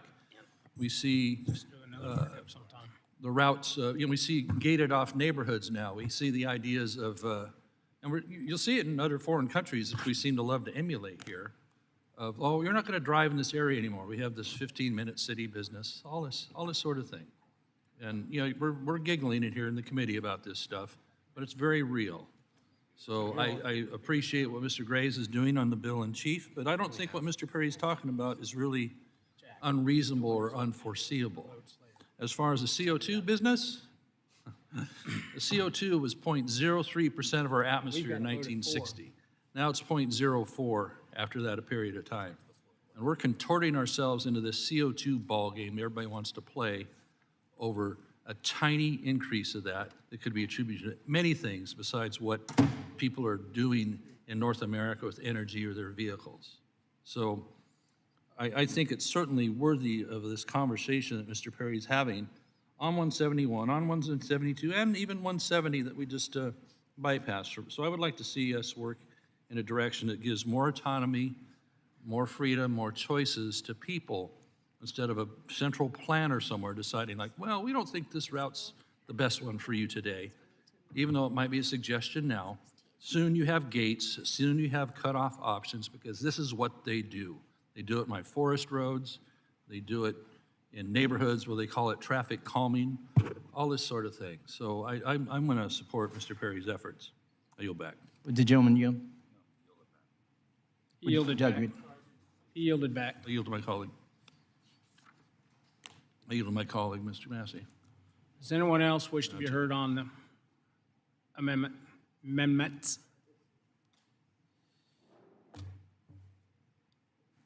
I yield to my friend, Mr. Massey. Thank Mr. Babin. Let's just be clear what Perry's amendment does. There's a lot of goals in this bill, and I think the underlying bill is a good bill. Reduce congestion, decrease miles traveled, increase safety, improve efficiency. These are some of the goals. All he's saying is he's a little nervous about this one that says decrease miles traveled. And all of us in rural areas are a little nervous about decreased miles traveled. It's the same exact bill if you adopt the Perry Amendment and just strike decreasing miles traveled and you strike enhancing environmental conditions. Those are byproducts that will come from this bill in good ways if your goal is to reduce congestion, improve safety, and improve efficiency. You'll probably get some of that other stuff, but to say it's a goal and then to tell the secretary, do whatever you think's necessary to achieve those outcomes, I don't think he's wearing a tinfoil hat. I don't see a tinfoil hat. His hair's getting a little gray, but it's not a tinfoil hat up there. And I think it's a reasonable amendment. It'd be a great way to get more support for this bill by adopting the amendments. I yield back. Does anyone else wish to be heard on the amendments?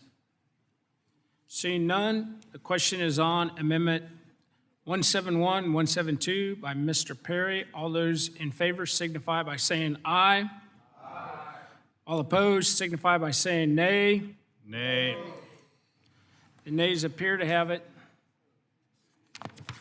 The nays do have it. I ask for a recorded vote. Recorded vote has been requested. As previously announced, pursuant to Committee Rule 6F, further proceedings on the question are postponed.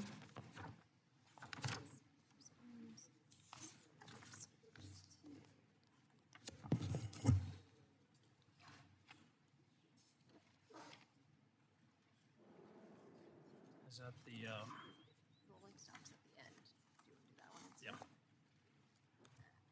We're going to jump up to the soapbox derby. Next item for consideration is House Concurrent Resolution Number 43. I'd ask unanimous consent to discharge the Subcommittee on Economic Development, Public Buildings, Emergency Management from further consideration of House Concurrent Resolution 43. Without objection, that is so ordered. I now call up the resolution for consideration. Without objection, the first reading of the resolution is dispensed with. The resolution is now considered as read and open for amendment at any point. I recognize myself for 5 minutes for a statement. So each year, we authorize the use of the Capitol grounds for the annual Soapbox Derby event, which has been going on since 1934 and provides opportunities for young people of Greater Washington, D.C. area to demonstrate their ingenuity through family-friendly competitions. I support the approval of this resolution. This is a good thing. Like I say, folks, we've been doing this for years. And with that, I recognize Mr. Larson for 5 minutes. Thank you, Mr. Chair. Today we're considering House Concurrent Resolution 43 to authorize the use of the Capitol grounds for the Greater Washington Soapbox Derby. The Derby is an annual competitive event, one in which I came in last when I was a young man, that encourages girls and boys ages 9 through 16 to construct and race their own soapbox vehicles. This Capitol Hill event has become a popular tradition in the D.C. area over the last 26 years. It provides a great opportunity for children to learn about the workmanship necessary to build the vehicles and enjoy the thrill of competition. Organizers will work with the architect of the Capitol and the Capitol Police to ensure appropriate rules and regulations are in place and that the event remains free to the public. I urge my colleagues to support this resolution. With that, I yield back. Does anyone else wish to be heard on the bill? Ms. Sykes. Thank you, Mr. Chair. I move to strike the last word.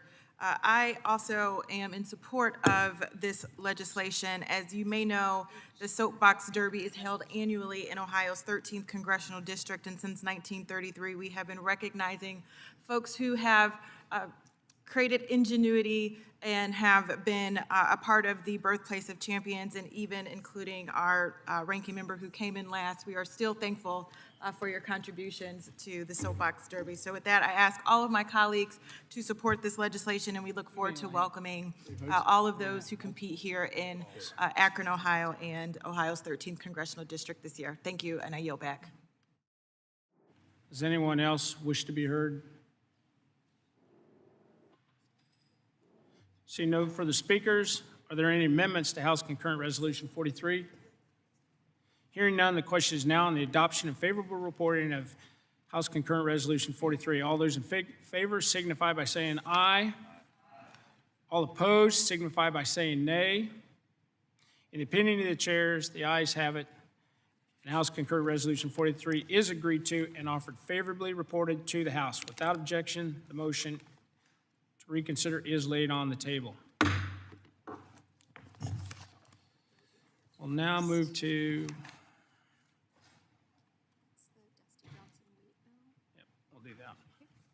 now going to move to H.R. 3372. So here's the way it's going to work. We've got to vote it for. It's one vote. So we'll start this process, and then we will recess. We'll get through this, and but I encourage everybody to get right back over here after the vote. Just go over and vote, and we'll recess early enough so we can get out where we got people with a lot of commitments tonight. And I never intended for this to go this long, but regardless, we will go ahead and get started. Our next item in consideration, H.R. 3372, I ask unanimous consent to discharge the Subcommittee on Highways and Transit from further consideration of H.R. 3372, and without objection, that is so ordered. I call up the bill for consideration without objection. The first reading of the bill is dispensed with. The bill is now considered as read and open for amendment at any point. With that, I recognize Mr. Johnson. Thank you, Mr. Chairman. We've talked a lot about supply chains today. I think we all realize the best way to improve the supply chain is to make more efficient use of the tools that we already have. So how do we make sure great drivers can do more? How do we make sure that trucks can do more? How do we make sure that we do more with the roads that we've got? That's what this bill would do. It really allows states to opt into a pilot program that would allow additional weight when they add a sixth axle. This does not make trucks longer. It does not make them taller. It does not make them wider. There may be some questions about, well, what's the impact of this additional weight and the additional axle? So let me be clear. Number one, it is safer. An extra axle gives you an extra set of brakes. You don't need to take my word for it. In 2015, USDOT came forward with an analysis that it does brake more quickly with the sixth axle and the additional weight. What about wear and tear? I would note that in Canada, their weight limit is 102,000 pounds. They have found that this does not have an undue impact on wear and tear. In Minnesota, they did an analysis that showed that wear and tear was 37% less when you add a sixth axle and additional weight. What about modal shift? I know a number of my friends with short lines have been concerned. Well, you don't need to take my word for it, but again, the USDOT has done an analysis, and they indicate that the total amount of modal shift is likely to be less than 0.5%. The last concern I've heard is, well, what about environmental impact? What we know is that there would be 21,400 fewer metric tons of CO2 emitted in a year if we go with additional weight and a sixth axle. That comes from the Rocky Mountain Institute. So what does this mean in real life? If you look at analysis by the dairy industry, they say that there would be 105,000 fewer truck trips in a year hauling cheese, hauling powder, hauling other dairy products if this was the law of the land. In the forest industry, it would be 1.4 million fewer truck trips a year. But I want to make it clear, we're not going to make anybody do anything. If this isn't good for your state, that is fine. Your state need not opt into this entirely voluntary pilot program. The question would be, do we want to allow other states like South Dakota to be able to avail themselves of this pilot project so we can get a better understanding of the impacts? We think it's better on safety, the environment. We think it's better on the supply chain. This pilot program makes sense. I will note to the members of the committee, we have been working closely with Ms. Davids on an amendment that she will be offering shortly. It is viewed, it is a friendly amendment. We think that it pulls together an even better coalition to pass this bill. And with that, Mr. Chairman, I would reserve. Recognize Mr. Larson for 5 minutes. Yeah, thank you, Mr. Chair. So I just want to say, appreciate all the hard work people are doing, not just this year, but in the 22 years I've been in Congress on this issue as well. And the same with the chair has been here that long as well. I think more as we move forward in time, we are going to be faced with a very set of critical questions on truck weights as well, as we consider that trucks may be getting heavier, the tractors may be getting heavier as they adopt electric vehicles, electric trucks, which are heavier than what we have now, which is going to take weight away from cargo. And we're going to be faced with some questions in the future about how best to balance this investment in electric truck drivetrains versus the weight limits that we have on roads. And I think that's a critical debate that we need to have. And we need to get everybody in and around the table to have this discussion over time to accommodate that. So I want to make that point because this is something that we'll be faced with in a different context, but faced with nonetheless. And that said, what I want to get to then is what about this bill? Well, this bill doesn't consider that broader debate necessarily, and so I'm going to oppose the legislation that sets up this 10-year pilot project. Though I do appreciate that the legislation would require these trucks to have additional axles and be subject to state permitting. Unfortunately, there are some downsides to the proposal. Heavier trucks having longer braking distances. It's arguable, with maybe arguing a bit with Mr. Johnson on that. Less stable. A few other things. A study in my state showed that 91,000-pound six-axle trucks had a crash rate which is higher than five-axle trucks. In 2021, as I noted on an earlier bill, nearly 6,000 people were killed in crashes involving large trucks.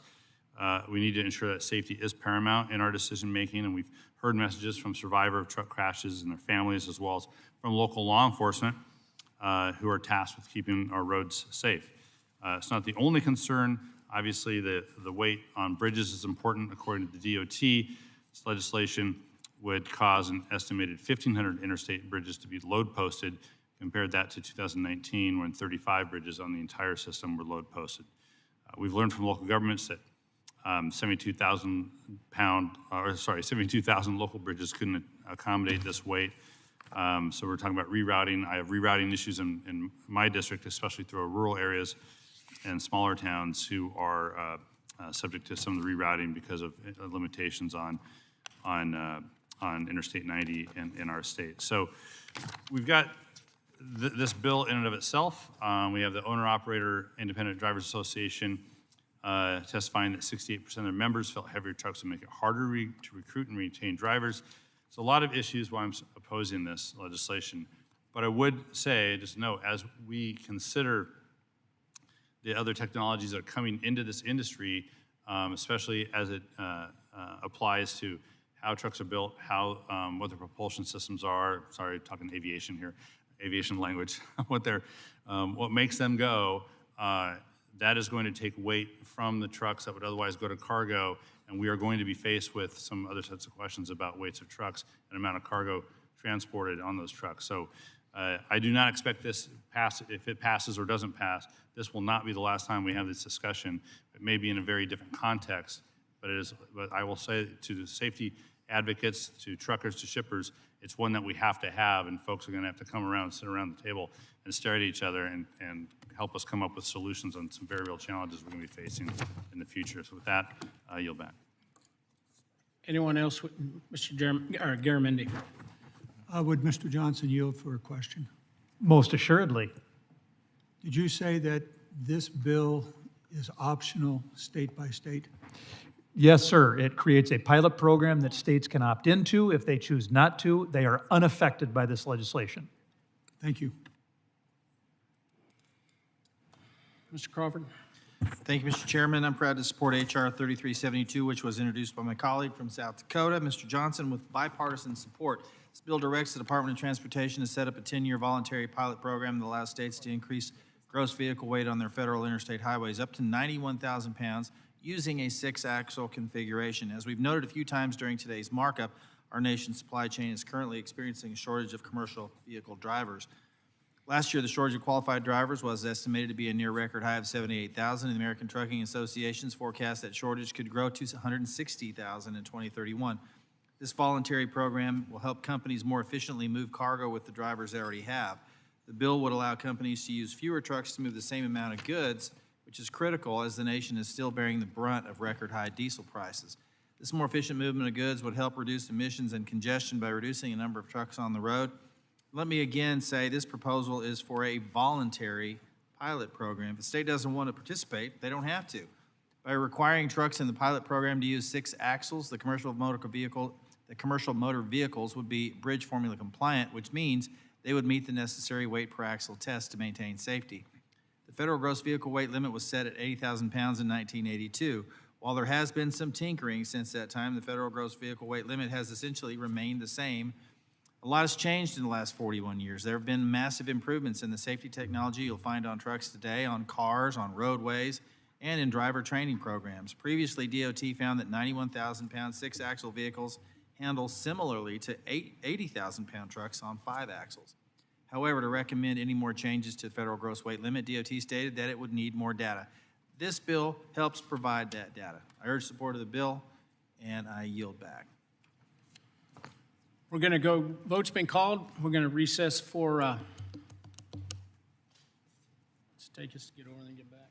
20 minutes? 30? Get over and get back. We're just going to recess for a short period of time.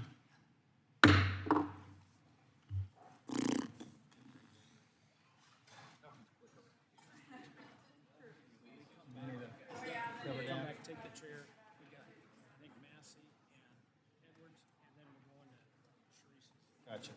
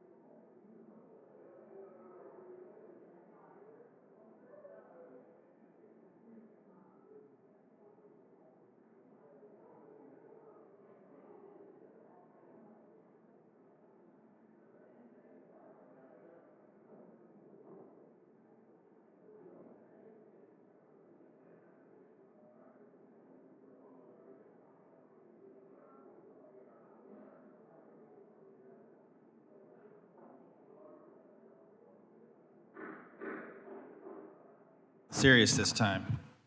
The committee will come to order. We are in debate on H.R. 3372. Are there any other members who wish to be recognized on H.R. 3372? Mr. Edwards. Yeah, thank you. Thank you, Mr. Chair. I appreciate Congressman Johnson bringing this to us. When we look at what's happening right now and how our economy has been devastated through the pandemic, moving goods from one location to another has a significant role in the costs for consumers and for small businesses. I applaud Representative Johnson for bringing this to us because it seems to be a well thought out, common sense solution to a complex problem. No one particular solution is going to fix this. He's thought it out very well. It's voluntary for the states that want to participate. The braking distance seems to not be an issue with the sixth axle. It reduces emissions, and I know that it will reduce costs overall. So I will support this amendment, and I hope the rest of you will too. Gentleman yields. Any other members wish to be recognized on H.R. 3372? Mr. Collins. Thank you, Mr. Chairman. When I take a look at anything out there, especially when we're making changes, I try to look at three different, especially in this particular arena. And I look at productivity, safety, and infrastructure. And so what I'd like to start out with is, first of all, safety. And I know my colleague on the other aisle said that he spouted off how many accidents trucks were involved with. Well, you know, the latest study that I looked at, which happened to have had AAA Foundation involved in that study, found that over 80% of the crashes out there where there was a commercial vehicle and a car involved, the car was at fault. So to just simply state that there were that many accidents with commercial vehicles out there is only half of the story. Speaking of safety, the trucks are able to hold that 90,000 pounds without a problem. They're already built for that. But in addition to that, back in 2010, I started buying equipment that had disc brakes on it. Those disc brakes allowed those trucks to stop almost 200 feet shorter going at 60 miles an hour. Since then, we've had lane mitigation, collision avoidance, which slows the trucks down if they come up on a slower vehicle, and rollover stability, which is why you rarely see a jackknife truck and trailer anymore. So the safety aspect is there. Then you move on to the productivity or the efficiency that Mr. Johnson was talking about. With this, you'll gain a 13 to almost 14% more productivity, which if you want to put that in other terms, if you see 8 trucks out there on the road today, and they're all hauling that 80,000 where they weigh out before they cube out, in other words, they still got room on the trailer, you could take one of those trucks off the road. And that's pretty clear to see. As far as infrastructure, you know, the interstate system was built for military equipment. And, you know, and I would just rest on the fact that seems like last Congress, you know, this Congress passed a $1.2 trillion infrastructure bill out there supposedly to take care of these roads and bridges out there. Now, I would argue against that a little bit, but they passed that money for that. So anyway, with that, Mr. Chairman, I yield back. Gentleman yields. Mr. Carter, recognized for 5 minutes. Mr. Speaker, I ask unanimous, Mr. Chairman, I ask unanimous consent to enter into the record these 2 letters in opposition from Department of Transportation of Louisiana and Louisiana State Troopers Association to the instrument before us. Without objection, so ordered.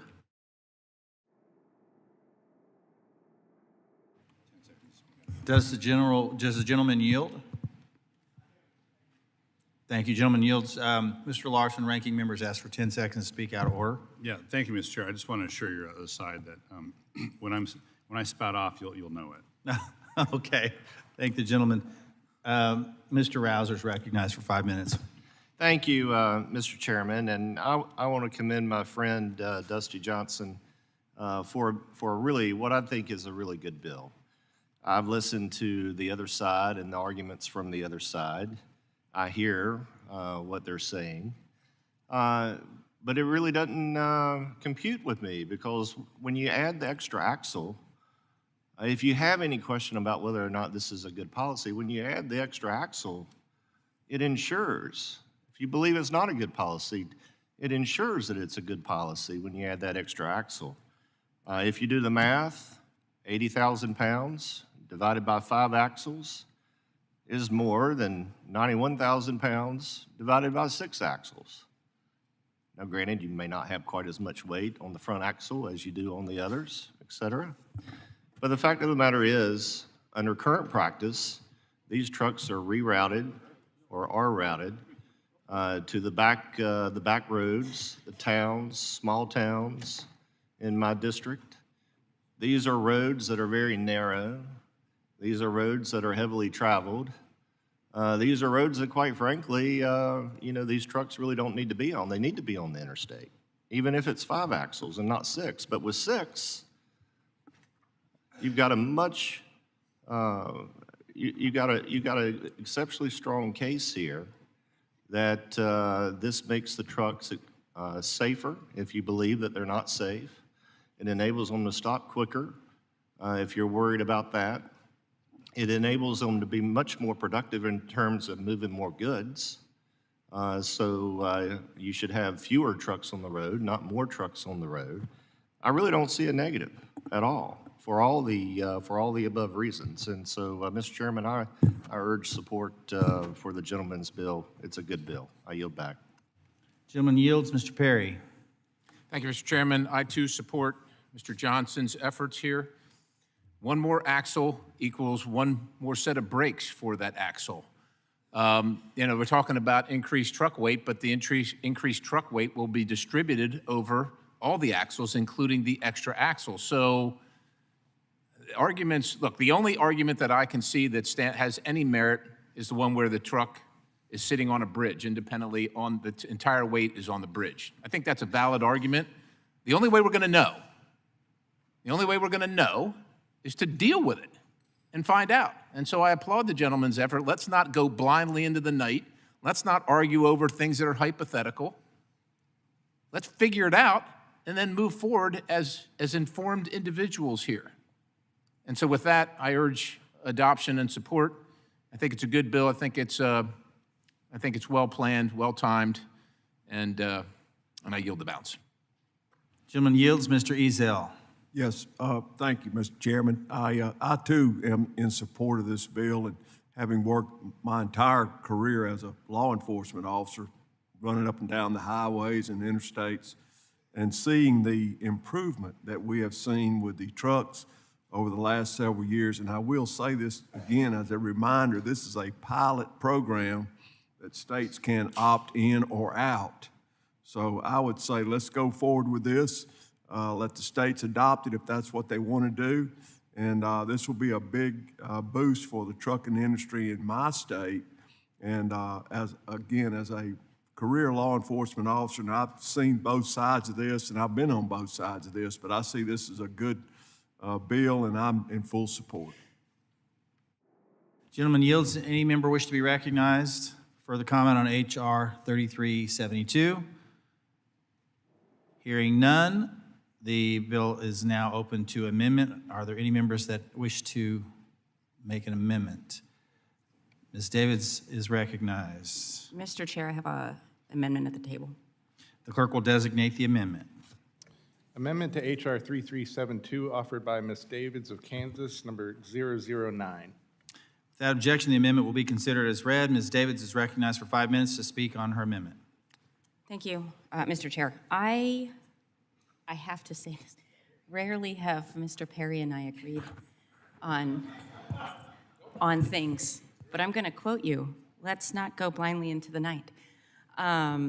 So I support the principles of H.R. 3372 for a number of different reasons. One is, Ranking Member Larson mentioned this earlier, this is just the beginning of the conversations we're going to be having about weights as EVs start to come online more and more.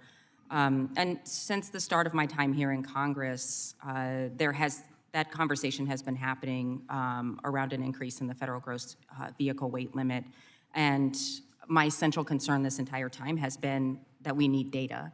And this bill recognizes that. You know, we've heard already from some of my colleagues about federal regulators indicating that they can't make determinations on the safety concerns around increased gross vehicle weight or the efficiency because we don't have any standard data sets at this point. So I do support a national pilot program to gather the data with the inclusion of the sixth axle and additional braking systems for trucks. I know that there are a lot of stakeholders who are coming together to try to figure out how to get to a yes on this. And then, of course, with USDOT setting goals and parameters around the pilot. Originally, this, as the bill stands now, it includes a 10-year timeline with the possibility for an extension for another 10 years. And with those timelines, I express concern that it fails to exist as a pilot, but rather would be something like a de facto increase in gross vehicle weight. And so we came together. I'm proposing an amendment that would reduce the length of the pilot program to 5 years with the option to extend the timeline by an additional 5 years. And that would also be at the discretion of the secretary, so that part remains the same. And then, you know, we can analyze the data that gets collected in order to determine what was successful and what deserves further extension or a possibility for remaining permanent. I completely agree with some of my colleagues here. What we're looking for are common sense compromises, ways to try to get to yes, and so I submit my amendment in that vein. Thank you, and I yield back. Does any other member wish to be recognized on the amendment? Mr. Johnson. I know sometimes people think this town is only about politics, but I really want to applaud a number of members on the other side of the aisle, Mr. Chairman, who were focused on policy. Ms. Davids did exactly what you're supposed to do. She raised this issue yesterday. She raised it again this morning. We talked about ways to solve it. She proposed something. I counter-proposed. She told us where she'd be comfortable. She drafted the language, and here we are. Ms. Skolton asked questions about the technical policies of the bill, and we got her some answers that I think made her more comfortable. I want to thank Ms. Davids and others in working hard to get to yes. This is an amendment that we view favorably, and I would ask people to vote yes on it. Gentleman yields. Do any other members wish to be recognized? I'll recognize myself for 5 minutes. I support this amendment. I appreciate the gentlewoman's amendment. We look forward to working with her and accept the amendment. With that, I yield back. Are there any further speakers? I see none. The question is on the amendment. All those in favor signify by saying aye. Aye. All those opposed signify by saying nay. The ayes have it, and the amendment is agreed to.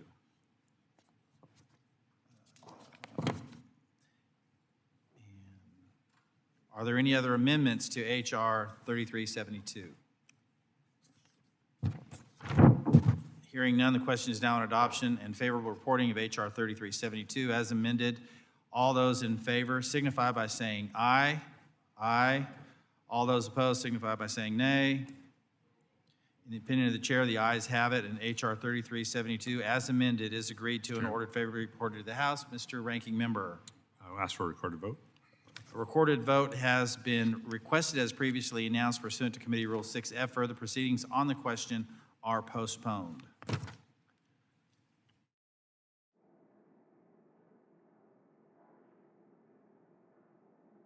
Our next item for consideration is H.R. 2948, the CARS Act. I ask unanimous consent to discharge the Subcommittee on Highways and Transit from further consideration of H.R. 2948 without objection. So ordered. I now call up the bill for consideration. Without objection, the first reading of the bill is dispensed with. The bill is now considered as read and open for amendment at any point. I recognize myself for 5 minutes for a statement. I'm proud to support H.R. 2948, which was introduced by my colleague from Texas, Mr. Gooden. This is a responsible, targeted bill. Stinger-steered automobile transporters are a special kind of equipment. They're designed to safely carry cars on the road. The bill before us would allow for a 10% truck weight increase for this specialty hauler from 80,000 pounds to 88,000 pounds. It's been over 40 years since truck weights were increased on the federal interstate system. The reality is that cars built today are heavier than cars from 40 years ago, yet the weight limit on automobile transporters has not been updated. In 2019, SUVs and pickups accounted for 70% of cars sold in the United States, which means when given the choice, consumers are choosing to buy these vehicles, which typically are heavier and larger. And frankly, assuming no other differences, a bigger, heavier vehicle provides better crash protection than a smaller, lighter one would.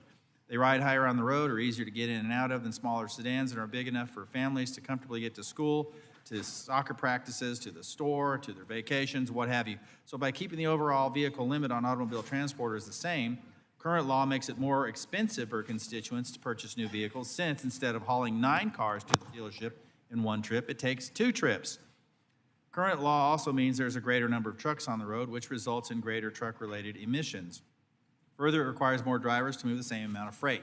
Finally, I'd like to add that most Stinger-steered combination vehicles do not have a sleeper cab, which means that most trips tend to be under 300 miles. If a transporter is delivering to more than one location or carrying a mixed load, it will drop under the current gross vehicle weight limit of 80,000 pounds after it delivers 1 or 2 cars to a dealership. With that, I urge my colleagues to support this bill and yield back the balance of my time. Mr. Larson, ranking member, is recognized. Thank you, Mr. Chair. I appreciate the time, and I want to just go back to earlier comments I made about the issue, the broader issue of accommodating heavier heavier trucks, heavier tractors, and that as it relates to weight on the road. A debate that we need to have, a debate we ought to have, and unfortunately this particular bill doesn't get us there as well, requiring states to allow heavier trucks with a gross weight of 88,000 pounds on not just interstates, but on the broader network of federal aid primary highways within state borders. In this bill, there's a discussion about, in the debate, there's a discussion about trying to account for and accommodate for the transportation of heavier electric vehicles by auto haulers, and that's a very important point. As written, though, this is a far broader exemption. Electric vehicles are not mentioned in the text. The definition of vehicle configuration covered by the legislation also is not limited to auto haulers or transportation of automobiles.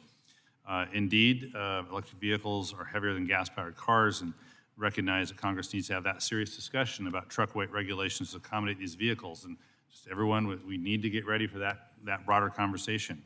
But we haven't had that, either as in a roundtable, in briefings, or hearings on that particular topic.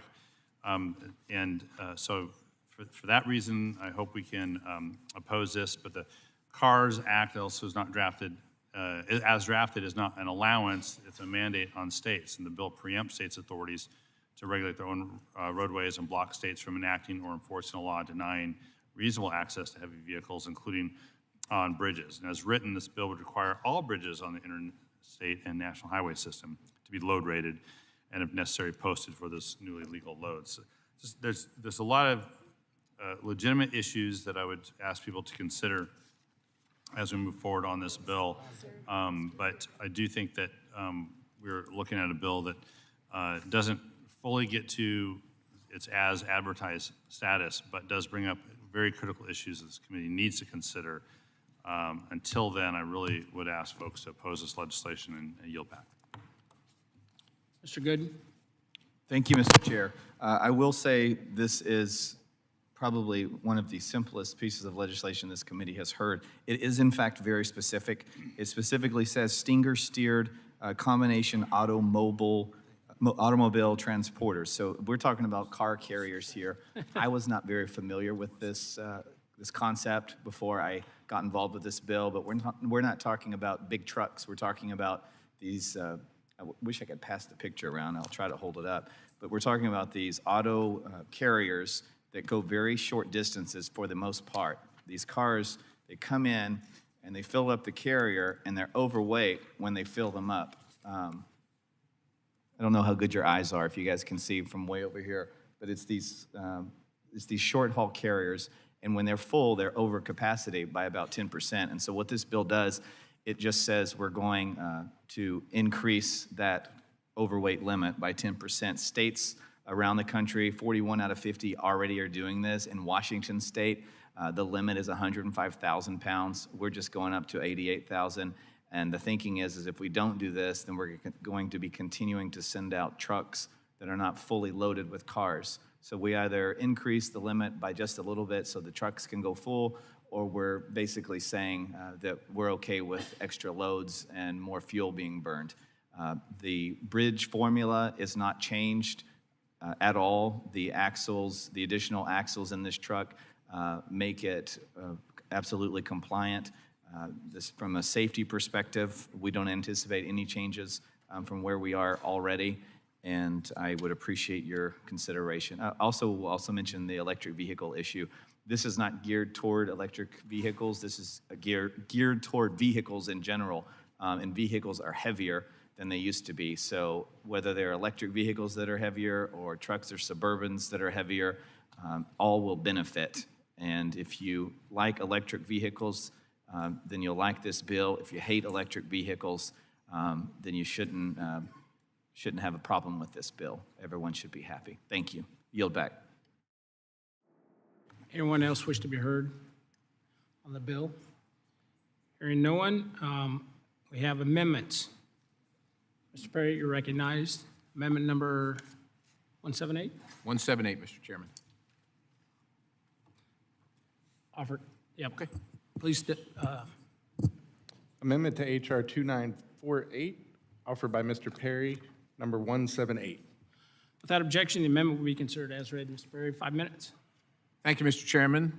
Let me just start out by saying I don't disagree with the intent of the maker of the bill or the bill generally, but this amendment ensures this weight variance created under this bill does not apply to automobile transporters carrying electric vehicles and hybrid vehicles. Now, some of you are going to gasp, but again, this amendment is about fairness.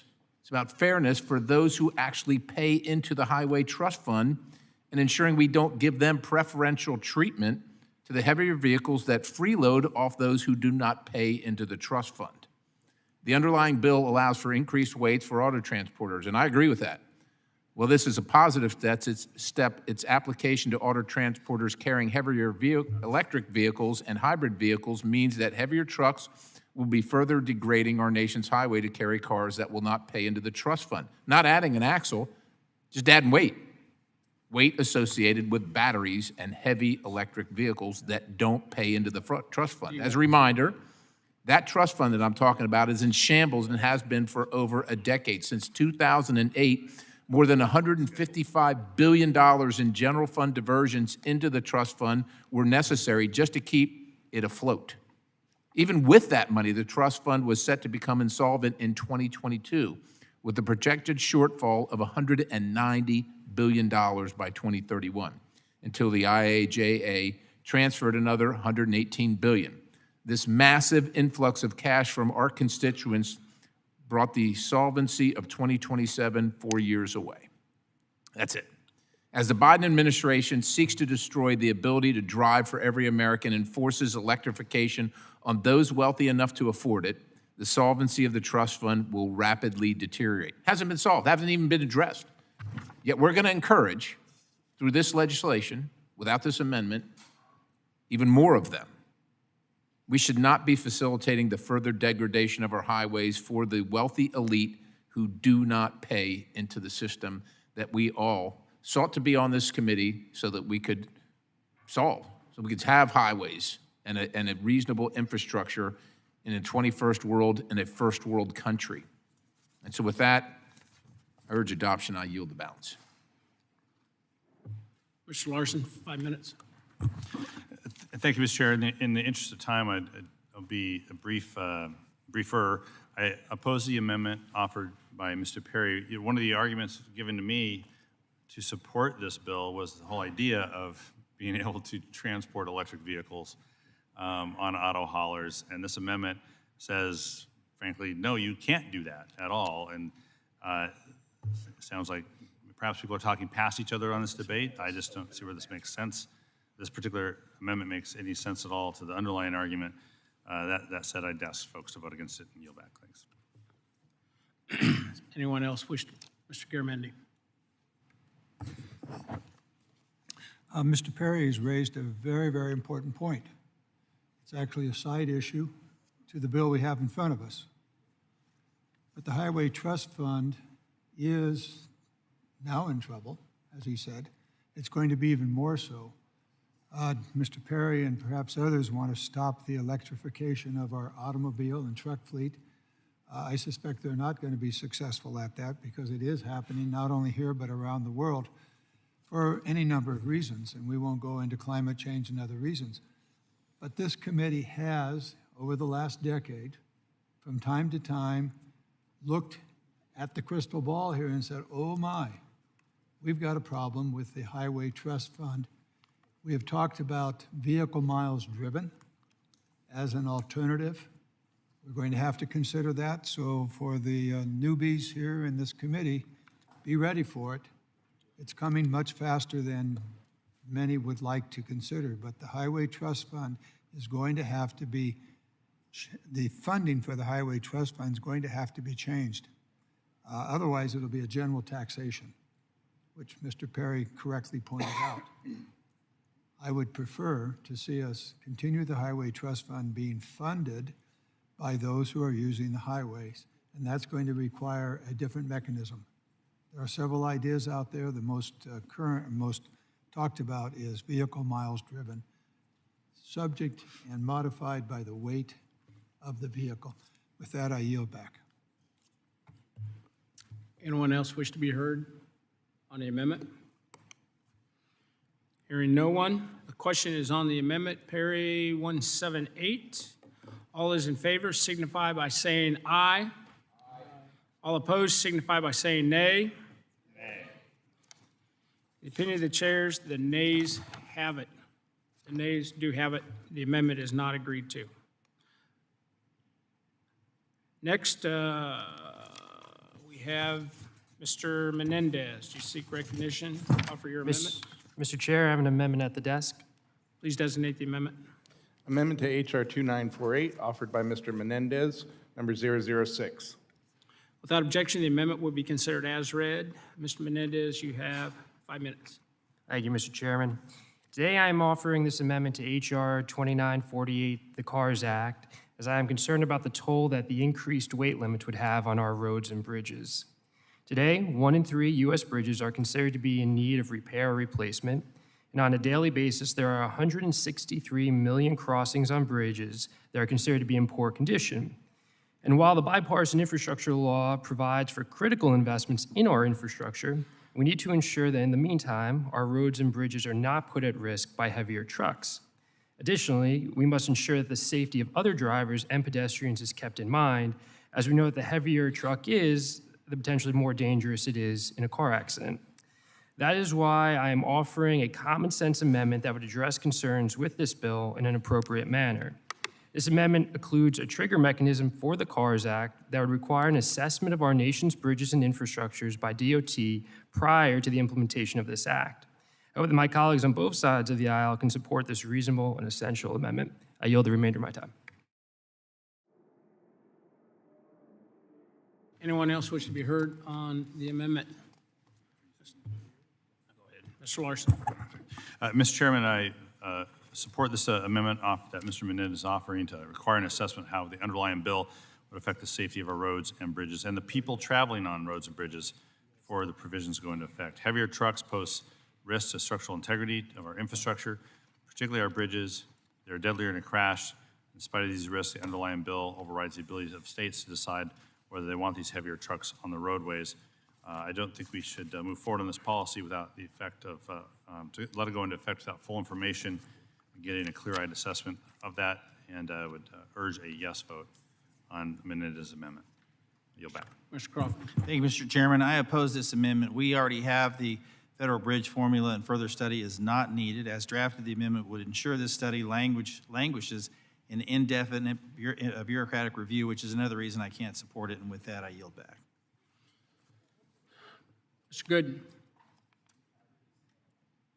Thank you, Mr. Chairman. I would just echo that this bill does not waive the federal bridge formula on gross or axle limits. And it's, I believe, 65 feet from front axle to the fifth axle, and these carrier trucks are within compliance for the current regulations. So I would urge opposition to the amendment as well, very respectfully. Thank you. Mr. Mast. Thank you, Mr. Chairman. I wonder if the author would answer something.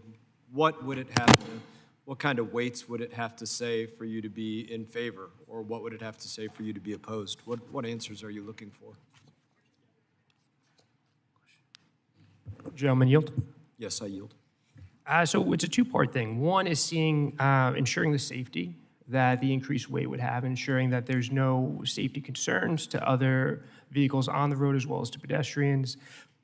And two is to understand what the additional weight would do to our bridges and infrastructure. So I don't have a set metric in mind, but I just want to, as we've talked about in the last two bills, have that additional information as we look moving forward to increasing weight, specifically with respect to this bill. But I think it would be important for all future conversations to have this additional data. I yield back. And regaining my time. So what I gather is there's not a specific weight that you're looking for, something that you say this is outside of the parameters, this is inside of the parameters of safe. And I bring that up to say, you know, you look at what real traffic looks like on the roadways and bridges specifically. Understand that there are traffic jams where you could have an entire bridge with vehicles on both sides lined up, literally just sitting there weighing it down. But it's not something that we necessarily talk about as being the same kind of threat. And so the point I'm making is I think it's important to know what weight limits you're looking at for saying there is a threat that is posed or is a threat that is not posed, and I'm not hearing that out of this amendment, and I urge opposition. Does anyone else wish to be heard on the amendment? Hearing no one, the question is on the amendment. Mr. Menendez, number 6. All those in favor signify by saying aye. Aye. All opposed signify by saying nay. Nay. In the opinion of the chairs, the nays have it. The nays do have it. The amendment is not agreed to.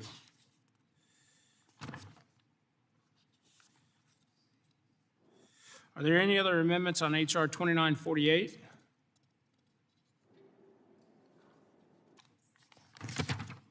Hearing none, the question is now on adoption and favorable reporting of H.R. 2948 as amended. All those in favor signify by saying aye. Aye. All opposed signify by saying nay. In the opinion of the chair, the ayes have it, and H.R. 2948 as amended is agreed to and favorably reported to the House. Without objection, the motion to, you want to? I've asked for a recorded vote. Recorded vote. On the Request a recorded vote is previously announced pursuant to Committee Rule 6F. Further proceedings on the question are postponed. All right, moving on. Next item for consideration is H.R. 3447. I'd ask unanimous consent to discharge the Subcommittee on Highways and Transit from further consideration of H.R. 3447, and without objection, that is so ordered. I now call up the bill for consideration. Without objection, the first reading of the bill is dispensed with. The bill is now considered as read and open for amendment at any point. With that, Mr. Hoos? You recognize to offer the amendment? Thank you very much, Mr. Chairman. Go ahead. You're recognized for 5 minutes on the bill. Yeah, thank you. Thank you, Mr. Chairman. Hydrogen fuel cell long-haul trucks have the potential to diversify our energy use portfolio and improve air quality for communities throughout the country.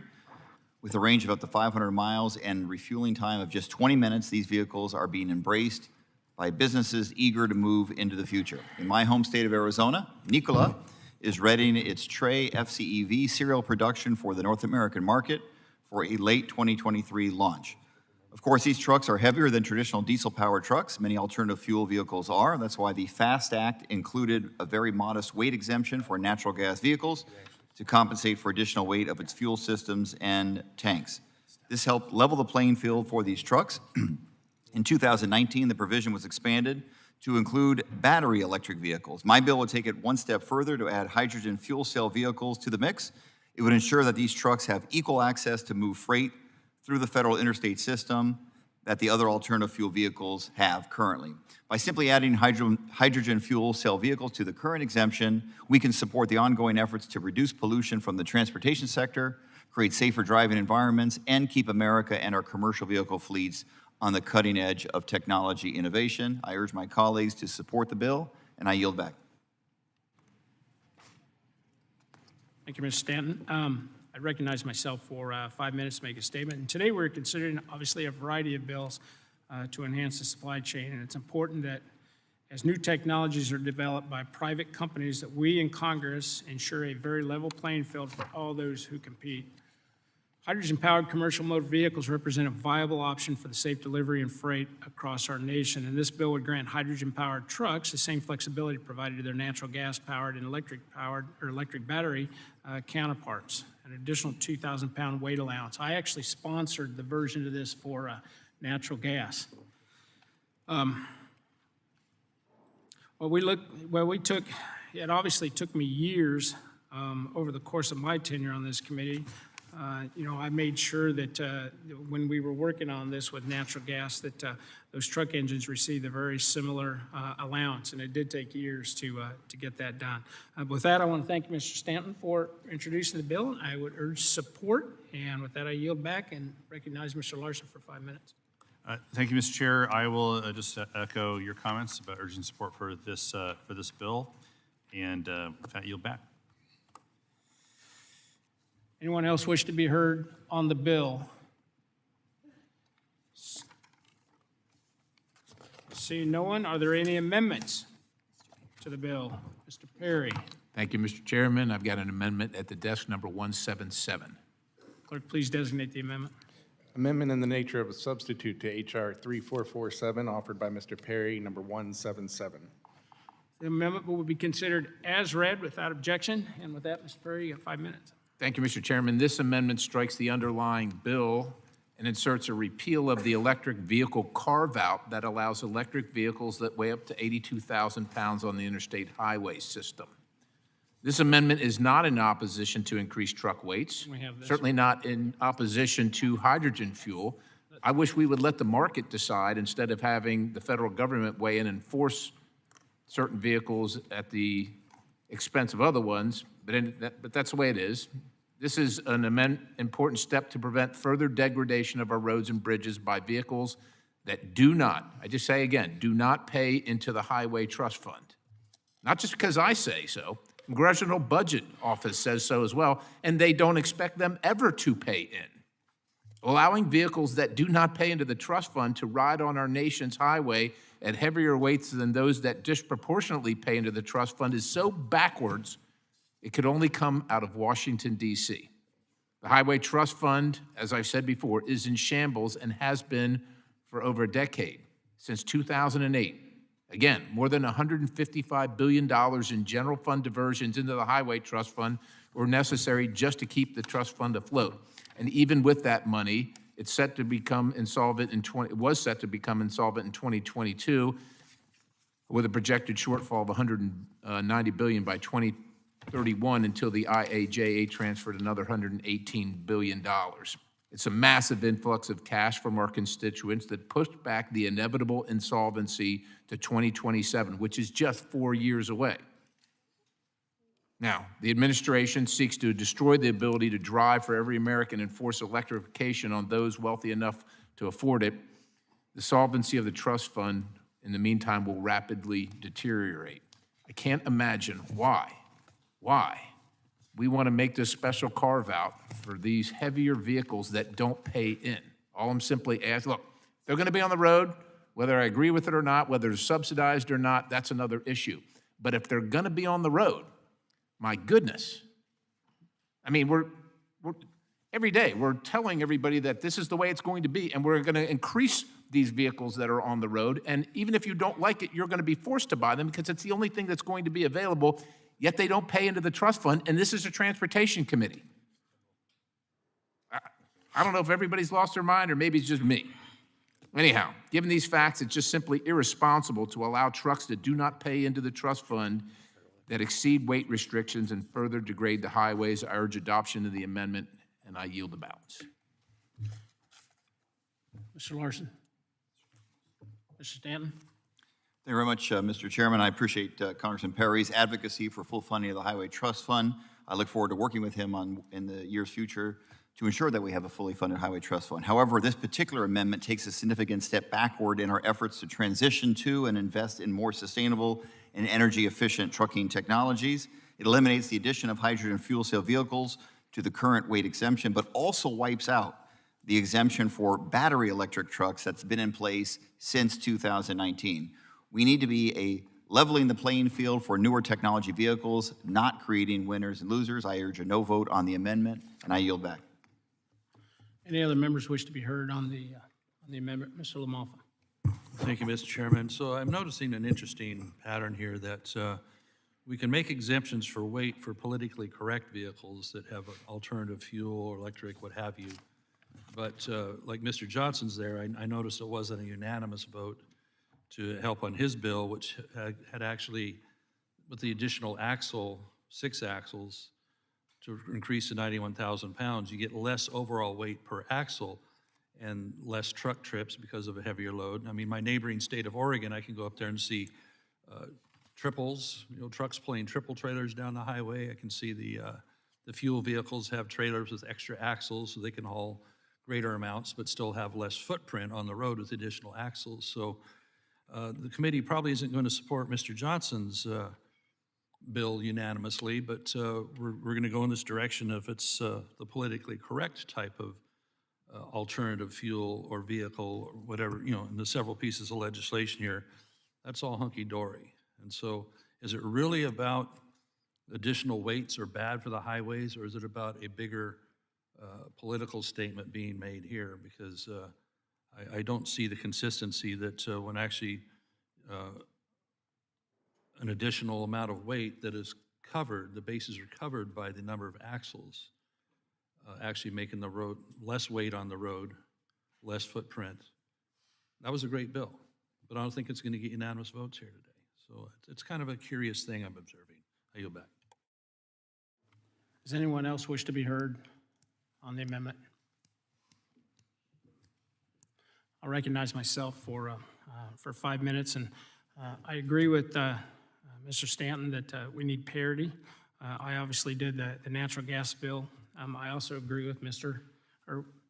Perry that everyone should be paying in to the trust fund. I think that's a debate for another day. Unfortunately, it was not taken up in the infrastructure bill or the underlying surface transportation bill, which I wished it would have been, because I do think that everybody should be paying for the use of that system.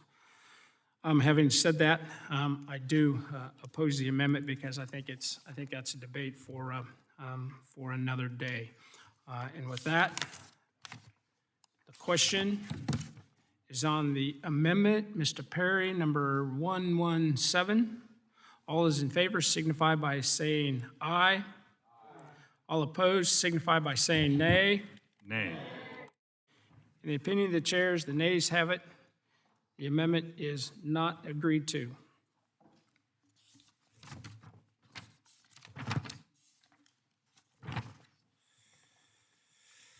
Are there any other amendments to H.R. 3447? Seeing none, the question is now on the adoption and favorable reporting of H.R. 3447. All those in favor signify by saying aye. All opposed signify by saying nay. In the opinion of the chair, the ayes have it. In H.R. 3447. Mr. Chairman, I request a recorded vote. A recorded vote has been requested, as previously announced, pursuant to Committee Rule 6F. Further proceedings on the question are postponed. Now we're on the last bill. Next item for consideration is H.R. 1796, the Disaster Survivors Fairness Act 2023, and I ask unanimous consent to discharge the Committee on Economic Development, Public Buildings, and Emergency Management from further consideration of H.R. 1796. And without objection, that is so ordered. I now call up for the bill for consideration. Without objection, the first reading of the bill is dispensed with. The bill is now considered as read and open for amendment at any point. Ms. Titus, you're recognized to offer your amendment in the nature of a substitute. Thank you, Mr. Chairman. I'll offer the amendment in the nature of a substitute. Do we have to call it up again, or? Just offer it up. You have an amendment at the desk. Clerk designate it. Amendment in the nature of a substitute to H.R. 1796, offered by Ms. Titus. Without objection, the amendment in the nature of a substitute shall be considered as read and shall be considered as base text for the purposes of further amendment. I now recognize Ms. Titus for 5 minutes. Thank you, Mr. Chairman. As ranking member of the Subcommittee on Economic Development, Public Buildings, and Emergency Management, I strongly support this bill, the Disaster Survivors Fairness Act, which will simplify the process for seeking assistance following a major disaster. It'll expand communities' access to hazard mitigation assistance so they can build resiliency for the future, and it will save taxpayer dollars by ensuring FEMA resources are going to those who need it most. Last year, our subcommittee held an informal roundtable with stakeholders to identify post-disaster housing needs when it comes to emergency management. It's no surprise that climate change and the related severe weather events are changing the emergency management landscape. Today's disasters are more frequent, and they cause more damage, they have greater impacts on communities, and they require more time and money to recover. Therefore, it's imperative that FEMA cut the red tape within its assistance programs to deliver resources to individuals and communities in need and ensure we're being good stewards of taxpayer dollars. The legislation before you will do that. It will cut red tape by providing states with more flexibility to pursue post-disaster housing solutions that are most accommodating to their specific severe weather risk. Will also deliver valuable resources to those in need more quickly by creating a universal application form for federal disaster assistance, thereby expanding eligibility for hazard mitigation assistance and providing oversight to ensure the majority of assistance isn't being awarded to wealthy homeowners while low-income areas are denied. Finally, as I said before, this legislation will save taxpayer dollars by putting people back in their homes quicker, thus reducing the need for costly FEMA sheltering. Who can forget the pictures of all those trailers following Katrina? I want to thank Mr. Graves of Louisiana for again partnering on this bill, as well as Chairman Perry for bringing it forward to this markup. It's common sense legislation, and I ask my colleagues to support it. Thank you. I yield back. Before I recognize Ms. Gonzalez-Colon, make sure we let our members know that we're going to be voting right after this, we finish this bill. So we need to get to the floor. We're not going to wait. Ms. Gonzalez-Colon, 5 minutes. Thank you, Mr. Chairman. I would like to express my full support for the amendment in the nature of the substitute to H.R. 1796, the Disaster Survivors Fairness Act. This legislation is a step towards updating disaster recovery procedures for citizens who are impacted by natural disasters. During Puerto Rico's multiple disasters recovery over the past years, one of the biggest calls I have heard from the island residents is why can there be a simpler way to receive federal aid?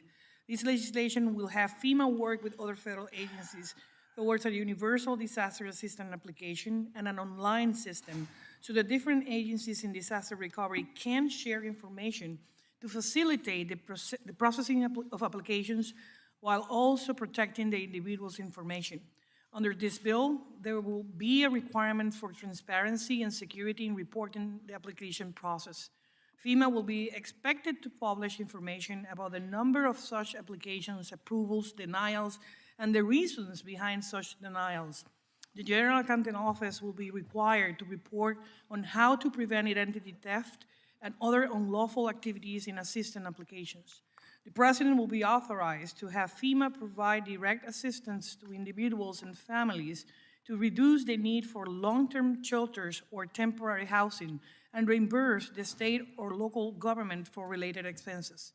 It also allows individuals to qualify for hazard mitigation assistance after a major disaster, even if the home was not rendered completely uninhabitable, which will ensure the homeowner can build resiliency to future disasters.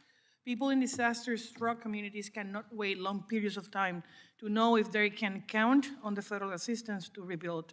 This proposal will help make that wait shorter and have the assistance delivered more effectively. I encourage all my colleagues to support this amendment, and I yield back. Does anyone else wish to be heard? Mr. Carter. Mr. Chairman, I urge support for Disaster Survivor Fairness Act to the committee for consideration with my colleagues, Congresswoman Titus and Congressmember Graves. This bill will require FEMA to establish and maintain a web-based interagency electronic information sharing system under the URL disasterassistance.gov. This site will facilitate a universal application for direct federal assistance to survivors of natural disasters. It will also allow the president to provide assistance for disaster-related housing needs for folks who have been displaced by disaster and for other measures like repairs and hazardous mitigation measures. This climate crisis has made natural disasters more prevalent, stronger, and larger in scope. In Louisiana, we know that disasters are when, not if. In the Gulf, we cannot escape this threat, but we can make measures to ensure that our recovery is just, equitable, and inclusive for those suffering. While we filed this bill last Congress in the wake of the devastation of Hurricane Ida, a storm that ravaged my district and so many others along the Gulf Coast and the Northeast, it was in the midst of the recovery that we formed the Bipartisan Disaster Preparedness and Recovery Caucus with the understanding that storms don't care about political party, color, or socioeconomic status. Our current disaster recovery system needs substantial reform. I am proud of the reform this caucus and once again commit to advocating for effective preparedness and recovery measures that best serve Americans and don't leave anyone behind. I urge you to vote yes on the Disaster Recovery Fairness Act. I yield back. Does anyone else wish to be heard on the bill?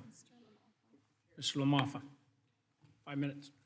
Thank you, Mr. Chairman. I rise in support of the bill as well, as we've seen that we have a variety of disasters that are presenting themselves in a more dramatic ways this year. I would mention the Camp Fire in Paradise, California of about 5 years ago, that indeed it was a little different avenue for FEMA to deal with, as rampant wildfire with massive loss of life hasn't been hasn't occurred nearly as often, of course, as what we've seen with hurricanes and floods and such. All are important, but I also, my hat's off to FEMA for adapting in that situation here, for the people that had great need after that Camp Fire in Paradise and the surrounding communities on housing and on cleanup. And so they did really good work in combining with California Office of Emergency Services. But we also have to remember there's still real people in that gap when you have basically 30,000 people displaced because of a fire in that situation, and figuring out housing. A lot of folks found their own, but FEMA did indeed come in. Part of the issue is how quickly can it get done, and adapting to these different types of disasters and the needs on that. So indeed, this legislation helps with the flexibility for what's necessary to meet people's immediate needs in disaster, including, in this case, fire disaster that was of acute need right afterwards. And so I appreciate the good effort that was made, but given FEMA additional tools to be able to adapt even more quickly and help meet those immediate needs, as well as having no penalties on the other end, such as clawing back of some of the benefits or some of the aid that had gone out, and then we're even seeing a taxability aspect to some of these things that have cropped up as well. So I appreciate the bill and the effort here, so I yield back. Does anyone else wish to be heard on the bill? Hearing no one. Are there any amendments to the amendment in the nature of a substitute? Mr. Garamendi, you have an amendment? Yes, Mr. Chairman, I have an amendment at the desk. Please Number designate the 45. amendment. Amendment to the amendment in the nature of a substitute to H.R. 1796, offered by Mr. Garamendi, 045. Without objection, the amendment will be considered as read. Mr. Garamendi, 5 minutes. Thank you, Mr. Chairman. The underlying bill is really very, very important and very necessary, and fully support it. There's an additional issue. Mr. Lamoffa was speaking around the edges of that issue, and that is the ability of a local agency, perhaps a state, but more than likely a city or a county, to be able to upfront pay for the major disaster recovery projects. In the case of Mr. Lamoffa's area, it's roads, infrastructure, and the like. The county simply doesn't have the upfront money to do it. A couple of years back, we initiated a program in which the money would be advanced by FEMA in exchange for the state, first the county or city, local agency, then the state submitting a binding cost estimate for the project. Seemed like a really, really good idea. However, it's not been used. And we raised the question as to why. The counties have not come in with a lot of money. The cities haven't, the special agencies have not. But for one reason or another, the FEMA program isn't working as intended. And I will tell you, this is continuing problem for the smaller cities, counties, and local agencies who simply don't have a stockpile of money to front the improvements under the program. So this directs the GAO to find out what's going on here. Why isn't this working, even though the problem remains? I can cite several counties that I used to represent and counties that I know of in California that would like to take advantage of this program, but for various reasons cannot. We need to know the reasons. We need to be able to modify the law if necessary. And with that, I would ask for support. Thank you. I'd recognize myself for 5 minutes to speak on the amendment. I do support this amendment. Last Congress, we passed my Speed Recovery Act for small projects. And similarly, Section 428 was intended to speed up recovery of large projects. Yet FEMA seems to have made the process more complicated than it needs to be, and this amendment would assist in examining why that is occurring. And with that, I would yield back. Does anyone else wish to be heard on the amendment?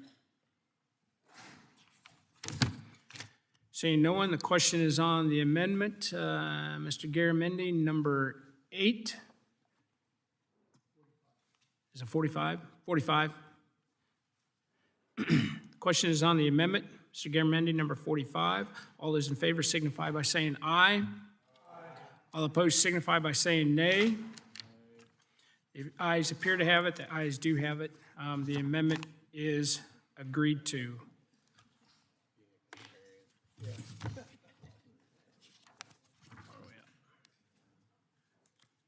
Are there any other amendments to the amendment in the nature of a substitute? Hearing none, the question is now on the amendment in the nature of a substitute to H.R. 1796 as amended. All those in favor signify by saying aye. All those opposed signify by saying nay.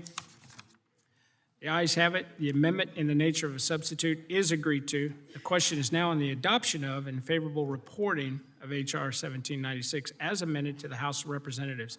All those in favor signify by saying aye. Aye. All opposed signify by saying nay. The ayes have it. The bill as amended is agreed to and ordered reported favorably to the House. Without objection, the motion to reconsider is laid on the table.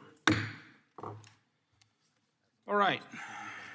The committee previously postponed proceedings, and we're going to start through that process. We have four or five votes.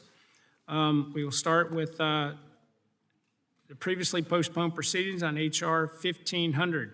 The question is now on the amendments to the amendment in the nature of a substitute to H.R. 1500, previously postponed. First amendment to be amendments offered en bloc, amendments 171 and 172 offered by Mr. Perry to the amendment in the nature of a substitute.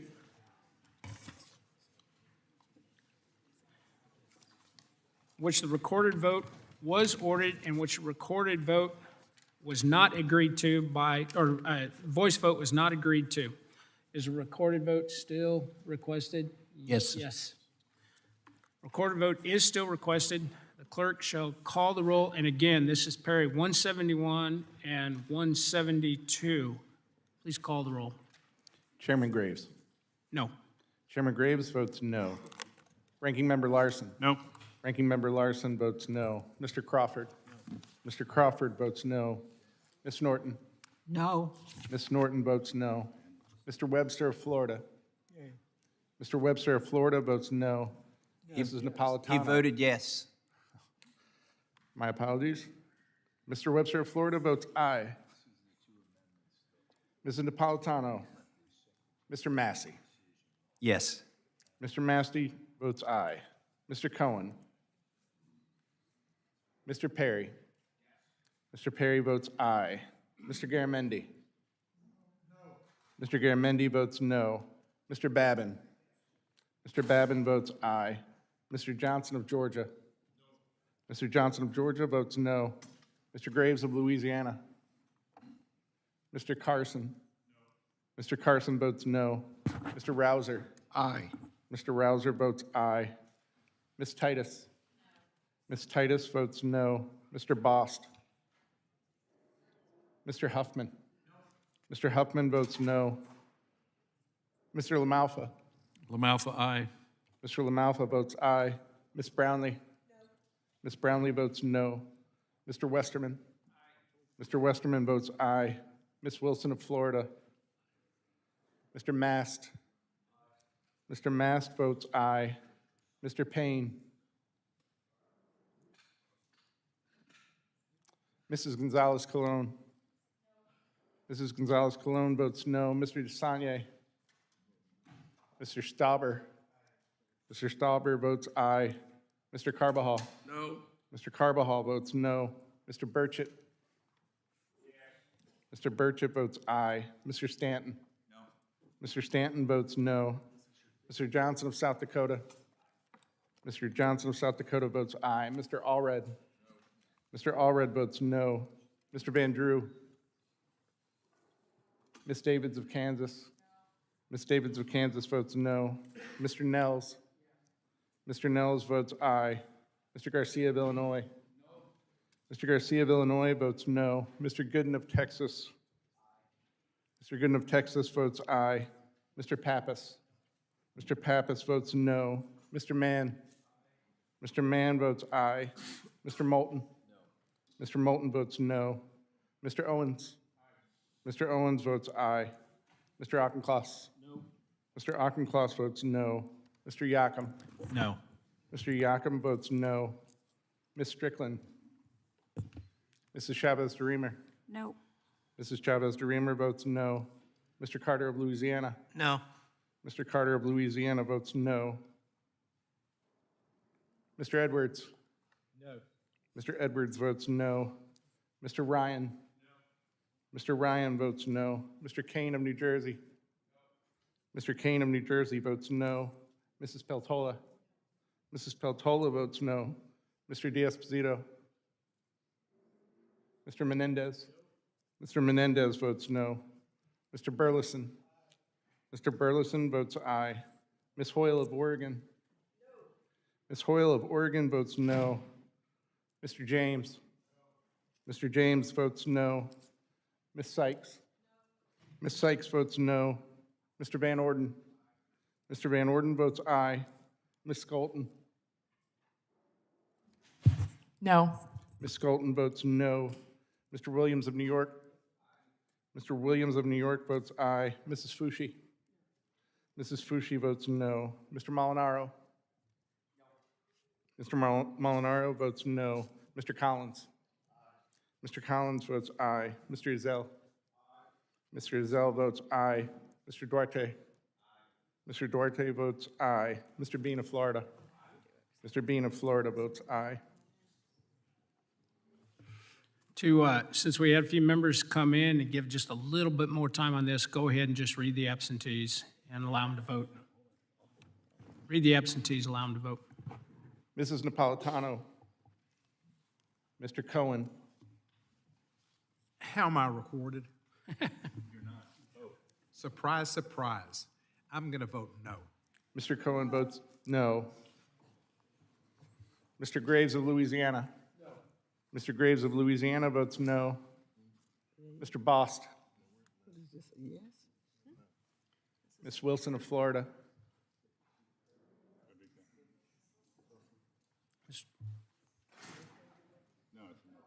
Ms. Wilson of Florida votes no.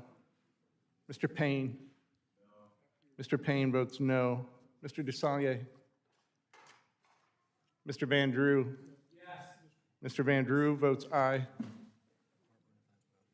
Mr. D'Esposito.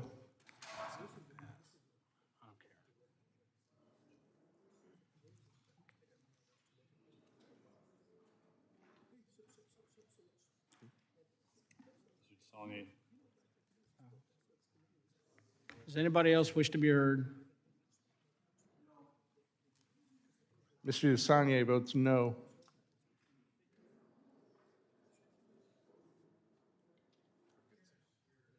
Does anyone else wish to be heard that hasn't voted? Wish to be recorded? Hearing no one, please announce the vote.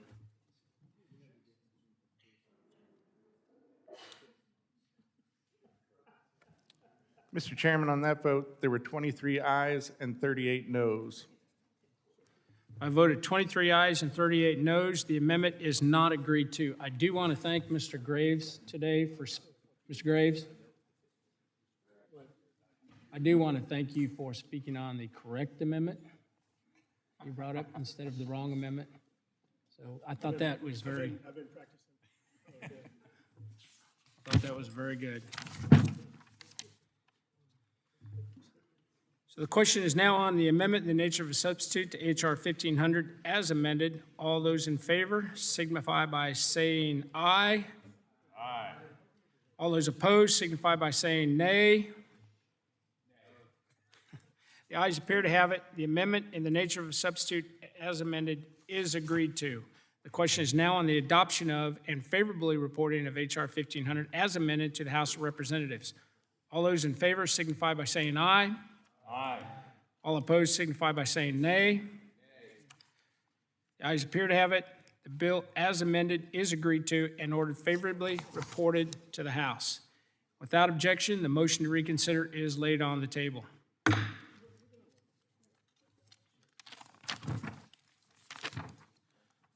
The committee previously postponed proceedings on H.R. 3372. The question is now on the adoption of and favorably reporting of H.R. 3372 as amended to the House of Representatives, was previously passed by a voice vote in which a roll call vote was requested. Is a recorded vote still requested? Recorded vote is still requested. Clerk, please call the roll. Chairman Graves. Aye. Chairman Graves votes aye. Ranking Member Larson. No. Ranking Member Larson votes no. Mr. Crawford. Aye.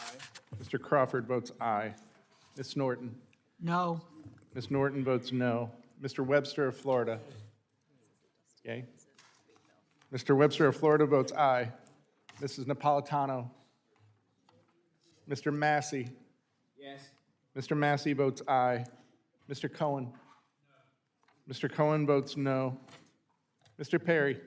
Aye. Mr. Perry votes aye. Mr. Garamendi. Mr. Garamendi votes no. Mr. Babin. Mr. Babin votes aye. Mr. Johnson of Georgia. Mr. Johnson of Georgia votes no. Mr. Graves of Louisiana. Mr. Carson. Mr. Carson votes no. Mr. Rouser. Aye. Mr. Rouser votes aye. Ms. Titus. Ms. Titus votes no. Mr. Bost. Mr. Huffman. Mr. Huffman votes no. Mr. LaMalfa. Aye. Mr. LaMalfa votes aye. Ms. Brownlee. Ms. Brownlee votes no. Mr. Westerman. Mr. Westerman votes aye. Ms. Wilson of Florida. Ms. Wilson of Florida votes no. Mr. Mast. Mr. Mast votes aye. Mr. Payne. Mr. Payne votes no. Mrs. Gonzalez-Colon. Mrs. Gonzalez-Colon votes aye. Mr. Desaulniers. Mr. Desaulniers votes no. Mr. Stauber. Mr. Stauber votes no. Mr. Carbajal. Mr. Carbajal votes no. Mr. Burchett. Mr. Burchett votes aye. Mr. Stanton? Mr. Stanton votes no. Mr. Johnson of South Dakota? Mr. Johnson of South Dakota votes aye. Mr. Allred? Mr. Allred votes aye. Mr. Van Drew? Mr. Van Drew votes aye. Ms. Davids of Kansas? Ms. Davids of Kansas votes aye. Mr. Nels? Mr. Garcia of Illinois? Mr. Garcia of Illinois votes no. Mr. Gooden of Texas? Mr. Gooden of Texas votes aye. Mr. Pappas? Mr. Pappas votes aye. Mr. Mann? Mr. Mann votes aye. Mr. Moulton? Mr. Moulton votes no. Mr. Owens? Mr. Owens votes aye. Mr. Auchincloss? Mr. Auchincloss votes no. Mr. Yakum? Aye. Mr. Yakum votes aye. Ms. Strickland? Mrs. Chavez-DeRemer? No.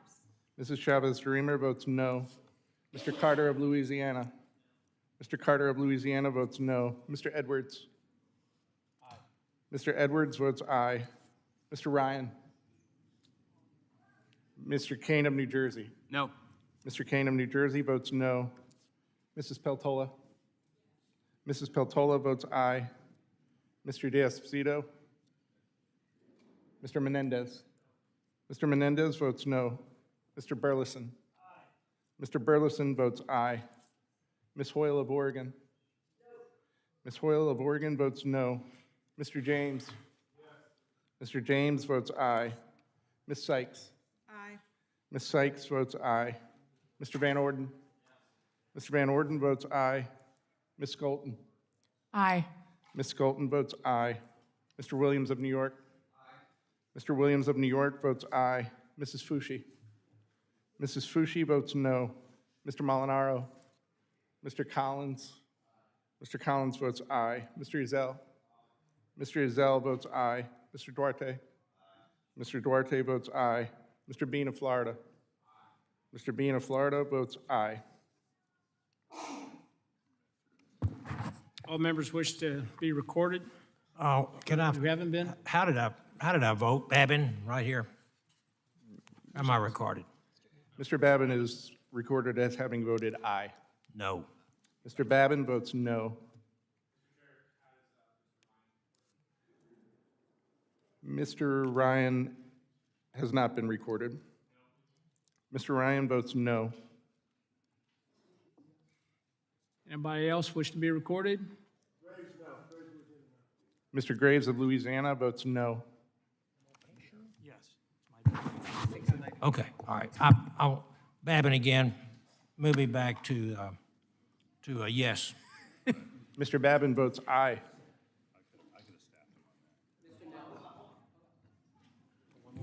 Can I ask the clerk what the recorded vote is, what the totals No, are? you can't, no. Can't. Anyone else wish to be recorded? Mr. Nels votes no.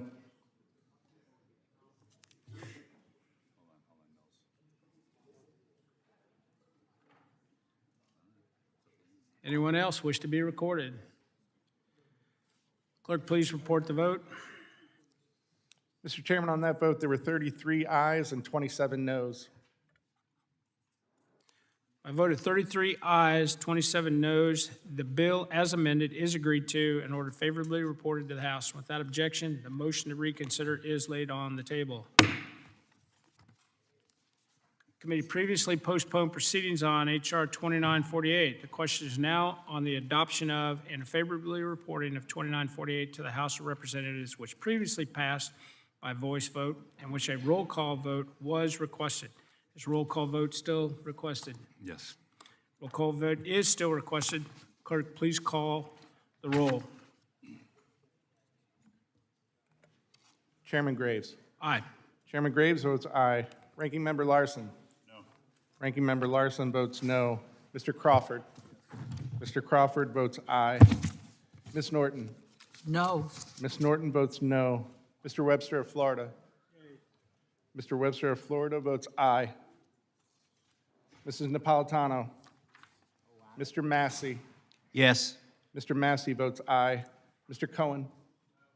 Mr. Cohen votes no. Mr. Perry. Mr. Perry votes no. Mr. Garamendi. Mr. Garamendi votes no. Mr. Babin. Mr. Babin votes aye. Mr. Johnson of Georgia. Mr. Johnson of Georgia votes no. Mr. Graves of Louisiana. Mr. Carson. Mr. Carson votes no. Mr. Rouser. Ms. Titus. Ms. Titus votes no. Mr. Bost. Mr. Huffman. Mr. Huffman votes no. Mr. LaMalfa. Do we have votes on? Mr. LaMalfa. Mr. LaMalfa votes no. Ms. Brownlee. That didn't mean no, that mean I'm waiting. Mr. LaMalfa has yet to vote. Mr. Westerman. Mr. Westerman votes aye. Ms. Wilson of Florida. Ms. Wilson of Florida votes no. Mr. Mast. Mr. Mast votes aye.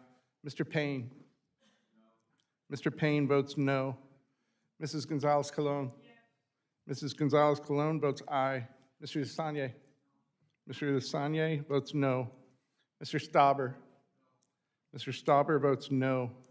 Mr. Carbajal. Mr. Carbajal votes no. Mr. Burchett. Mr. Stanton. Mr. Stanton votes no. Mr. Johnson of South Dakota. Mr. Allred. Oh, I'm sorry. Mr. Johnson votes aye. Mr. Johnson of South Dakota. Mr. Van Drew. Ms. Davids of Kansas. Ms. Davids of Kansas votes no. Mr. Nels. Mr. Nels votes aye. Mr. Garcia of Illinois. Mr. Garcia of Illinois votes no. Mr. Gooden of Texas. Mr. Gooden of Texas votes aye. Mr. Pappas. Mr. Pappas votes no. Mr. Mann. Mr. Mann votes aye. Mr. Moulton. Mr. Moulton votes no. Mr. Owens. Mr. Owens votes aye. Mr. Auchincloss. Mr. Auchincloss votes no. Mr. Yacom. Aye. Mr. Yacom votes aye. Ms. Strickland. Mrs. Chavez-DeRemer. Aye. Mrs. Chavez-DeRemer votes aye. Mr. Carter of Louisiana. Mr. Carter of Louisiana votes no. Mr. Edwards. Aye. Mr. Edwards votes aye. Mr. Ryan. Mr. Ryan votes no. Mr. Kane of New Jersey. Yes. Mr. Kane of New Jersey votes aye. Mrs. Peltola. Mrs. Peltola votes no. Mr. De-Esposito. Aye. Mr. De-Esposito votes aye. Mr. Menendez. Mr. Menendez votes no. Mr. Burleson. Mr. Burleson votes aye. Ms. Hoyle of Oregon. Ms. Hoyle of Oregon votes no. Mr. James. Mr. James votes aye. Ms. Sykes. No. Ms. Sykes votes no. Mr. Van Orden. Mr. Van Orden votes aye. Ms. Skolton. No. Ms. Skolton votes no. Mr. Williams of New York. Mr. Williams of New York votes aye. Mrs. Fushi. Mrs. Fushi votes no. Mr. Molinaro. Mr. Collins. Mr. Collins votes aye. Mr. Ezell. Mr. Ezell votes aye. Mr. Duarte. Mr. Duarte votes aye. Mr. Bean of Florida. Mr. Bean of Florida votes aye. Mr. Chairman, how am I recorded, Mr. Perry? Mr. Perry is recorded as no. Mr. Perry will vote aye. Mr. Perry votes aye. Mi- Mr. Van Drew votes no. Mr. Chairman, Rouser votes aye. Mr. Rouser votes aye.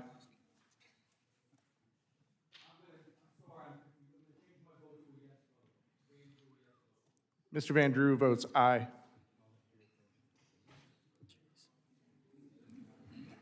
Does anybody else wish to be recorded that hasn't been recorded? Mr. Chairman, this was the one again on the super heavy cars being loaded on the truck train? Electric, okay, I'll vote aye. Car transport. Mr. LaMalfa votes aye. Mr. Burchett votes no. Does anybody else wish to be recorded that hasn't been recorded? Hearing no one, clerk announce the vote.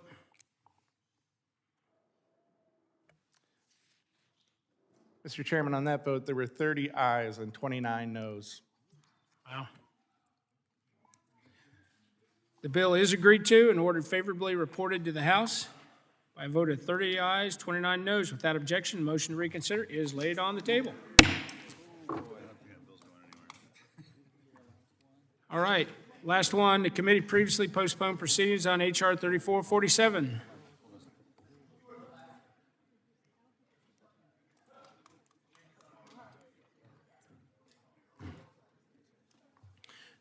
Committee previously postponed proceedings on H.R. 3447. The question is now on the adoption of and favorably reporting of H.R. 3447 to the House of Representatives, which previously passed by a voice vote in which a recorded vote was requested. Is a recorded vote still requested?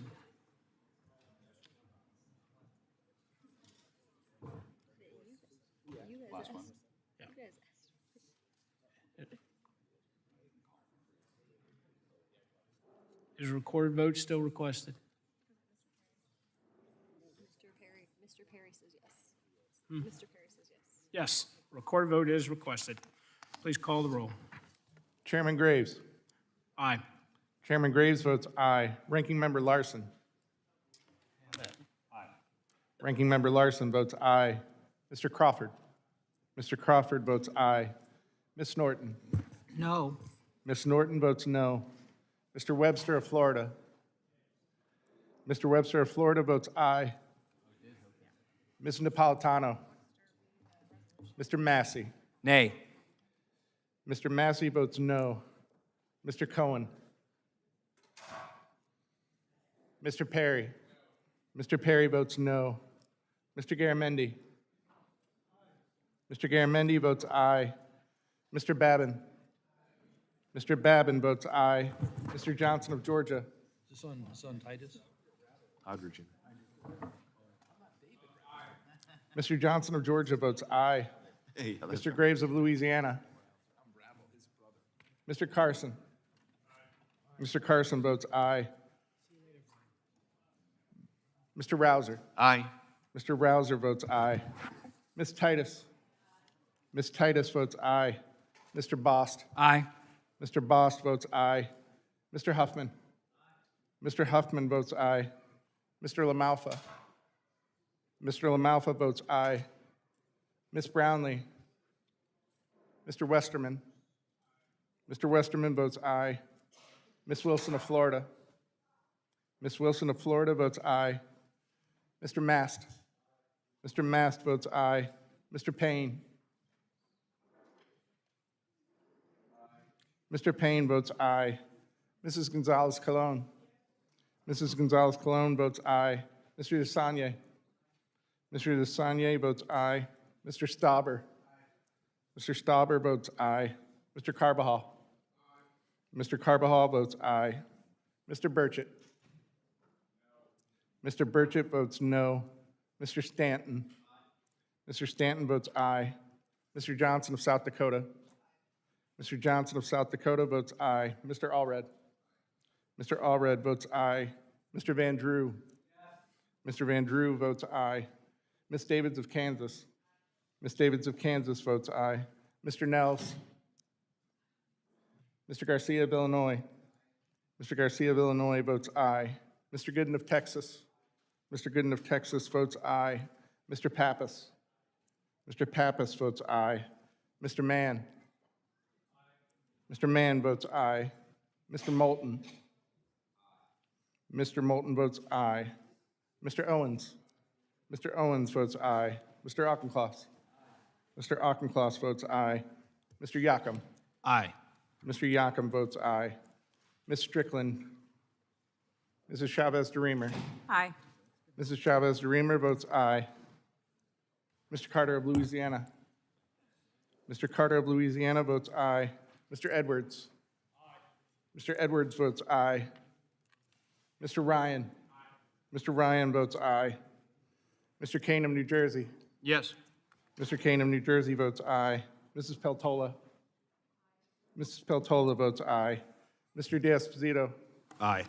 Mr. D'Esposito votes aye. Mr. Menendez. Mr. Menendez votes aye. Mr. Burleson. Mr. Burleson votes aye. Ms. Hoyle of Oregon. Ms. Hoyle of Oregon votes aye. Mr. James. Mr. James votes aye. Ms. Sykes. Ms. Sykes votes aye. Mr. Van Orden. Mr. Van Orden votes aye. Ms. Skolton. Yes. Ms. Skolton votes aye. Mr. Williams of New York. Mr. Williams of New York votes aye. Mrs. Fushi. Mrs. Fushi votes aye. Mr. Molinaro. Mr. Molinaro votes aye. Mr. Collins. Mr. Collins votes aye. Mr. Ezell. Mr. Ezell votes aye. Mr. Duarte. Mr. Duarte votes aye. And Mr. Bean of Florida. Mr. Bean of Florida votes aye. Webster votes nay.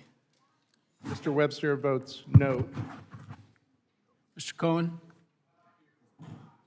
Mr. Cohen votes aye. Anyone else wish to be recorded that isn't recorded? Hearing no one, report the vote. Mr. Chairman, on that vote, there were 55 ayes and 5 noes. A vote of 55 ayes and 5 noes, the bill is agreed to and ordered favorably reported to the House. Without objection, the motion to reconsider is laid on the table. Thank you, everyone, for participating in today's markup. I'd ask unanimous consent that each measure offered reported today will be reported as a single amendment in the nature of a substitute, incorporating any amendments adopted without objection that is so ordered. I'd ask unanimous consent that the staff be authorized to make all necessary technical, clarifying, and conforming changes to each of the measures ordered and reported today to reflect the actions of the committee without objection is so ordered. Pursuant to House Rule 22, Clause 1, I'd ask unanimous consent that the chairman or his designee be authorized to offer such motions as may be necessary in the House to go to conference with the Senate on the legislation adopted today or any similar measure without objection so ordered. I'd ask unanimous consent that the chairman, after consultation with the ranking member, have authority to strike or revise any provision of the measures ordered reported today that would cause any sequential referral to another committee or would cause the bill to be subject to the Budget Act or Rule 21, cut-go point of order, and without objection so ordered pursuant to House Rule 11, Clause 2L. I ask unanimous consent that all members of the committee have at least 2 calendar days in which to file a supplemental, minority, additional, or dissenting views on the legislation adopted today without objection so ordered. Pursuant to Rule 6 of the Rules Committee on Transportation Infrastructure, I note the presence of a quorum for all actions taken committee business today. And with that, the Transportation Infrastructure has... Just one quick note. Actually, I recognize Mr. Larson. Just, Mr. Chair, it's been a long day. You did a great job. I just wanted to, on behalf of the this side of the aisle, congratulate you on getting us through this. In many ways, a very bipartisan day, and we really appreciate that. And if anyone needs the taste of this markup out of their mouth, Sesame Street has a reception downstairs at Rayburn Cafeteria, and I encourage everyone to go get your pictures with Elmo. With that, I yield back. Thank you. And with that, the Committee on Transportation Infrastructure has completed its business, and the committee is adjourned.